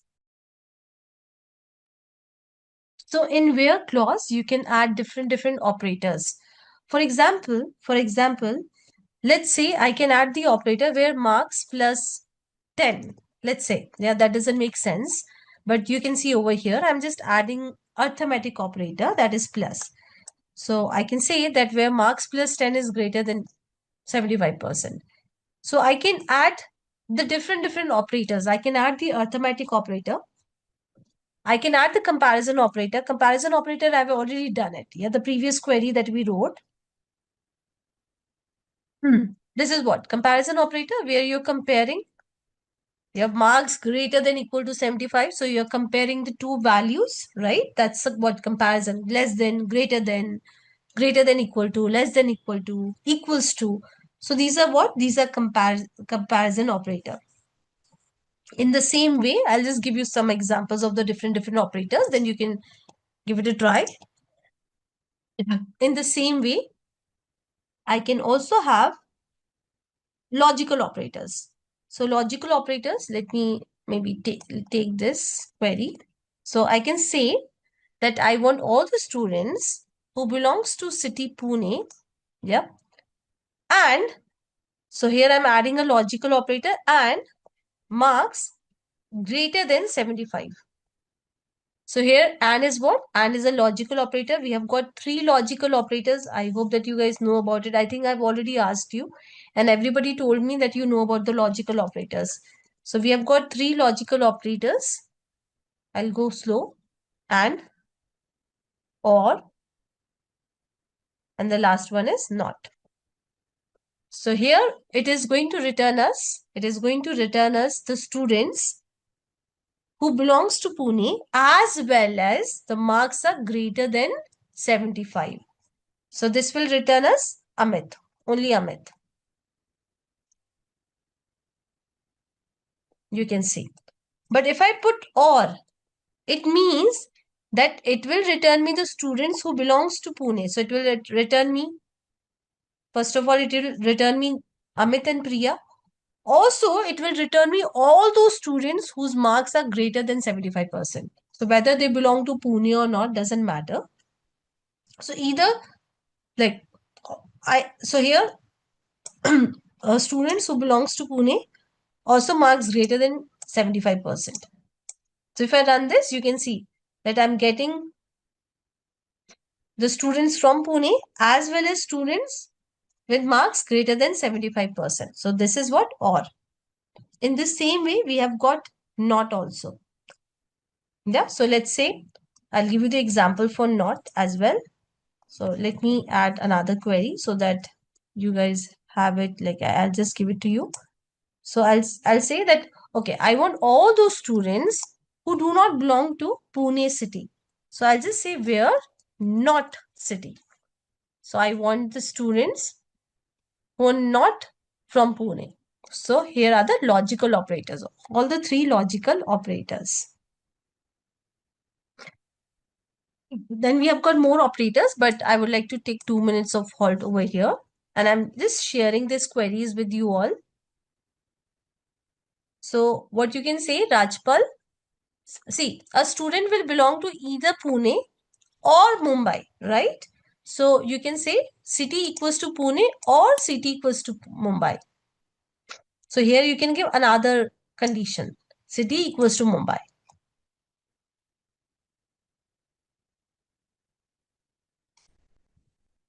So I'll take a halt for 2 minutes. You can just copy paste these queries. Yet do not write the query, play around with the query, and then we'll look into the more operators that we have got.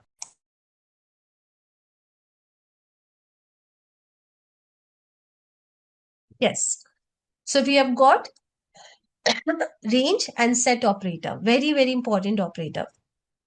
So as the name says that, let's say that you want to know or you want to know about the students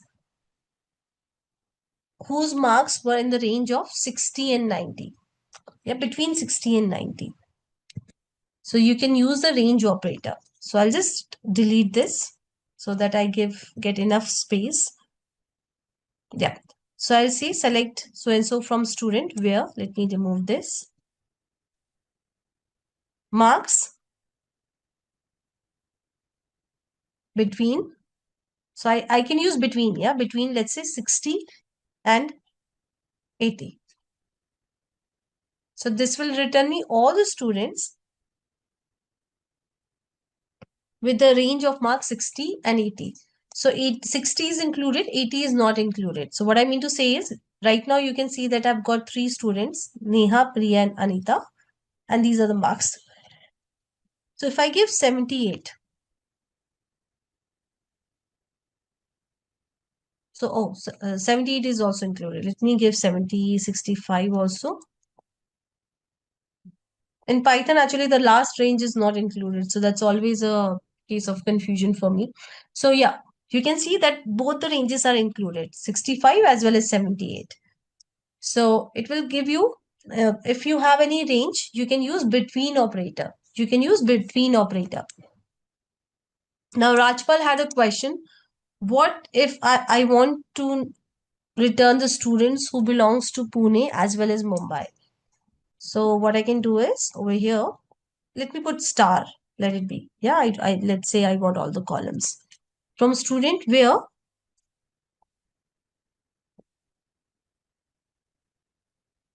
city, and I'm going to use in operator.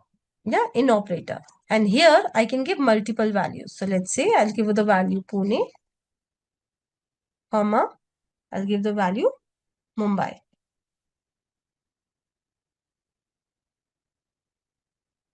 So if I want, I can give more values. Let's say I want to give Delhi, etc. So these are what? These are the range operators or set operators. So this is a range operator and in is a set operator. It's a set operator. We have got pattern matching operators also.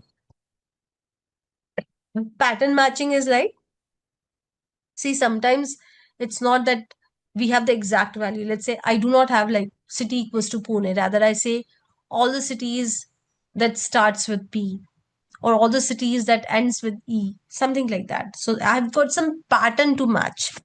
So I'll quickly write. So select star from student. Okay, let's match the pattern for name. Let's match the pattern from name. So let's say that I want all the students where the name like, so anything that starts with A. So here percentage means, hear me out, percentage means any number of characters and any characters. So this will show me all the students where the name starts from A. Yeah, name starts from A. So let's say I'll just maybe give it a twist. So I just want A letter, or let's say I just want T letter between their name. So I just want that the student with the letter T. So now if I run this, okay, again, we have just got, okay, let me say R. I'm not sure if we have got any students. Yeah. So I'm just saying that I'm okay with any characters, 0 or more than 1 character, more than 0 character on the left side. I'm okay with 0 or more than 0 character on the right side. I do not care about that. All I care about that the name should have R. So now it is returning me all the students having R in it. Let me try some more permutations and combinations. So guys, you also have to play like this. Okay, so I'll say that, okay, so I'll say that I want only one character. Yeah, only one. So here hyphen means only one character. It can be any character, but only one character. Percentage means any number of character. Hear me out. Percentage means any number of character and any character. But when I give hyphen, it means it can have only one character before R. You're getting? Before R, it can have only one character. So Priya, why? P is only one character before R. And then any number of character after PR. So this will return me, this is returning me Priya. So this is what? This is pattern matching. So I'm doing the pattern matching using the modulus, or you can say percentage, and using underscore, not hyphen, sorry, underscore. So I repeat, percentage simply means any number of characters and any character. This means one character, but any character. Yeah, I can also give something like this. Let's say, okay, I'll give A. Okay, anything before A and any two characters after A. Any two characters after A. I'm not sure if it will, so I don't have any such student. But if let's say I've got a student, I'm just giving any random name. Let's say I've got the student SITARB. Yeah, suppose I've got a student like this. So this query will return this. So I've got two underscore. It means any two characters, but it has to be two in number, not more than that. Percentage is like any number. Yeah, one underscore means one character, two underscore. So this one and this one. So that's how it is working. So am I clear with the pattern matching?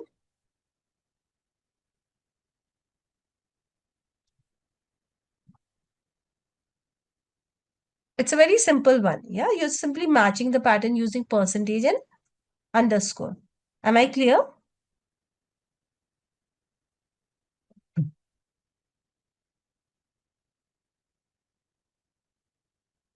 I've just got one yes. Fine.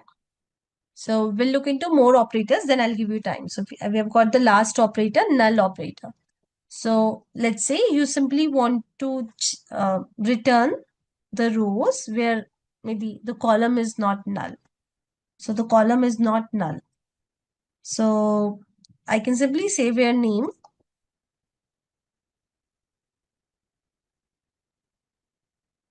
Yep. So I can say where name is not null. So this will return me all the rows where name is not null. Or I can say where the name is null. Let's say I want to see that if I've got any column with a no name. So I don't have any such column. So that's why it is not returning anything. So it's a very simple one here where the name is not null or name is null. You can check it for anything. Let's say city is null. Again, I've got the full data, so it will not return me anything. Not null. So all the rows where the city is not null. All the rows where the city is not null. Okay. So we are done with the operators in the where clause. I'll take a hold for 2 minutes. You can just copy paste and play around with it.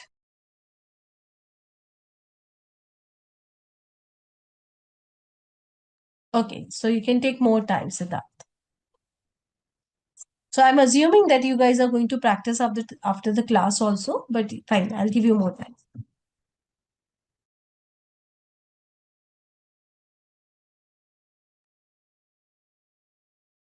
So, Rajpal, see, where clause has nothing to do with the primary key. Let's say that your name is a primary key.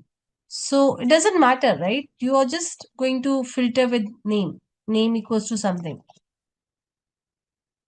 So it doesn't matter like if it's a primary key or non-primary key, you're simply filtering your data. That's what you're doing. If you have got a composite primary key, how does that matter? Where doesn't care about primary key or composite primary key. It says that you want to filter the data and filter the data for you.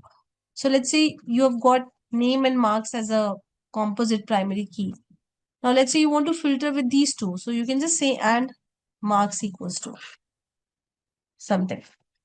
So you're getting, it has nothing to do with the primary key or composite primary key. You can use any column over here in order to filter the data. Now let's say, and you're going to use it a lot. Yeah, when you start working, let's say you just want to see the structure of your data. Yeah, so instead, let's say your table is having 1,000 rows. So you do not want all the 1,000 rows. You do not want to see only all the 1,000 rows. Rather, you just want to see the top 20 rows in order to see the structure of the data. So I'll just delete this. So here what you can do is, or let me put back because maybe I'll show you some other thing as well. So I'll say limit 2. So if I run this query, this will just give me the 2 records. Yeah, it will give me the 2 records. So you can give any number over here. Row number. No, in MySQL, we cannot do that. I need to check. I've never used it in MySQL. So it's very simple. It will return the number of data. It will return the number of rows. Just try it out. And you can also add where clause in it. It's not that you cannot add where clause. So I can also say, let's say where marks greater than, let's say 75, and then I can limit my data. So I can also add where clause. So first it will filter the records with marks greater than 75, and then it will simply give us the top two records, the top two rows. Anyone who has not understood what limit is? A very simple clause that you're going to use a lot in order to understand the data. Okay, now we are going to learn about the next clause, that is order by. I think this is going to be the last clause for today. So as the name says, just give me a second. As the name says, that order by, so you're ordering something. So it is to sort the result. Yeah, now you're looking into the result with select query. You're basically querying the data that your table is holding. So while maybe when you're seeing the result, you want the result to be sorted.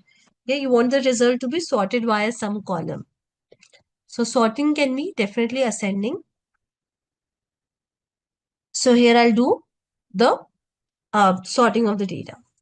So you can see over here, this is returning me all the students. Now I want to see all the students, but I want to sort my students as per their marks. So what I can do is I can say order by, so order by marks. Let me execute both the queries. Yep. So you can see this is the result of first query and this is the result of second query. Let me highlight it. Result of first query and the result of second query. Fine. So over here, if you see, there is no sorting. Yeah, Amit got 75, Neha got 72, Rahul got 90. So the data is not sorted. But for the second query, the data is sorted. Order by marks. So you can see that Suresh has got minimum marks. Priya has got from what do we call that? From the lower, she's second minimum. And yes, so on and so forth, Rahul has got the maximum marks. So it is sorting the data by marks. But by default, it is sorting in the ascending order. And if you want to sort it in a descending order, all you have to do is you have to explicitly give DESC. So it means that I'm going to sort the data in the descending order. Now, Rahul is being seen first because Rahul has got the maximum marks. So descending means highest to lowest. Yeah, it starts with the highest and it moves to the lowest. Ascending means from the lowest to highest. So you can also sort in the descending order, but then you have to explicitly give. I'll give you more examples and then I'll give you time. Let me do one thing. Let me give you time right away. So you can just try this code. So Siddharth, I'm going to cover a project in the last class. And mostly we are going to have an extra class. So instead of 7, we are going to have 8 class mostly. And I'm going to cover the project in the last class. Done, everyone? So you can also sort the data on 2 columns. Right now, the data is sorted only on marks, right? So let's say I also want to sort the data on 2 columns. I also want to sort the data on marks. So marks, I want to be the first column. And let's say I want to sort the data on city as well. So see, I'm sorting the data. Okay, I'll just do one thing. I'll make it city first because that will make more sense. So I'm not giving any order over here. So city will be sorted in ascending order. Yeah, alphabetically it will be sorted in ascending order.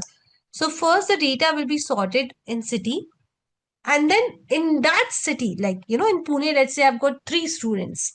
So first the data will be sorted as per the city, then it will move one step forward, and inside the city the data will be sorted.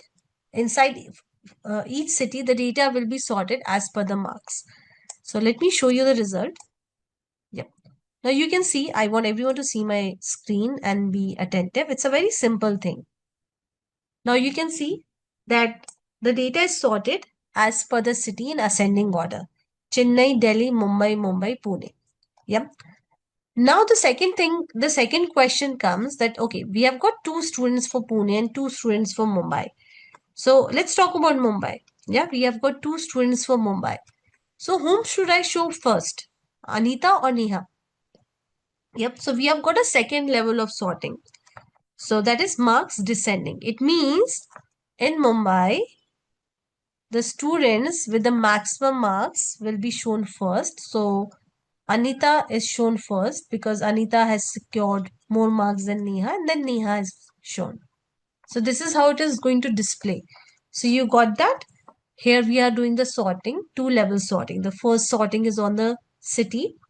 By default, it is doing ascending because we have not given anything. You can always give something over here. Now, once the data is sorted via city, so if I talk about Mumbai, I'm repeating the same thing. If I talk about Mumbai, the question is that we have got 2 rows. So which will be the first row and which will be the second row? So it will go to the next level of sorting. That is marks descending. So it will check for the maximum marks. Anita has got more than Neha. So that's why we are seeing Anita first and then Neha. So in this way, you can do the sorting on multiple columns, more than one column also. Am I clear?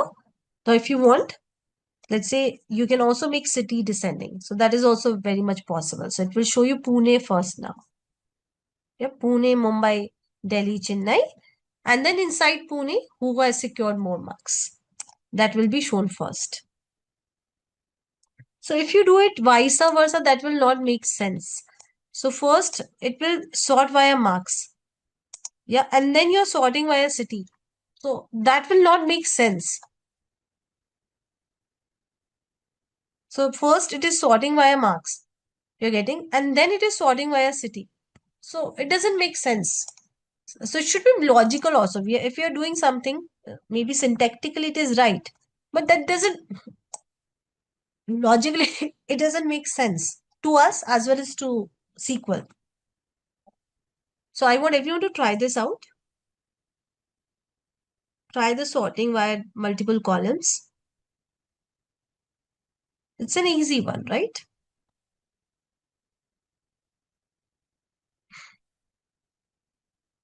Done. You can add more clauses over here. You can add limit also. Let's say after sorting, I just want to see 3 records.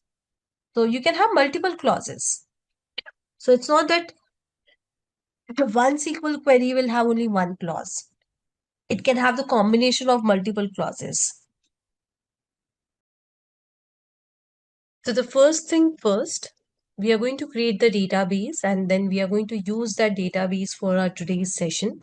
So you can just quickly create a database with the name of your choice. You can give any name to your database and please make sure that you also use this database. So I'm going to execute these 2 commands that you see on my screen. And now once this is executed, I'll give you time. So just hold on. So you have to create the student tables. Now this table is same as that of the yesterday table. So if you already have it, no need to create it. You can use the same one, the previous database. It's your choice how you want to go ahead with it. So I prefer to create the new databases and new tables like in every session, because if you're using lab provided to you by Simplilearn, then definitely you have to create the new database because everything is reset in, I think, every 5 hours. So anyways, I'm creating the table. Also, I'm inserting the data into the table. So I'm done with all the configuration. Maybe I'll wait for a minute for everyone to finish off the configuration. I'm sharing all the code on the chat. So you can just copy paste it.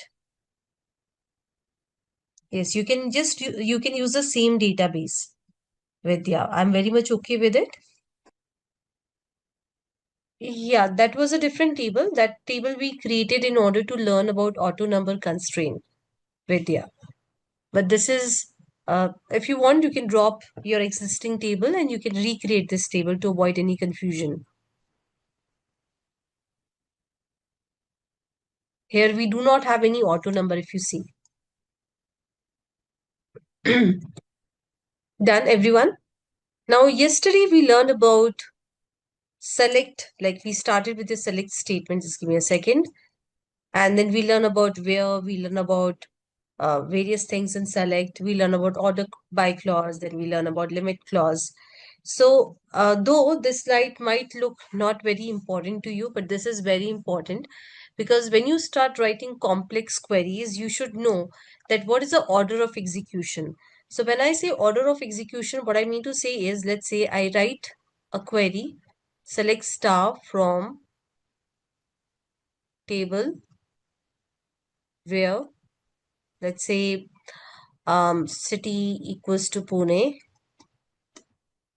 And then I am also having order by, let's say order by subcolumn, and then limit some number. So if I've got a query like this, now this is very, very important. You should definitely know the order of execution. So when I say order of execution, I mean to say how this query will be executed by the database, DBMS. So see, first from is executed. Yeah, from is executed. So basically, it will check that from which table you are querying. So it is going to execute this from this table. Then it will, then what it will do, it will filter the data. Now your table might have 100 records, 100 rows. Maybe only 10 rows belongs to Pune. So it will, first it will go to that table. So from which table? Then from this table, it will execute the where part of the query. So it will simply fetch these 10 rows. Yep. Then it will go to the select part. So after that, it will go to the select part. So in these 10 rows, like you're fetching 10 rows, we get that. What all columns you want to select, right? Select is all about what all columns. So right now in this query, I'm selecting all the columns. So then it will select the columns. Now it will get some 10 rows and the selected columns and then order by. After that, once it has got the result, it is going to sort it and then it is going to give you the result with whatever limit you have put in your query. So this is what? This is the logical execution order. Now you should definitely remember this execution order. Again, I'm repeating. When you start writing complicated, complex queries, you should know that how things are happening in the background. So I repeat, first from is executed and that makes sense also, right? That which table we are actually looking into. Then we filter the data and then we filter the columns. Once we have the filter row with the rows and columns, yeah, so once we have the filter rows and columns, then on those we apply order by. So DBMS apply order by, and once it is ordered by, then it applies limit. And that's what you're going to see, that it will show you the first two records after order by. So this is a very important thing and you should definitely know. Okay, now we are going to move to the next topic, that is aggregate functions. So when I say aggregate, the word aggregate, what comes to your mind? Average, all together, very important, right? Some mathematical calculation, yes. So aggregate, this is very important. All together is a very important word. So it performs, so aggregate functions, so they perform, maybe I'll write it over here rather than writing it on the notepad. So it performs calculations please ignore my writing, on multiple rows.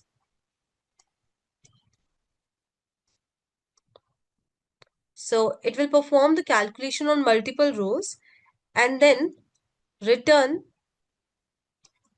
a single value. Very simple. So it will perform calculation on multiple rows and return a single value. If I give you one example, let's say I've got a table. Just give me a second. I've got a table, and in that table, let's say, okay, there are some columns, and then I have a column profit. Yeah, profit.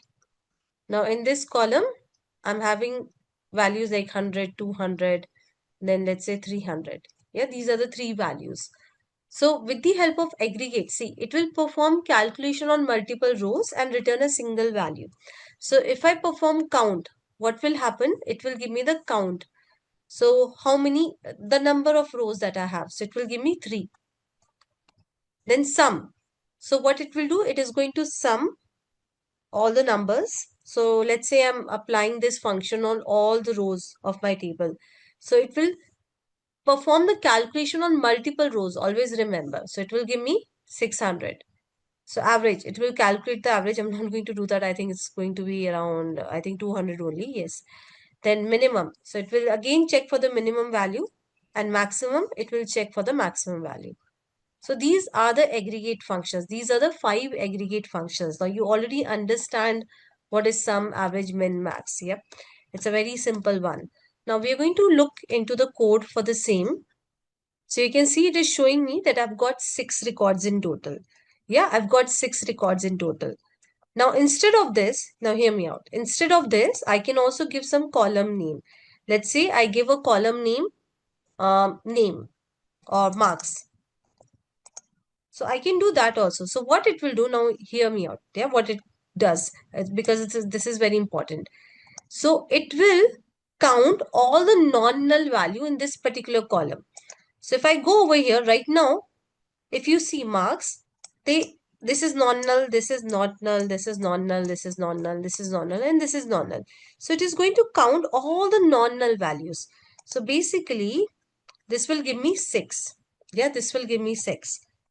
Now I'm saying, again I'm repeating, it will count all the non-null values. So let's say I insert one more record. Yeah, so you can see that I'm inserting one more record. Okay, any name for that matter. And it's just that I'm going to give null over here. You're getting? I'm in case of student ID 7. Let's say I do not have the marks right now. So I'm just giving null value over here. So I'm going to execute this. Got successfully executed. Now if I count this thing. Now you tell me what it will give, what result it will give me. This will give me what result? What number will it give me? 7 records, right? 7 records. Because I've got 7 records. No, why error? Yeah, it will give me the number of rows. But as soon as I give marks, what it will give me is, it will give me 6. So why it is giving me 6? Because it will count only the not null values. So it will count all of these, but this it will ignore because marks is null over here. But if I go ahead and do it for some other column, let's say, let me do it for city. Now tell me for city what it will give me. Come on. It will again give me 7. Yeah, because I don't have any null city. All the 7 rows have value in the city column. So definitely everything will be counted. So in the same way, I can use other aggregate function, for example, sum. Now, definitely I cannot do the sum of city. I have to provide some numeric column over here. So I'll provide maybe marks. So this will do the sum of all the marks that I've got. Yeah, sum of all the marks. In the same way, I can run the other ones, for example, average. So this will give me the average marks secured by the students. Then I can do min, the minimum marks. So I think the minimum marks is, 55, Suresh. And I think the maximum marks is of Rahul. So I can also run for maximum marks. So you can also quickly try this. In the same query, you can make the changes and you can just have a look how it works. It's a very simple concept. Once you're done with executing this, so this data is already the part of your table. Yes, your table already has got 6 rows. Now, if you want to insert more rows, then you have to rerun the command with more data. So you can't give values in continuation to it. But see, if you rerun this, I'm not going to do that, but you can try that. So you will have duplicate data. So if you run this 3 times, so you're going to have this data 3 times, the same duplicated data 3 times. So whenever you have new data, you have to run the whole command like this. So now we are going to learn about group by. It's a very, very important concept in SQL. So what do you mean by group? When I say group, yep, we all understand what the group means.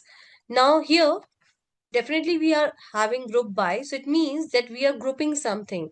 And what will we will group in SQL? That of course, when it comes to SQL, we are going to group the rows.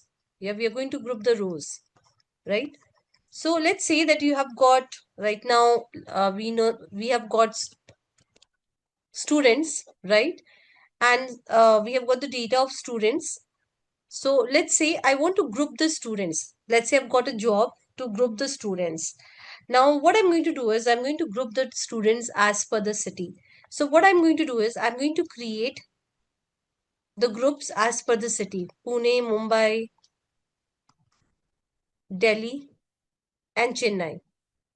Yes, so I'm making the groups as per the city. So I'm simply taking all the distinct values in the city column and I'm making them as one group. So this is one group, this is second group, this is third, and this is fourth group. Then once I know that these are my groups, yeah, these are my groups, then what I can do is I can perform some aggregate functions on the groups. You're getting? So first, you're going to group your data as per some parameter. In my case, I've decided the parameter to be city. I'm grouping the data via city. So I'm picking up all the distinct cities that I have in my data set and I'm going to group my rows as per the city. The next thing that I'm going to do is once the grouping is done, I can perform some aggregations on the group data using the aggregate functions. So for example, I can say that maybe I want the count of the Pune students. So it will simply help me with count, yeah? So 2 for Pune, 2 for Mumbai, 1 for Chennai, and 1 for Delhi. So that's how it is. So I can perform any of the aggregate function. I can also perform sum.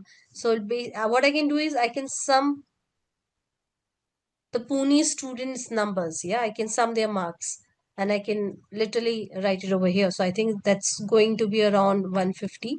Yeah, so basically I'm going to sum. Yeah, my calculation might be wrong. So understand this thing with the help of group. So with the help of group by, I can group the rows with the same value. I can group the rows with the same value in one or more column. So I can group the rows. That's what I did. Yeah, I was grouping the rows one or more column. So I group the rows with Pune, with city, right? I can group it with more columns also. I'll show it to you when we write the code. And then perform. So I'll quickly show you the syntax and then we'll write the code around it. Now, group by is very, very important for your interviews also. Please make sure that you understand. And it's a very simple thing. It's a very simple function. You write 2, 3 queries and you're done and dusted kind of. So anyways, so the group by syntax is, so first, now hear me out. This is very important. You start with select. Then you have a table name that select from so and so table. Now, see, you're going to group by some column, right? So here you'll give group by and you'll give the column name that you're grouping by which column. Yeah, so I can give city. I can give multiple columns. Let's say I'm grouping by city as well as maybe something else also. Let's say as well as area. Yeah, I can do that multiple grouping and I'll show that to you when we write the code. Okay. Now in select, in select, this is very important. Yeah, in select, we give the column name.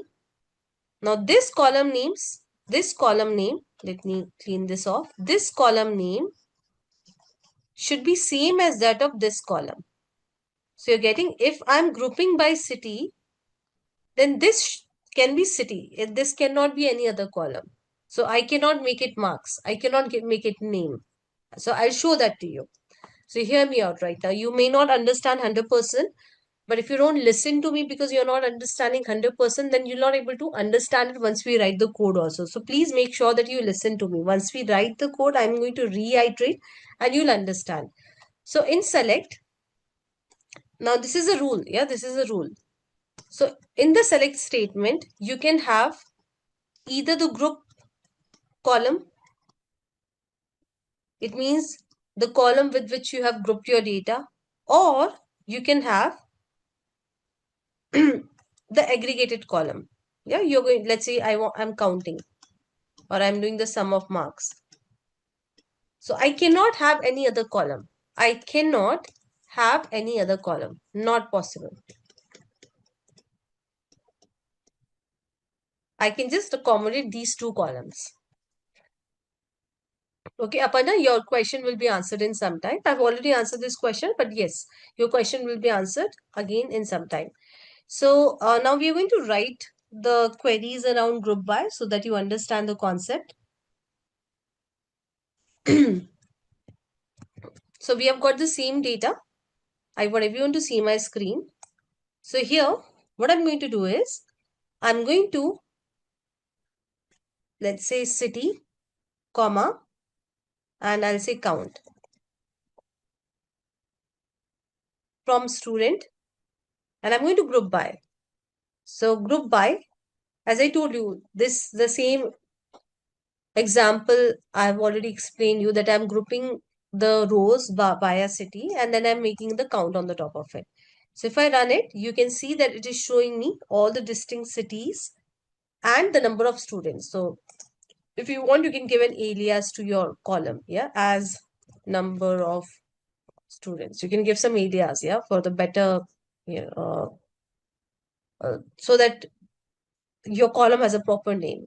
So anyways, you can see that this is done. Yeah, you can simply say, so here I've given city, I've grouped by city, and this is the aggregation. Now, let's say that you also want the name of the student. So let me try that. Yeah, I'm giving name also. Now you can see I have not grouped by name. I've not done anything with the name. Can you see I'm getting the error?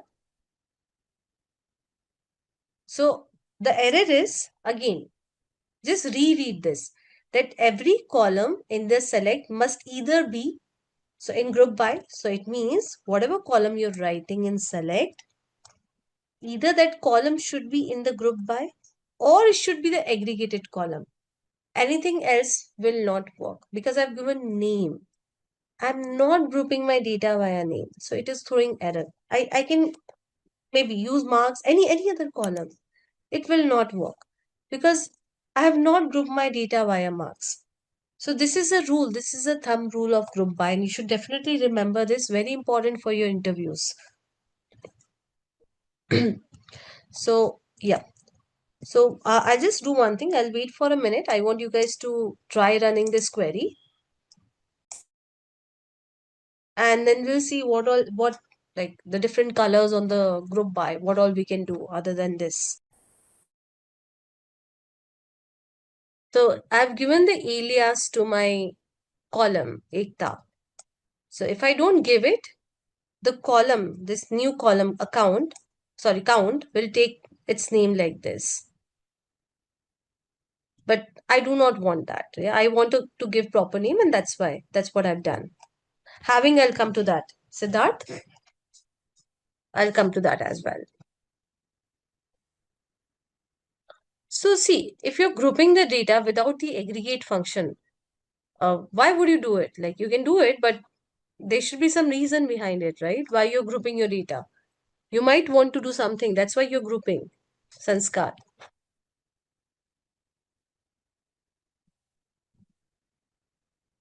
Fine. Now let's say this is the result that I'm getting, everyone. Now let's say that I want only those values or only those cities where the number of students are greater than 1. So I've got a filter condition. I do not want all the rows, rather I want only those cities where the number of students are more than 1. So if I use where over here, see, if I use where, and if I say where, let's say count star greater than 1, it will not work. You can see that it is showing error. So whenever you want to filter your group data, this is what, this is a group data. Thumb rule, you have to use having. So with the help of having, you can filter your group data. Very important. You cannot use where in order to filter your group data. In order to filter your group data, you have got another keyword, another clause, that is having.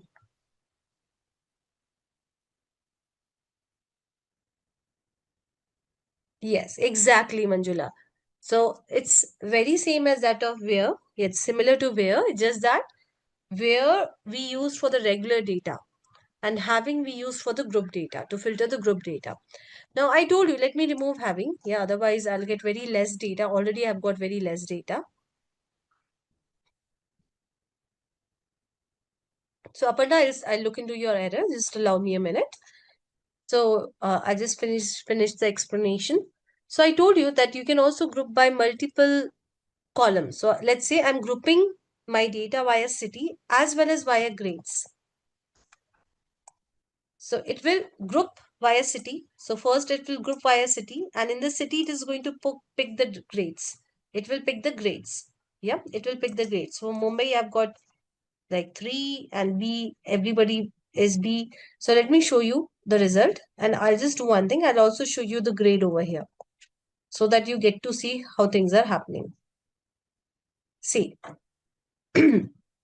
so what it is doing is we are saying that group by city as well as grade.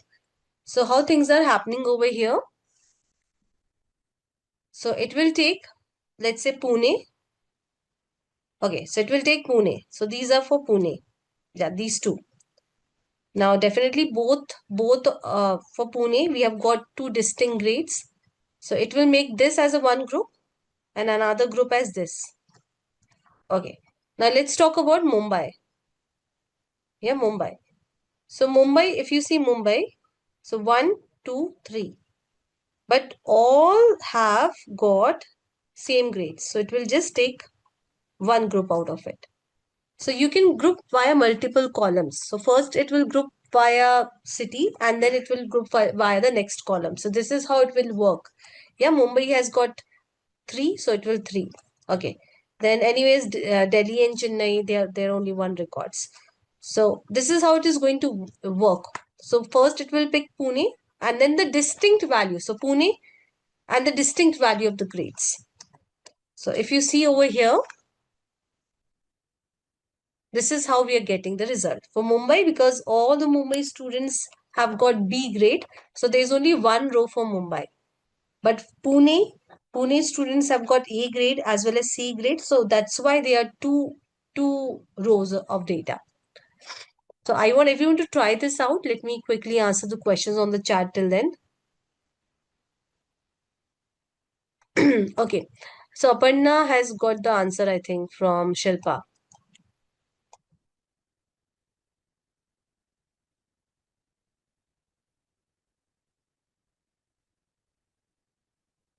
So having count marks, then what? See, you're saying, Sheila, having count marks what? You have to give, let's say, greater than 0 or so. And then why descending? There's no order by. Why have you put descending? Descending you can put only when you're ordering your data.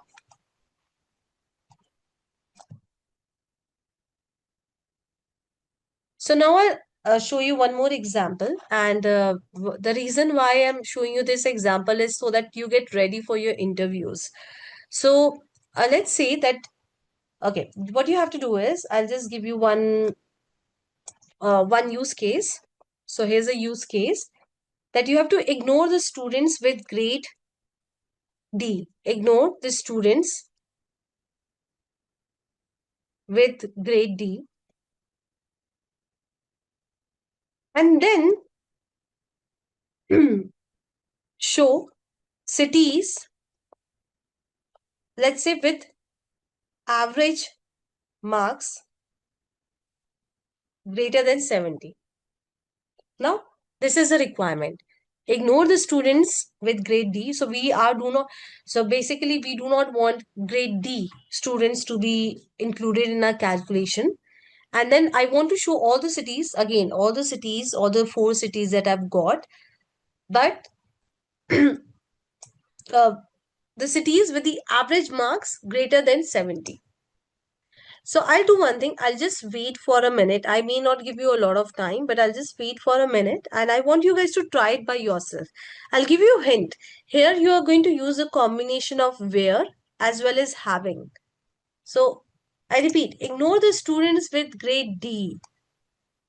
So you're going to use where as well as you're going to use having, because you're filtering on the table level, you're filtering on the group data level. Here you're doing 2 level of filtering. So just give it a try. So let me show you how we have to do it. So you have to go step by step. Now a query can be written in multiple ways. So it's not that by running a different query also. So it always works like that. So here, let me say, okay, I'm removing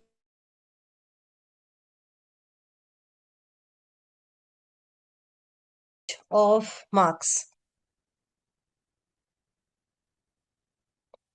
Fine. Group by city, group by city. So this will give me all the cities with their average marks. But what I have to do is I have to ignore the students with grade D. So this would have also included the students with grade D, Mumbai students with grade D. So I do not want that. So what I'm going to do is I'll say where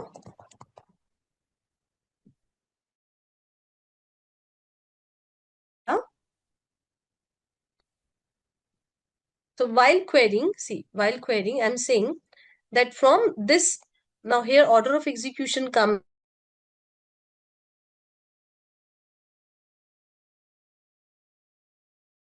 table, we are only getting those students where the grade is not D. Yeah, so we are getting only those students, the grade is not D. And now we are making the group of those students, we are calculating the average, and we are simply saying where the average marks are greater than 70.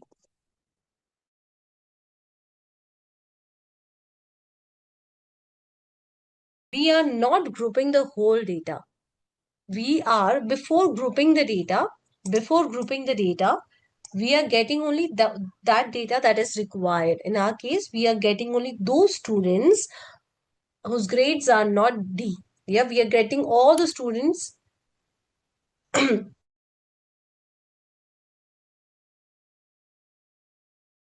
D. We are calculating the average marks and then the group data. Now this is going to give me this group data, right? So I'm simply filtering it that I want only those where the average marks is greater than 70. So this is how it's going to work. So I just share this with you. You can just have a look, run it for a minute, and then we'll move to the next topic. So we are done with group by. Group by is very important. I've shown you all the possible colors of group by.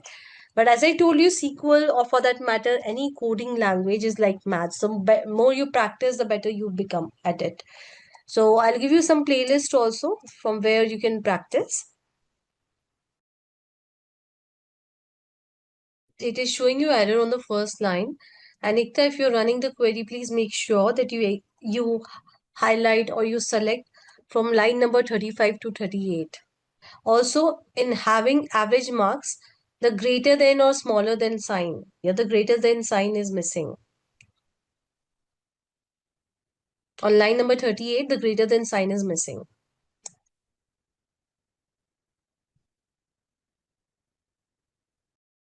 Now we are going to learn about SQL functions. So, see, guys, in order to perform anything, yeah, in order to perform any task, so those who are coming from the coding background, they will understand it what functions are. And those who are not, so I'll try to explain it to you in a very naive way. So let's say, in a very layman terms, so let's say that you want to perform some job. Yeah, there's some action that you want to perform. So in the coding world, one way is that you write the whole thing. There you write the whole thing, the whole code in order to perform this action. The other way is that there are some pre-built. It means built by somebody else. Functions or methods. It's one of the same thing available. So you can use them and you can simply make your life easy. So let me explain it to you with the help of one real life analogy. Let's say that you want to cook pizza. Yeah, you want to cook pizza.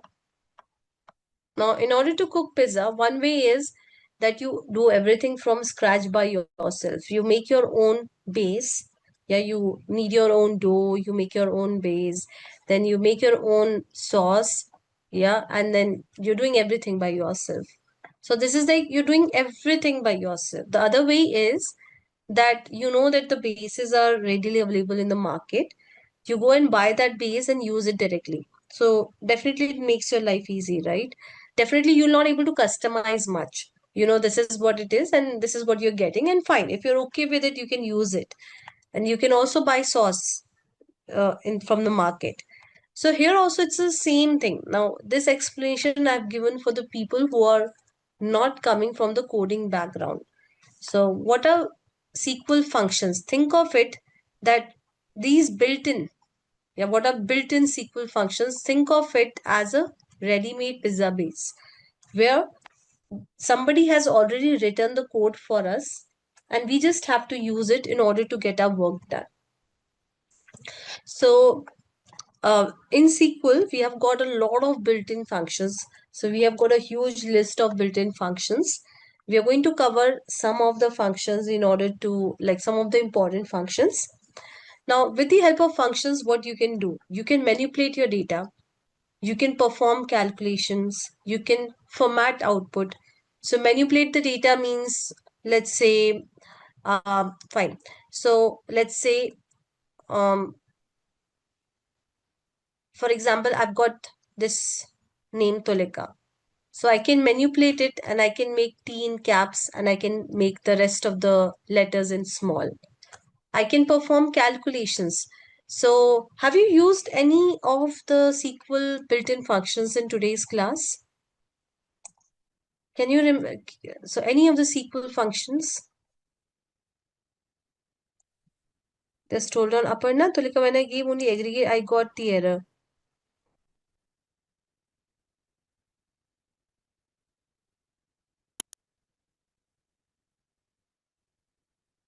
So Aparna, see, I told you that you're missing that greater than equal to sign. So if your question is not answered, you can park it. Maybe, yeah, I'll just take it at the end of the session. So you can rerun the same query and we'll see what is the problem. No, these are clauses. Dinesh, these are clauses. Any of the built-in functions that you can remember that has made our life easy in today's session, we just directly use them in today's session only.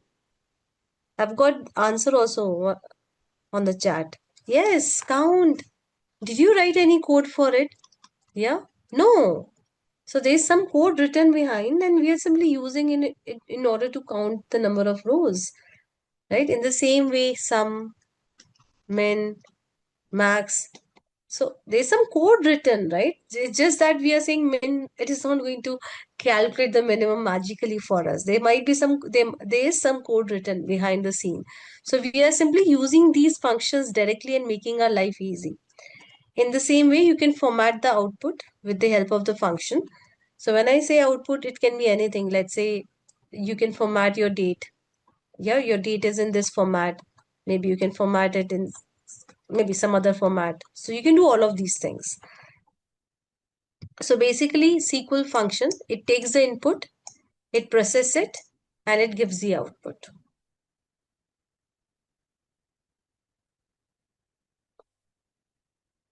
So what are the benefits? This I've already told you. Yeah, you are using something that is already built. So this will definitely make your life easy. Yeah, you don't have to write the complex code, complex logic. Definitely your code will be cleaner. Yeah, because you're just writing one line of code rather than like writing 10 line of codes. It will definitely save your time and efforts. So anyways, this part I've already explained you. Now, I want everyone to pay attention. This is very simple. Now in SQL, we have got two type of functions.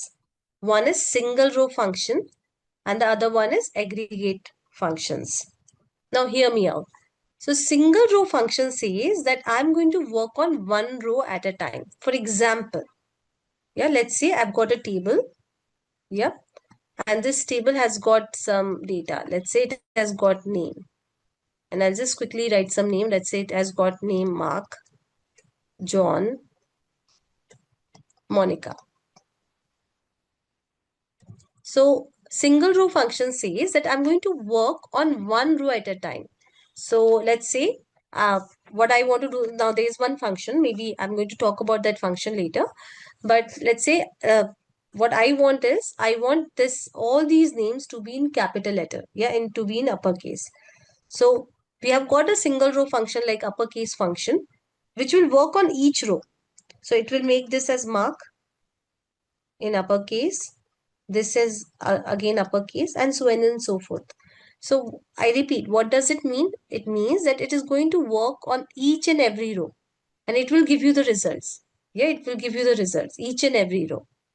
It doesn't depend on the other row, obviously. See, if I'm making it in capital, it doesn't matter what the value the other row is holding. So in case of single row function, it works individually on each row of data and it is totally independent of the um, other rows. Fine. Now, the other type of functions that we have got are aggregate functions. Now, this you have already seen. We have already worked on it. So, aggregate function says, again, let's say I've got some data and let's say I've got some numbers here. So aggregate function says that it works on multiple rows and it gives you single value. So for example, sum. So it will work on the multiple rows and it will give me a value. 6. Average, it will give me a value. Count, it will give me a value. So it works on multiple rows. So it is dependent on all the rows in order to give you the values. Whereas single row function works on each row and give you the value. It is independent of the other rows. You can just quickly read this slide. And again, if the things are not clear to you, once we do the practical, it will be 100% clear. Still not clear, just try going through the recording once. Not clear, ask me again, I'll re-explain it to you at the end of the class. But if you're listening to me 100%, then I'm sure things will be definitely clear by the end of everything, whatever we are learning.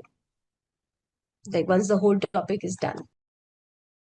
Now, SQL functions are divided into single row functions and aggregate functions. So for single row functions, we have got numeric functions, string functions, and date functions. And we are going to look into all of these functions one by one. For aggregate functions, you have already seen this part. Yeah, we have got regular aggregate functions. You have already seen this. And then we also have got window aggregate functions. So this we are going to look into, I think, if possible, some of it today. Otherwise, we'll look into over the next weekend. So today, our agenda is to learn about single row functions. Yeah, all of these three. So we'll first learn about the numeric function. Now, as the name says, numeric functions. It means that these functions can work on numbers. Yeah, on numbers. So you can do literally a lot of maths with numeric functions. So We'll start with a numeric function, and now we need more data because we are playing with numbers. So for that, let me take more, yeah. So in student table, see, I'm going to insert more data. So I'll just run this insert command so that I've got more data. Now I've got almost 12 rows of data. And also I'm going to insert one more table, that is employee. So I've got two tables now. I've got student table. I've just increased the number of rows in the student table, and then I've got the employee table. Fine. So I'll just give you all this code. You can run it, and I'll just wait for a minute. And it's very easy. Most of these functions are very easy. It's just that we have got some functions, just like let's say you buy microwave or AC. So somebody has already done the engineering. Yeah. It's just that now your job is to learn that how to use it. So here also we are going to do the same thing. We've got a lot of functions, and we are going to learn about few of the important functions. And when you're in the projects, you may encounter some requirement where you might have not seen or worked on that function in the past. So we always Google, we always try to find the solution, we see if we have anything, and then we work on it. Done, everyone? So the data definitely you should have the data ready in order to run these functions, run this code. Now we'll go one by one. See, I cannot write or type these queries. If I start typing these queries, then I'll able to cover very less functions. So I'll go one by one, and I'll also give you this code. So let me give you this code. Okay, I'll give you one by one. So over here, you can see I've got the employee table. I've got the employee table, and it has got a lot of columns. So let me show you the data over here. Just give me a second. So you can see that we have got the employee table, employee ID, employee name, department, the salary of the employee, the bonus that the employee has got, the city employee belongs to, and the joining date. So these are this is the data that I've got. Now what I'm going to do is, you can see the salary right now. Yeah, the salary right now. So I'm going to round off the salary. Yeah, I'm going to round off the salary. So for rounding of the salary, I'm using the round function. So here I'll show you the original figure, the original column with its values.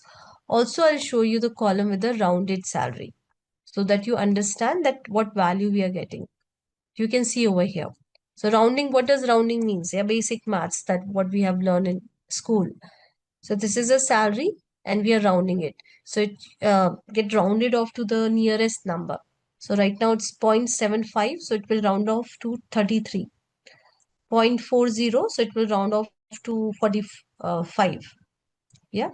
0.90. It will round off to, yep, 00. So in this way, rounding, I hope that you understand what rounding is. It's a maths that we learned in the school time. So during a school time. So anyways, so rounding is done. Now let's say that we want to do the rounding, but with some decimal. Yeah. So right now it is removing the decimal. But let's say I want to do the rounding, but I want one decimal. So here in the round function, I can pass salary. This is the column that I want to round off, and this is a decimal. So if I run this, you can see. So it is again rounding off to one decimal place. It's a very simple one, guys. Very simple maths. Okay. Now I want you guys to guess. So I want the class to be a little bit interactive. So I want you guys to guess what seal could be. What you think seal could be. Now the seal English word. So what this function could do for us. Now this is not a comment. So ideally the comment is written like this. And that's why it is throwing error in each and every line. So it should be like this.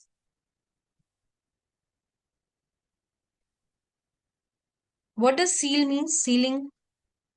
Yeah, upper something related to upper value, right?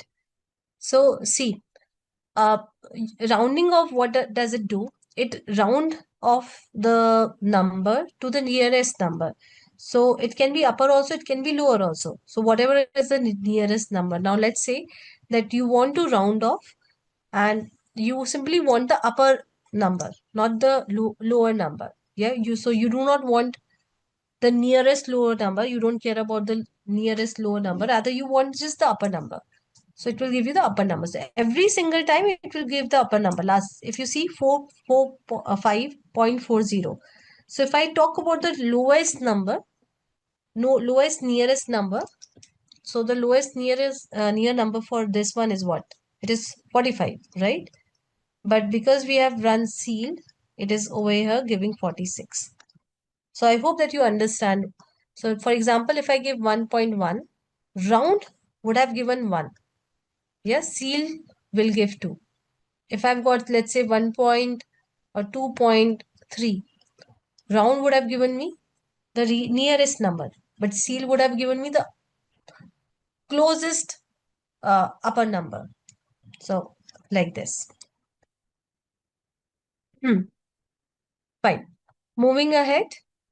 Now you can also give the absolute. So you know what absolute is. We learned in school what absolute is. So absolute basically removes the negative. So if I've got a negative number, if I give absolute to it, it will give me the positive number. So here also it's doing the same thing. We are simply subtracting bonus with 5,000. Now this may result in the positive as well as negative number, but because we have applied the absolute function, it will simply convert the negative number into the positive number. So very simple one. Now moving ahead, we have got mod. So what is mod? What is mod? Guys, what is mod?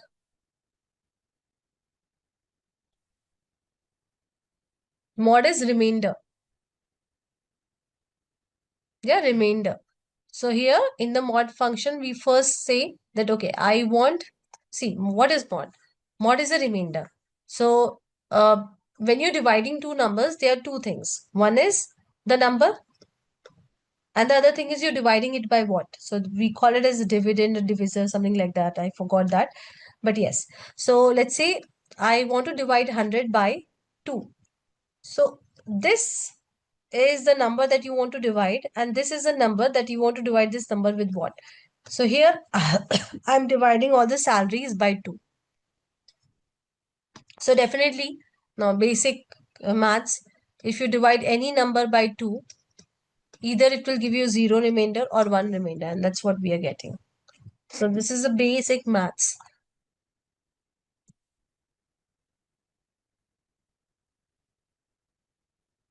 Yeah, numerator divided by denominator, right? Modulus, just give me a second. No. So that's what I told Vidya. This is how we can write the comments in MySQL. You can use hash.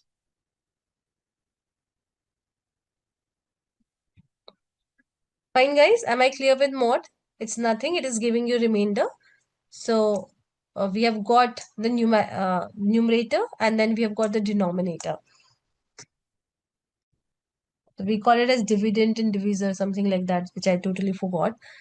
Fine. Moving ahead, power. Everybody understand what power is. They have maths, a lot of maths. 2 raised to the power 3. Yeah, 3 raised to the power 2. So again, you have got some two numbers involved in order to calculate the power. And that's what we are doing over here, power.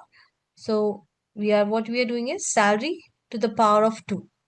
So this is going to calculate the salary to the power of 2. So if I run this, yeah, you're going to see big numbers because we are taking the salary and we are, uh, you know, multiplying it by itself. So yeah. So these are the some of the important numerical functions. We have got a lot more numerical functions. So you can explore more whenever you have some time. So what you can do is, but if you don't explore also, that's perfectly okay. I would suggest you to rather focus on the interview questions and focus on, I'm going to tell you, we have got something called lead code questions. So from there you can learn. So don't get into all these functions and all, because see, if you try to mug up all these functions, anyways, you're going to forget. And nobody expects you to remember all those complex functions. There are some basic functions that anyways you'll able to remember if you practice. So you can just try MySQL functions.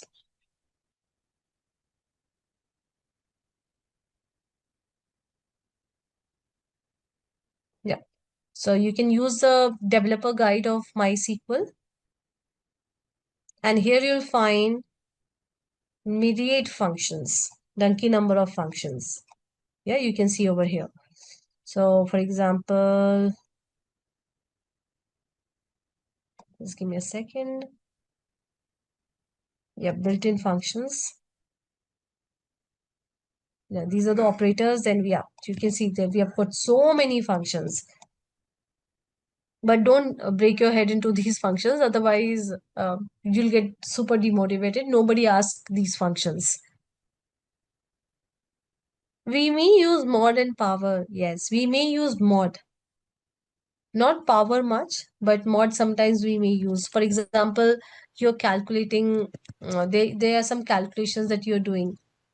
So you may want to remove the negative numbers. I'll share this link with you all. But again, guys, please do not get into all these functions, because there are a lot of functions. And if you start looking into all the functions, you'll be super demotivated. Nobody asks these functions. You should know some important functions, and that's more than enough. So whatever we are practicing in the class, I'll give you a few of the links. You can use lead code in order to practice, and that's more than enough.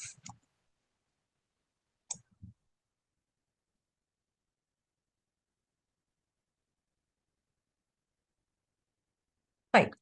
So maybe I'll just give you all of these. Now, I may not give you a lot of time in order to execute these queries. Maybe I'll just give you 2 minutes. You can always do it after the class.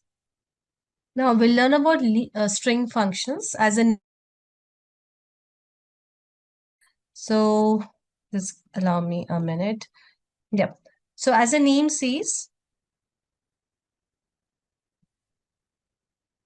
yes, Shri, what you're saying is right.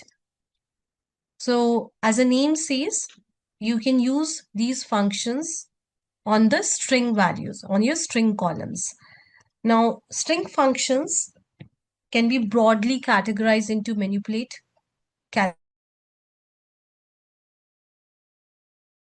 So as the name says, manipulate is going to manipulate the strings for us. For example, I already gave you this example of uppercase, lowercase. So you can replace, you can concatenate. Yeah, let's say I've got Tolika Gupta. So I can concatenate my first name and last name. So these are what this will come under manipulation. Then you can do calculation on the string function. Now the question is that what you can calculate, how you can do the maths on string function. So you can find the length. For example,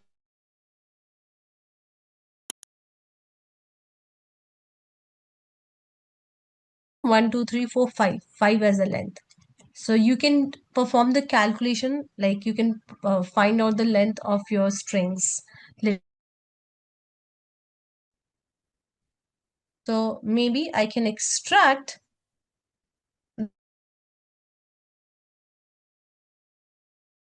the last two letters. So I can also extract the substrings. I can extract the strings, substrings from the string. So it is broadly categorized into these three categories. So few of the functions you can use to manipulate your string. Like you have got the string and you manipulate them and you get some other string out of it. Calculation, as I told you, you can find the length. Extraction, you have got the string and you are extracting some part of that string. We were talking about string functions. So I was telling you that the string functions are broadly categorized into three categories. Manipulation. So basically you can manipulate your string. So it's all about what all you can do with the string. Let's say you've got hello. So what all you can do with this string? So if you're manipulating it, let's say I'm just making it in caps. So I've got a lot of functions to manipulate. Then I can also do some calculations on it. Now the question is that how you can calculate. So I can simply find the length of the string. So this will give me 5. Yes. How many characters are there? There are 5 characters. I can also do some extraction on the string. So I've got this string hello, and let's say I want to extract the first 2 letters. So it will give me the first 2 letters. I want to extract the last letter. So it will give me last letter. So all the string functions are broadly categorized into these 3. So either you're going to use these string functions when you have to do some manipulations on the existing string, or when you want to find the length of your strings, or you want to perform some extractions. So now we are going to look into the examples of the same.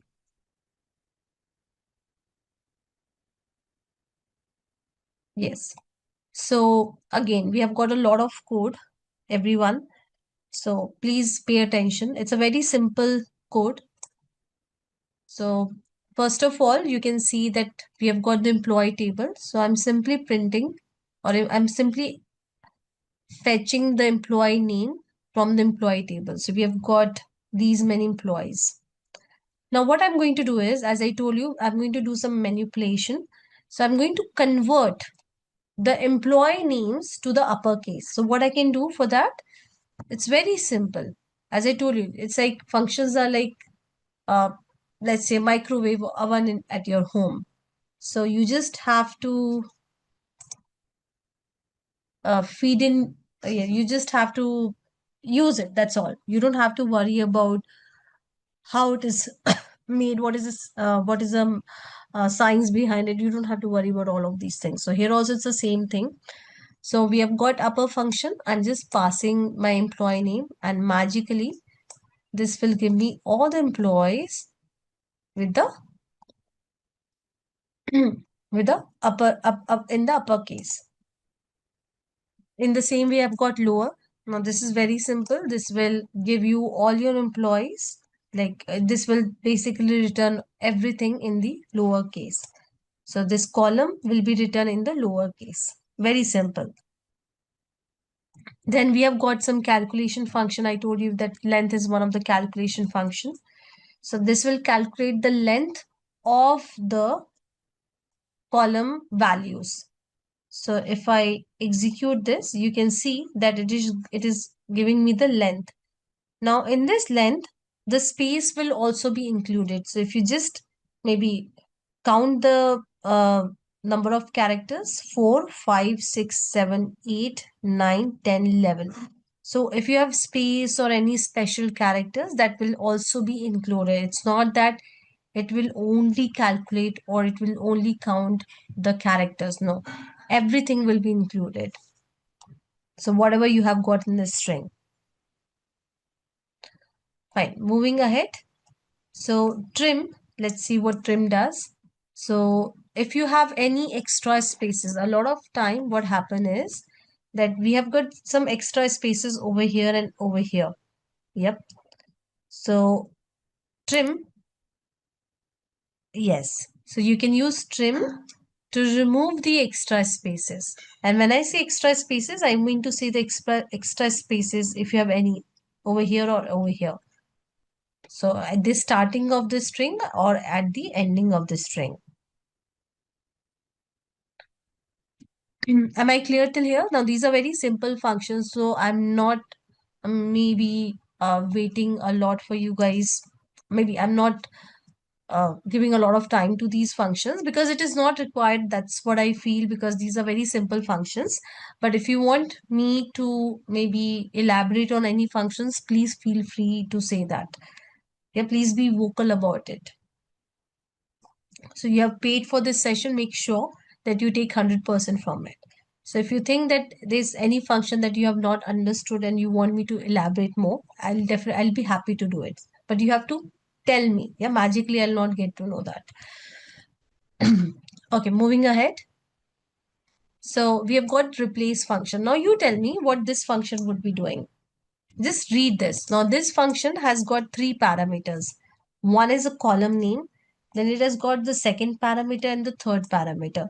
So I want you guys to guess what this function would be doing. Yes. So all of you are right. So we are saying that whenever we have space, just replace space with underscore. So if I run this, you can see that all the spaces have been replaced by underscore. I can do it for something else also. Let's say that whenever I've got A, now that's going to be crazy, but yes, whenever I've got A, just replace it with underscore. See, it is replacing A with underscore. You can see. So here you have to give capital A and small a. Okay, what I can do is, let's say, space. I want to replace it with, let's say, something else. I'll say apple. So see, the space is replaced by apple. So you can basically replace anything with anything. As simple as that. I repeat, you can replace anything with anything. Fine. Moving ahead. Now this is a very simple one, concatenate. So concatenate, as a word says, will concatenate, means will combine the two columns. So here what we are doing is we are concatenating the employee name with that of hyphen and department. So there are three things that we are concatenating. Yep, not only two, but three things. First, we are concatenating the employee name with hyphen, and then employee name hyphen with departments. So concatenating, as the name says, it concatenates the columns. It concatenates the column, and you can definitely do a concatenation like this. Now let's say I do not want hyphen. Yeah, I do not want hyphen, so I can remove hyphen also. So definitely this is not going to give me any error.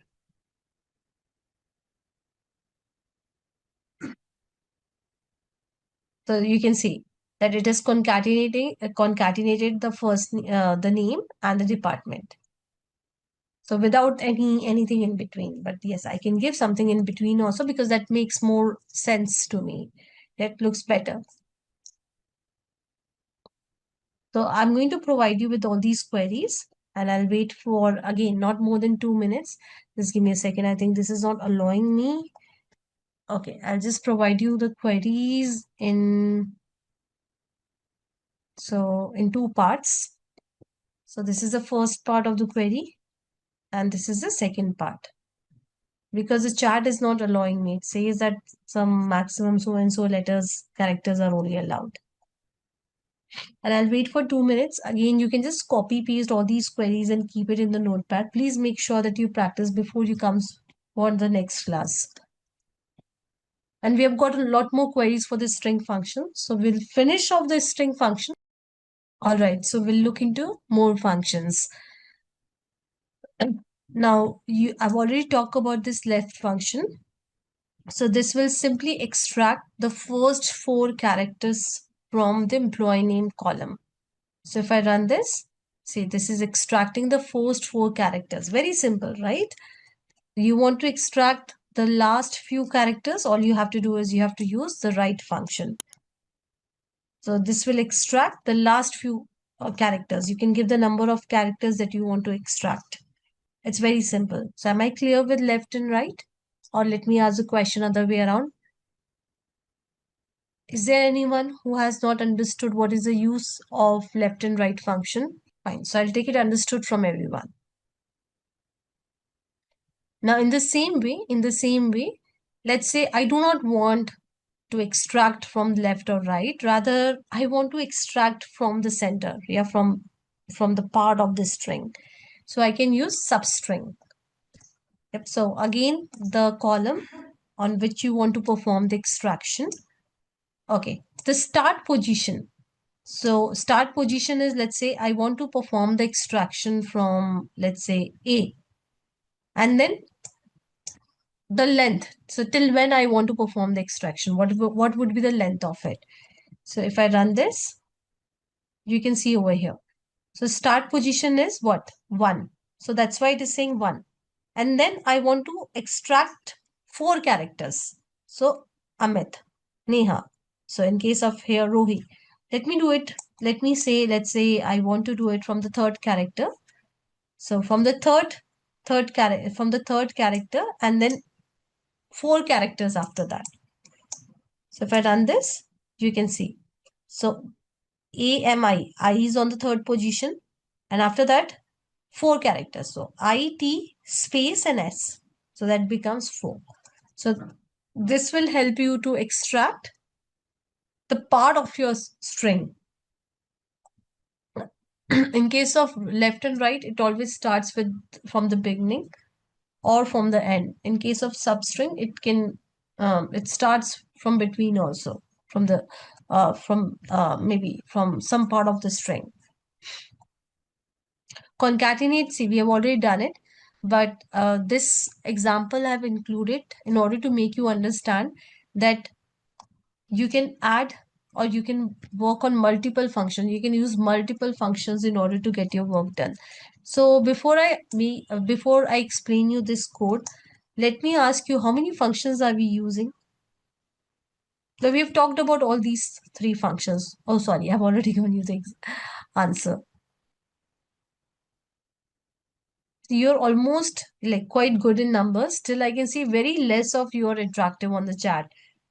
So I'm not sure how many of you are hearing me. Please make sure that you take 100% from this class and you learn something out of it. So please make sure that you're interactive. Yeah, we have got 3 functions. Yes, concatenate, upper, and substring. So basically how it will work, first it will, so I want everyone to see my screen. So just like how the maths work, yeah, if you give a lot of parentheses in your maths, it always starts with the innermost parenthesis, right? Here also it works the same way. So first, the substring will be extracted. Now, on that extracted substring, we are going to make it uppercase. Yeah, so let's say the abstracted, let's assume hypothetically that the abstracted substring is AMI. Then upper will run on it and it will make AMI in uppercase. And then concatenate will work on it. So concatenate has got two values. One is AMI and the second value is over here. So what it will give me? AMI underscore EMP. So just like how it works in the maths, right? You have got multiple parentheses. You always start with the innermost and then you go to the next outer one till you go to the outermost. So here also we are doing the same thing. So you can actually include a lot of functions in one query. It's not that one, or you can use only one function. You can see that in order to get this result, we have used 3 functions. So this is very, very, very normal thing in SQL, where we use multiple functions in order to get our work done. Okay, more. Now this you have already seen. Yeah, employee whose name starts with E. Yesterday we saw all of these things. Yeah, so it has nothing to do with the function actually. So yeah, nothing to do with the functions. So I don't know why this code I have included. Maybe I'll remove this code. So I'll just provide you with, yeah, all this code. You can again copy paste it. You can have a look, play around with it for 2 minutes. Before that, we learn about the numeric functions. So for single row functions, if you see, we are done with the numeric functions. We are done with the string functions. And now we are going to learn about the date functions. Now again, in order to work on the dates, we have got date and time function. In order to work on the date and time, as the name says. So you know that when we are working on the data, we may have the columns, the date columns, the date time columns, and maybe we want to manipulate and do something with those columns. So we have got a lot of functions handy and we can use these functions in order to work on the date or date time column. So if you see, we have got the functions to extract the date part. Now, you know, when we have got any date or time for that matter, so let's say 0202, something like this. I don't know why I have written 2014. That's a long back, but yeah, let it be. So if you want to extract year from it, or month from it, day from it, date from it, yeah, day, Monday, Tuesday, Wednesday. So all of these things can be easily done using some of the extract date time functions. Here also, if you want to extract the time, now when it comes to time, you have got hour, right? Then you have got minutes, then you have got seconds. So if you want to extract hour, you want to extract minute, you want to extract second, yeah, any part of your date or date time, you can use we have got a lot of functions that can help us to extract the data from the date time or date functions, sorry, date time or date columns. Then we have got functions like current date and now. So this will return the current date. So current date means whatever the current date you have got on your system. So it will automatically read that date and it will return that. In the same way, this will return the date as well as time, both the things. Moving ahead, definitely, it's not uh, the only thing that we would like to do. That's like not it's not only the extractions or um, getting the current date and time. We would also like to modify or play around with the date and the time column. So for that, we have got a lot of functions. For example, we have got date difference. So as the name says, let's say I give you two dates, 2026 0101 and 2026 02 and 01, something like that. So if I ask you that what is the difference between the two, so it will simply give me 31 days. So I can simply find the date difference means two dates and finding the difference between the two. I can add two dates, I can subtract two dates, and so on and so forth. Yeah, I can change the formatting of the date. So I've got a lot of date functions. We are going to cover a few of the important date functions in order to learn about the date functions. Now, it's again a very easy topic. A lot of functions are handy and we are going to use them. Fine. Now, if I talk about the data set that we have got, so here you can see in the employee data set, we have got the joining date. So definitely we are going to learn the date functions using this column, joining date, because that's the only date column that we have got in our data set. So moving ahead, let me quickly take this, okay, some of this, and then the rest I'll take after some time maybe. Yeah, I've got a lot of examples to show you. So this is very easy. See, select current date. Now I'm not applying this function on any of the column of the table. It's a very simple one, select and then current date. So this will give me the current date. You can see this is giving me the current date as per my system.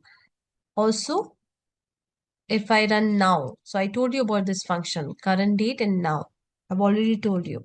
So now will return me what? It will return me the date as well as time. You can see over here. So this is returning me the date as well as time. Very simple one, yeah. Now, uh, you may want to use these functions. For example, let's say I want to know that, okay, I've got the joining date. Yeah, I've got the joining date. So I might be using it, but let me tell you right away. Let's say I want to know that it's been how many months, years, or days since the employer has joined the company. So what I can do is I can take the joining date, yeah, and I can subtract it with the current date. So this will give me the number of days since the employee is associated with the company. Moving ahead, now this is a very simple one. You want to extract the different parts of the date. So for example, you have got the joining date. Let's say I want to extract year from the joining date. So for this is it. Yeah, I can use year function. In this, I can pass the joining date column. it will simply extract all the years from the date, date column. Month will extract the month part from the date, and day will extract the day part. So if I run this, you can see it is extracting the year, and month is extracting the month, and day is extracting the day. Very simple. The extraction part. So this is a very common function, year, month, and day, and you should definitely remember these functions because these are so easy, right? So few functions we expect that you remember. The interviewer will expect that you remember, would expect that you remember. Okay, moving ahead. Let's say that right now, see, joining date is giving me more, what? It is giving me numbers. These are what? Numbers, 6, 1, 9, 3. So let's say that I do not want the numbers, rather I want the month name. You're getting? I want the month name. I do not want the month number, rather I want the month name. So for this, we have got the function month name. So you're getting month was returning 6 for me, and month name is returning June for me. So you can use month name if you want to get the names of the month rather than the number of the months. Day name, as I told you before also. So this will, when we were talking about, when we were on this slide. So anyways, I told you about this day.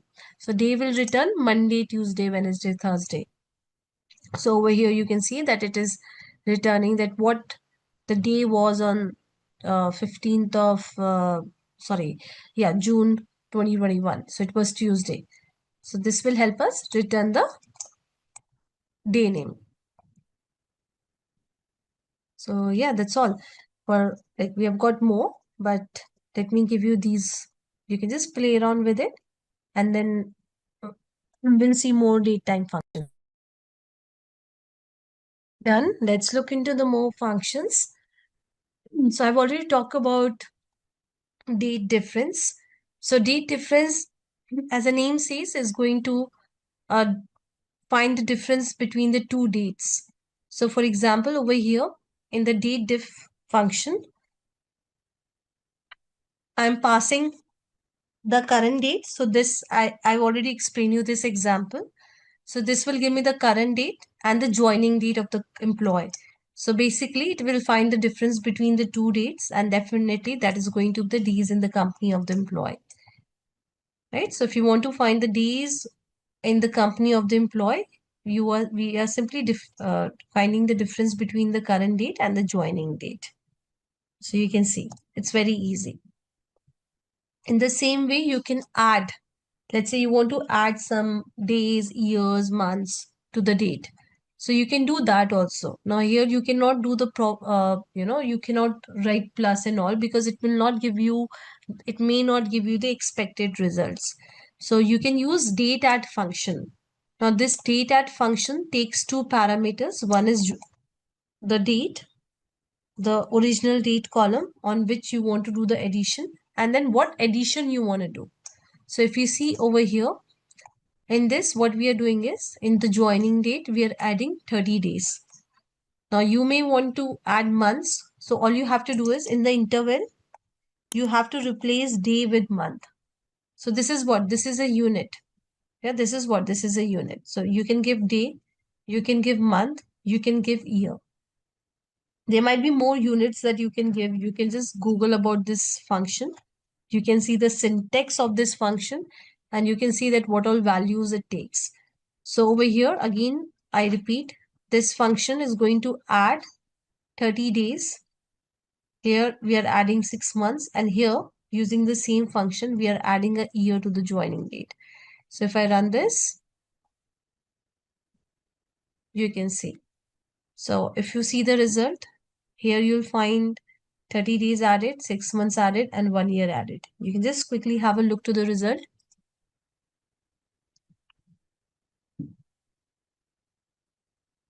So whenever you're working on a function, it is the best practice that you Google about that function. For example, let's say I'm working on this function here.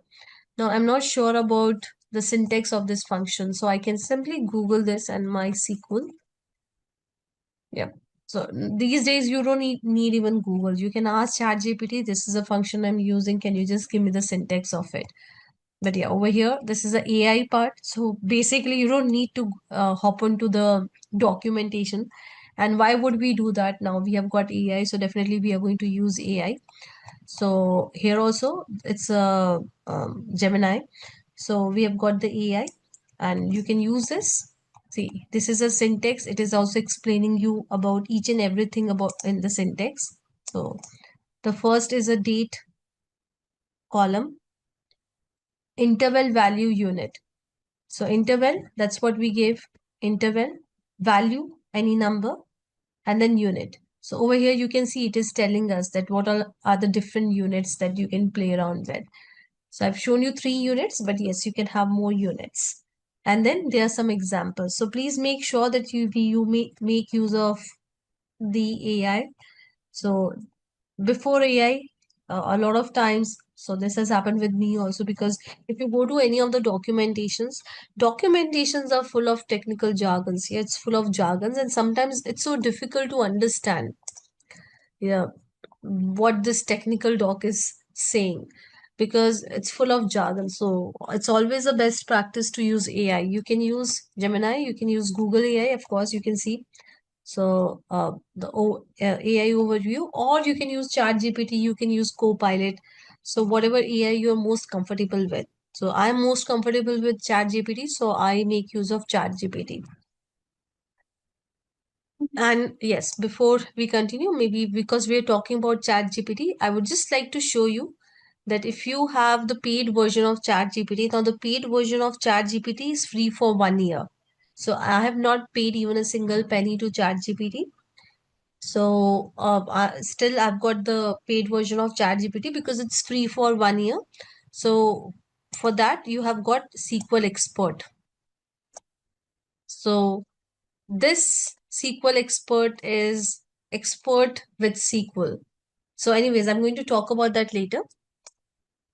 So going back to our date functions, in the same way, we have got date sub. Now I'm not going to talk much about it. It is very same as that of date add.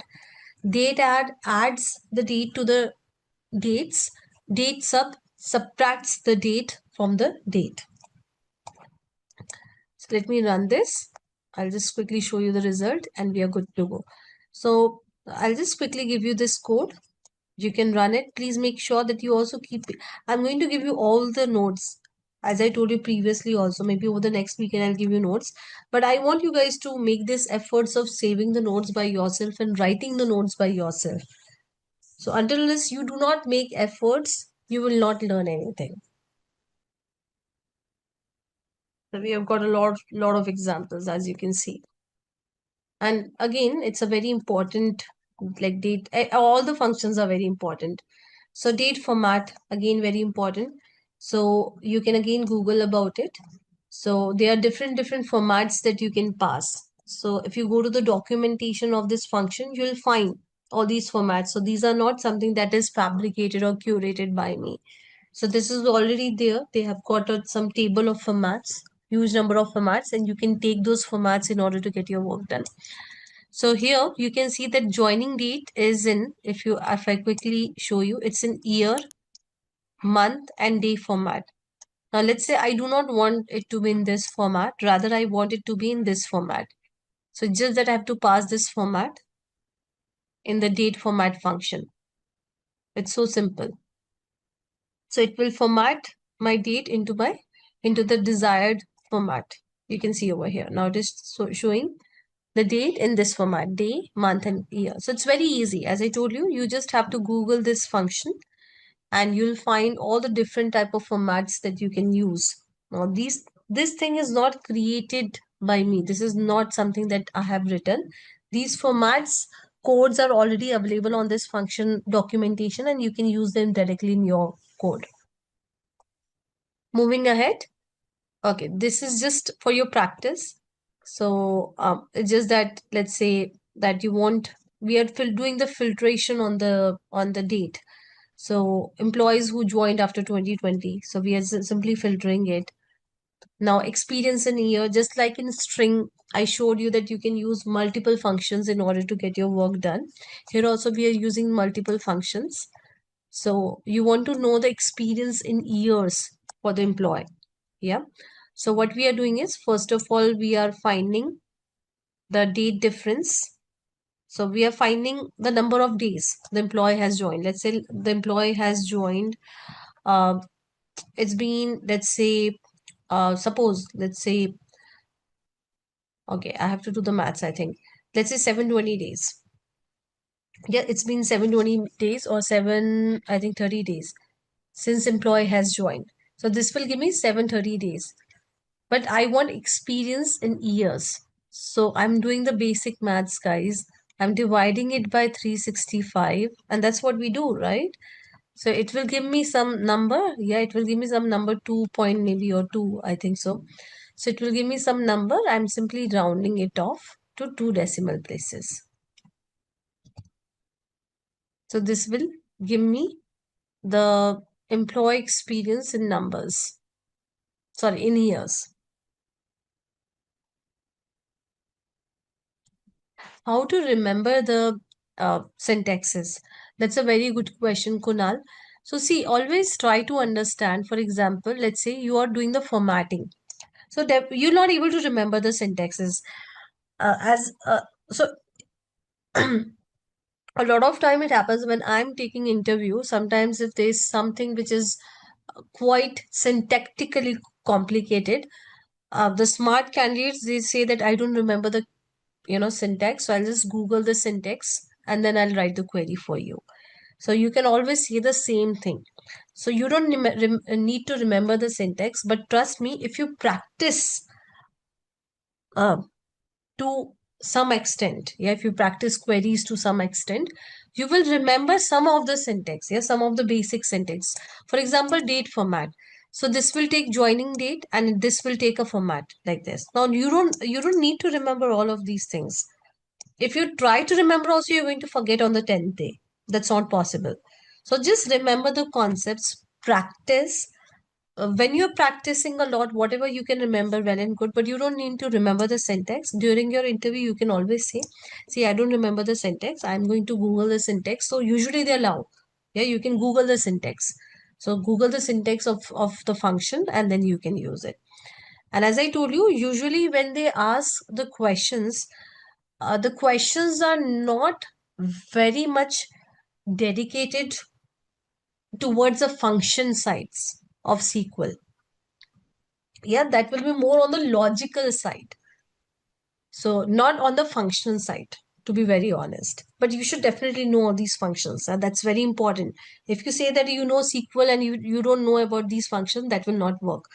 But the interviewer, usually when I also ask question or when I'm giving the interview, like when I'm on the both the sides, it's more of the logic side. They check your logic. They don't check your, how much you remember the syntax and all. So just try to just practice, and that's more than enough. You don't need to remember the syntax. Can you please explain with example? So which one, Kavita? I think I'm taking examples for everything, but yeah, which one?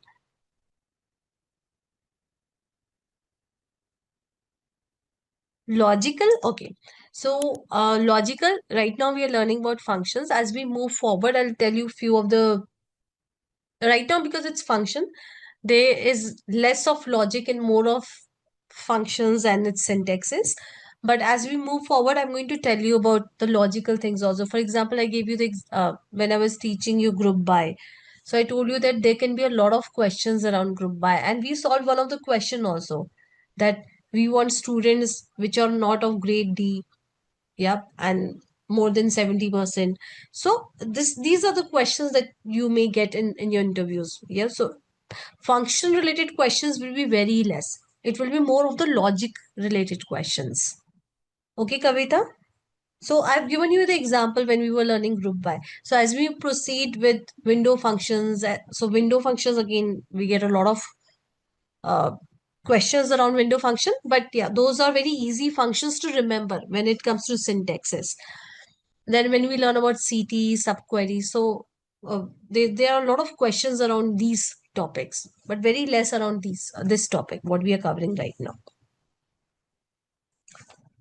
Fine. So do not get scared, guys. Again repeat, whatever we are covering in the class, that plus I'm going to give you some like lead code. If you know about lead code, well and good. If you don't know, anyways, I'm going to tell you about that portal lead code. Plus, I'm going to provide you with someone YouTube list, interview question list on SQL.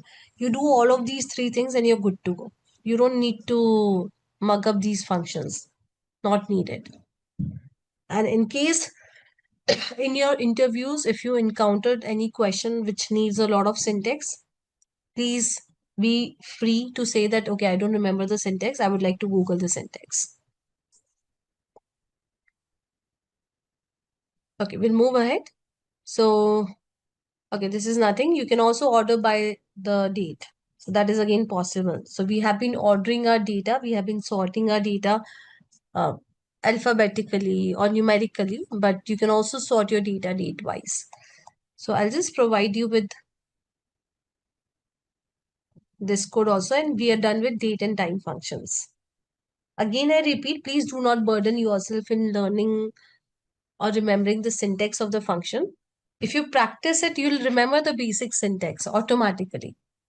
And the rest of the thing, in case if you encounter in your interviews, because see, when you're in projects anyways, you have ChatGPT, you have Google, you can write complex queries without thinking much. Yeah, you have got ChatGPT after all, AI these days. So writing queries is definitely not a big task anymore. So working on the projects is very easy thing.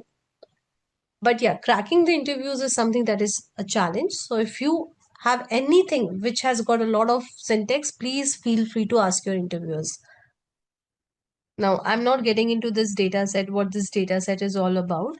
I'm just quickly telling you that you can search for the data set of your choice, of your industry, something that maybe some industry that you're working on or you would like to work, and then you can just play around with that data set. So what you can do is, once you have the data, see, I've got this data. So I can simply import this data into my database. So how I can import it? You can write down these steps and you can practice, or you can try it out later on whenever you have time. It's very simple. See guys, I always tell my student, whenever it comes to exploring on or playing around with the options that we have got on anything for that matter, yeah, MySQL workbench or anything for that matter. So just because you're learning MySQL or you're working on MySQL workbench, we get scared. Oh, this might be something which is very difficult. But if I give you a new website, just like Instagram, you automatically explore all the options. So when it comes to the UI part, please be comfortable, please be more confident and try to explore everything. Yeah, for example, if you see, you can drop the schema, you can alter the schema, you can create the schema. So a lot of options that you see over here are self-explanatory. So do not get scared by just reading this. Yeah, just explore it. The more you explore it, the more you learn and the more you're able to remember the things. So I was talking about that we have got, just give me a second, Ravinna. So you want to import this data. So how you can import? You can right click on your database, table data import wizard. Then you have to browse. So I've got the data over here. Yeah, so I have to browse it. Click on next. So if you have some existing table, you can use any of the existing table in order to insert the data. But I don't have any such existing table with the same schema. So I would like to create a new table. I'll say next. Yeah, so it is telling me about all the columns that this CSV file has.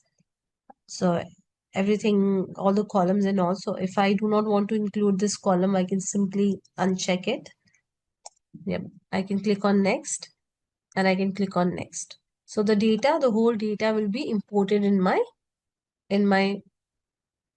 MySQL database, and yeah, I can use it just like any other table for that matter. So let me show you. It got imported. Is it maybe this one? Yeah, sorry. So I did it on this one. So you can see the table has been created. Now I can use this table and the data which this table is, data that the table is having, I can use it and I can just run the SQL queries. So please make sure that you follow these steps. It's very easy. Right click on it and then click on table data import wizard. All the steps are self-explanatory. If you do it, you're able to do it without even looking into your notes. So first of all, you need to download the data. So I have downloaded the data from Kaggle. You can download the data from anywhere, any source of your choice. So you might be having some data from your organizations. You can use any data for that matter. Now you have to import that data into your database. You have to right click on it. Right click on the database. Table data import wizard. So let me do it over here. Yeah, table data import wizard. You have to browse your data. So because I downloaded it over here, so I'm going to browse it. I'm going to open it. I'll say next. Now I may want to create a new table or I may want to use the existing table, but I don't have any existing table with the same schema, right? The columns, etc. So definitely I would like database to create a new table for this data set. I'll click on next. Now it has got a lot of columns. Now let's say I do not want these columns, so I can always remove these columns. I do not want to import these columns from the CSV file, so I can always remove them. Click on next, and you can see that it will import. And once the import is done, you can just click on finish. So it's that simple.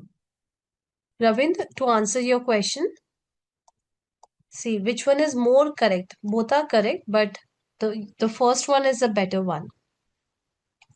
Now, there's a reason why the first one is a better one, because we have got something called indexing and we are going to learn about it. So the first one will give you better performance. Now, this is because of the indexing part. So we'll start with window function. Very important with this for your interviews. I think it works with CSV, Kavita. I just need to check that what all formats it takes. You can see you can use CSV and JSON data files. So only these two formats it takes. Okay, I hope I've answered your question. So we are going to learn about the window functions now. So very, very important for your interviews, and window functions, once you understand it, syntactically, it's not that difficult. If you practice it enough, then you'll be able to remember all the syntax of the window function. So what are window functions? What are window functions? So window functions, they perform calculation. Now let me write it. Across, so till now what we have learned is we have learned about the single row functions. Single row functions works on every row. Yep. And it doesn't care about any other row. Yeah, it doesn't care about any other row. So it is independent of any other row data. Then we learn about aggregate functions. Aggregate function says that, okay, you have got the whole data. I'm going to give you the aggregate of it. Now we are going to look into window function. So this is a big topic. So I may not able to finish it today. I'll give you the glimpse of it and we are going to continue it over the next weekend. So I do not want to waste time. I've got 10-15 minutes. I'm going to use it in order to teach you and in order to give you a brief about the window function, and we'll continue this topic over the next weekend. So window function, they perform calculations. So definitely we are going to perform the calculations across a set of rows. So across, sorry for the spelling, just ignore it. Across the set of rows. See, in case of window function, as the name says, window. So let's say you've got some 10 rows of data. You've got data of 10 rows. So let's say that you want to do the sum. You want to do the sum of marks. Now I'm giving you the same example of group by, and I'll tell you that how window functions are different from group by. I'm going to speak about that also. So right now you may think that group by also does the same thing, but group by is very limited, and there are a lot of limitations with group by. With window functions, uh, there are a lot of things that you can do. So anyways, so just hear me out. So let's say that you have to find the sum of marks of the students of different city. So if you want to do something like this, you can do it with the window function. You can do it with the window function. So window function, it helps us to perform the calculation across the set of rows. So basically what we do is we create the windows. See here in this example, we are creating the window of city. So Pune is one window. Yeah, Mumbai is one window. Then Delhi is one window and Chennai is one window. So we are creating the windows. We are creating the windows. So we can create the windows in very different ways. So we have got different ways of creating the windows. So what we are going to do is we are going to first see that what are the different window functions, and once we start writing the code, it will definitely be very clear about what window functions are. So we have got the aggregate window functions, same like the aggregate functions that we have in group by, but with a twist. Yeah, with a twist. So we have got the aggregate functions. Then we have got the ranking functions. So for example, you have got some data. Yeah, you want to give the ranking to your data. For example, you have got students data. Now you want to rank your student based on their marks. Yeah, the student with the maximum marks will get the first rank, second maximum will get the second rank, and so on and so forth. So you can easily perform all of these things like giving the ranking uh, to your data, etc., using the window ranking functions. Then we have got some value functions. I'm not going to talk about it right now. I'm going to talk about value functions later on when we learn about it. It's again very simple. So all of these functions are very simple. Now we'll talk about the syntax of window function. So just remember this syntax. I may not, just give me a second. Yeah, I may not talk about the syntax again over the next weekend. I will start with the like continuation of the window. I will not speak about the window syntax again, window function syntax again. So see, it's very simple. So window function syntax is, see, you have got a lot of functions. I told you in the previous slide that we have got a lot of window functions. And I told you that for window functions, you have to give a window. You have to define a window, the window of your data on which you want to apply the function. Hear me out once again. Okay, we can do all of these things. Fine. We are going to learn about these functions. Well and good. But we can apply these functions on the data and we can make the window of that data. I gave you one example. Let's say city. So I'm making the window of city. Pune is one window. All the students who belongs to Mumbai is one window, and so on and so forth. So here, if you see the syntax, we have got all of these things. So first is a function name. So in the previous slide, we saw a lot of functions, window function. So let's say this is a function. Yeah. Now we have to define the window. We have to define the window. So we define the window using over.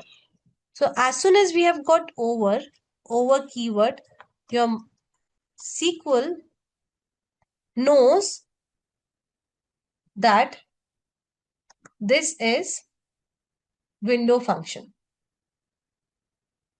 So how it gets to know this is a window function? It is not a normal aggregate function. It gets to know because of this keyword over. Okay. Now here we actually give the window. We define the window. Yeah, this is the area where we create the window. We create the window. So for example, I again repeat, let's say that you have got data, you have got some red balls, you have got some blue balls, sorry.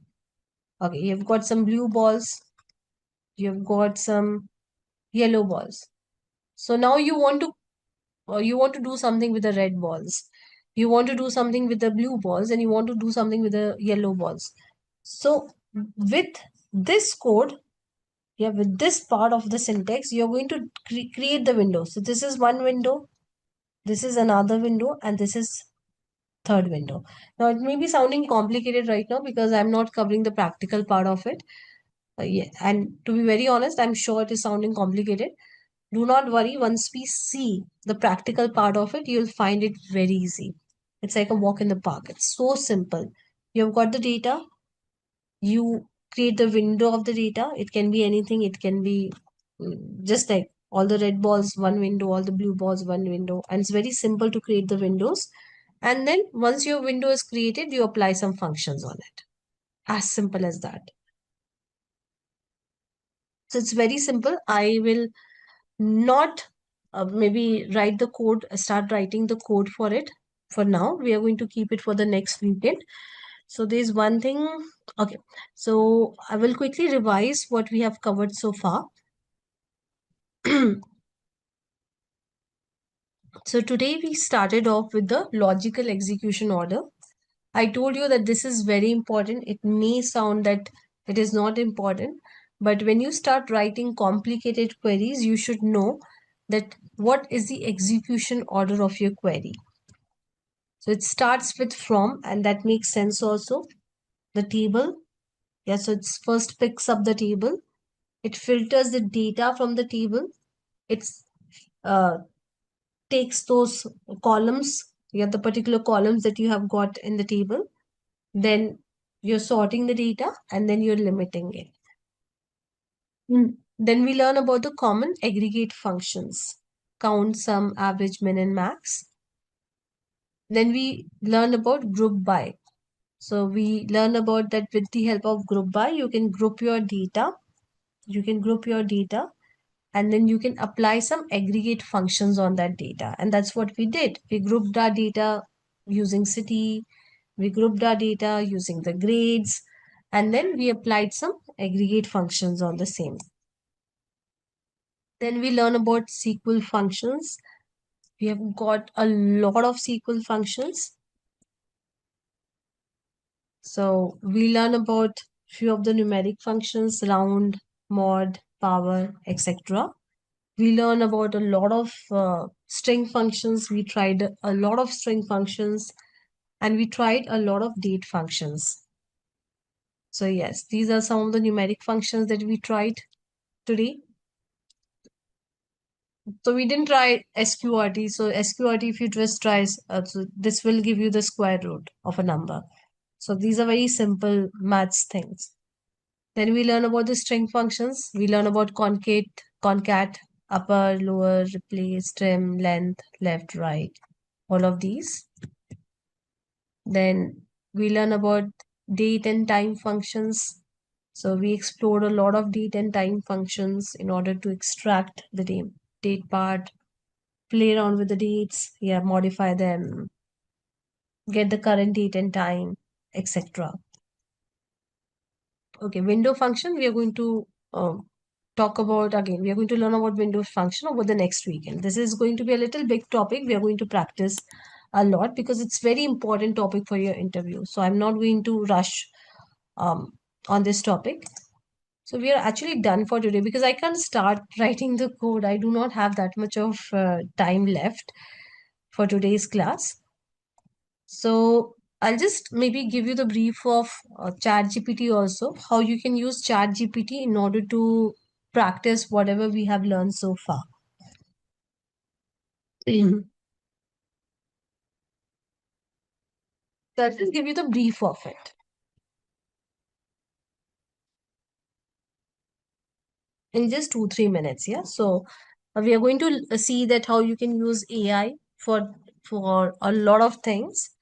But yeah, I'll just quickly give you the brief of it. So see, you can use ChatGPT, normal ChatGPT, in order to ask questions related to your SQL queries, or you can use SQL Expert. Now, what is the difference between the two? The difference between the two is same as the difference between a normal doctor, a physician doctor, and a specialist. So if you go to a physician, a normal doctor, right?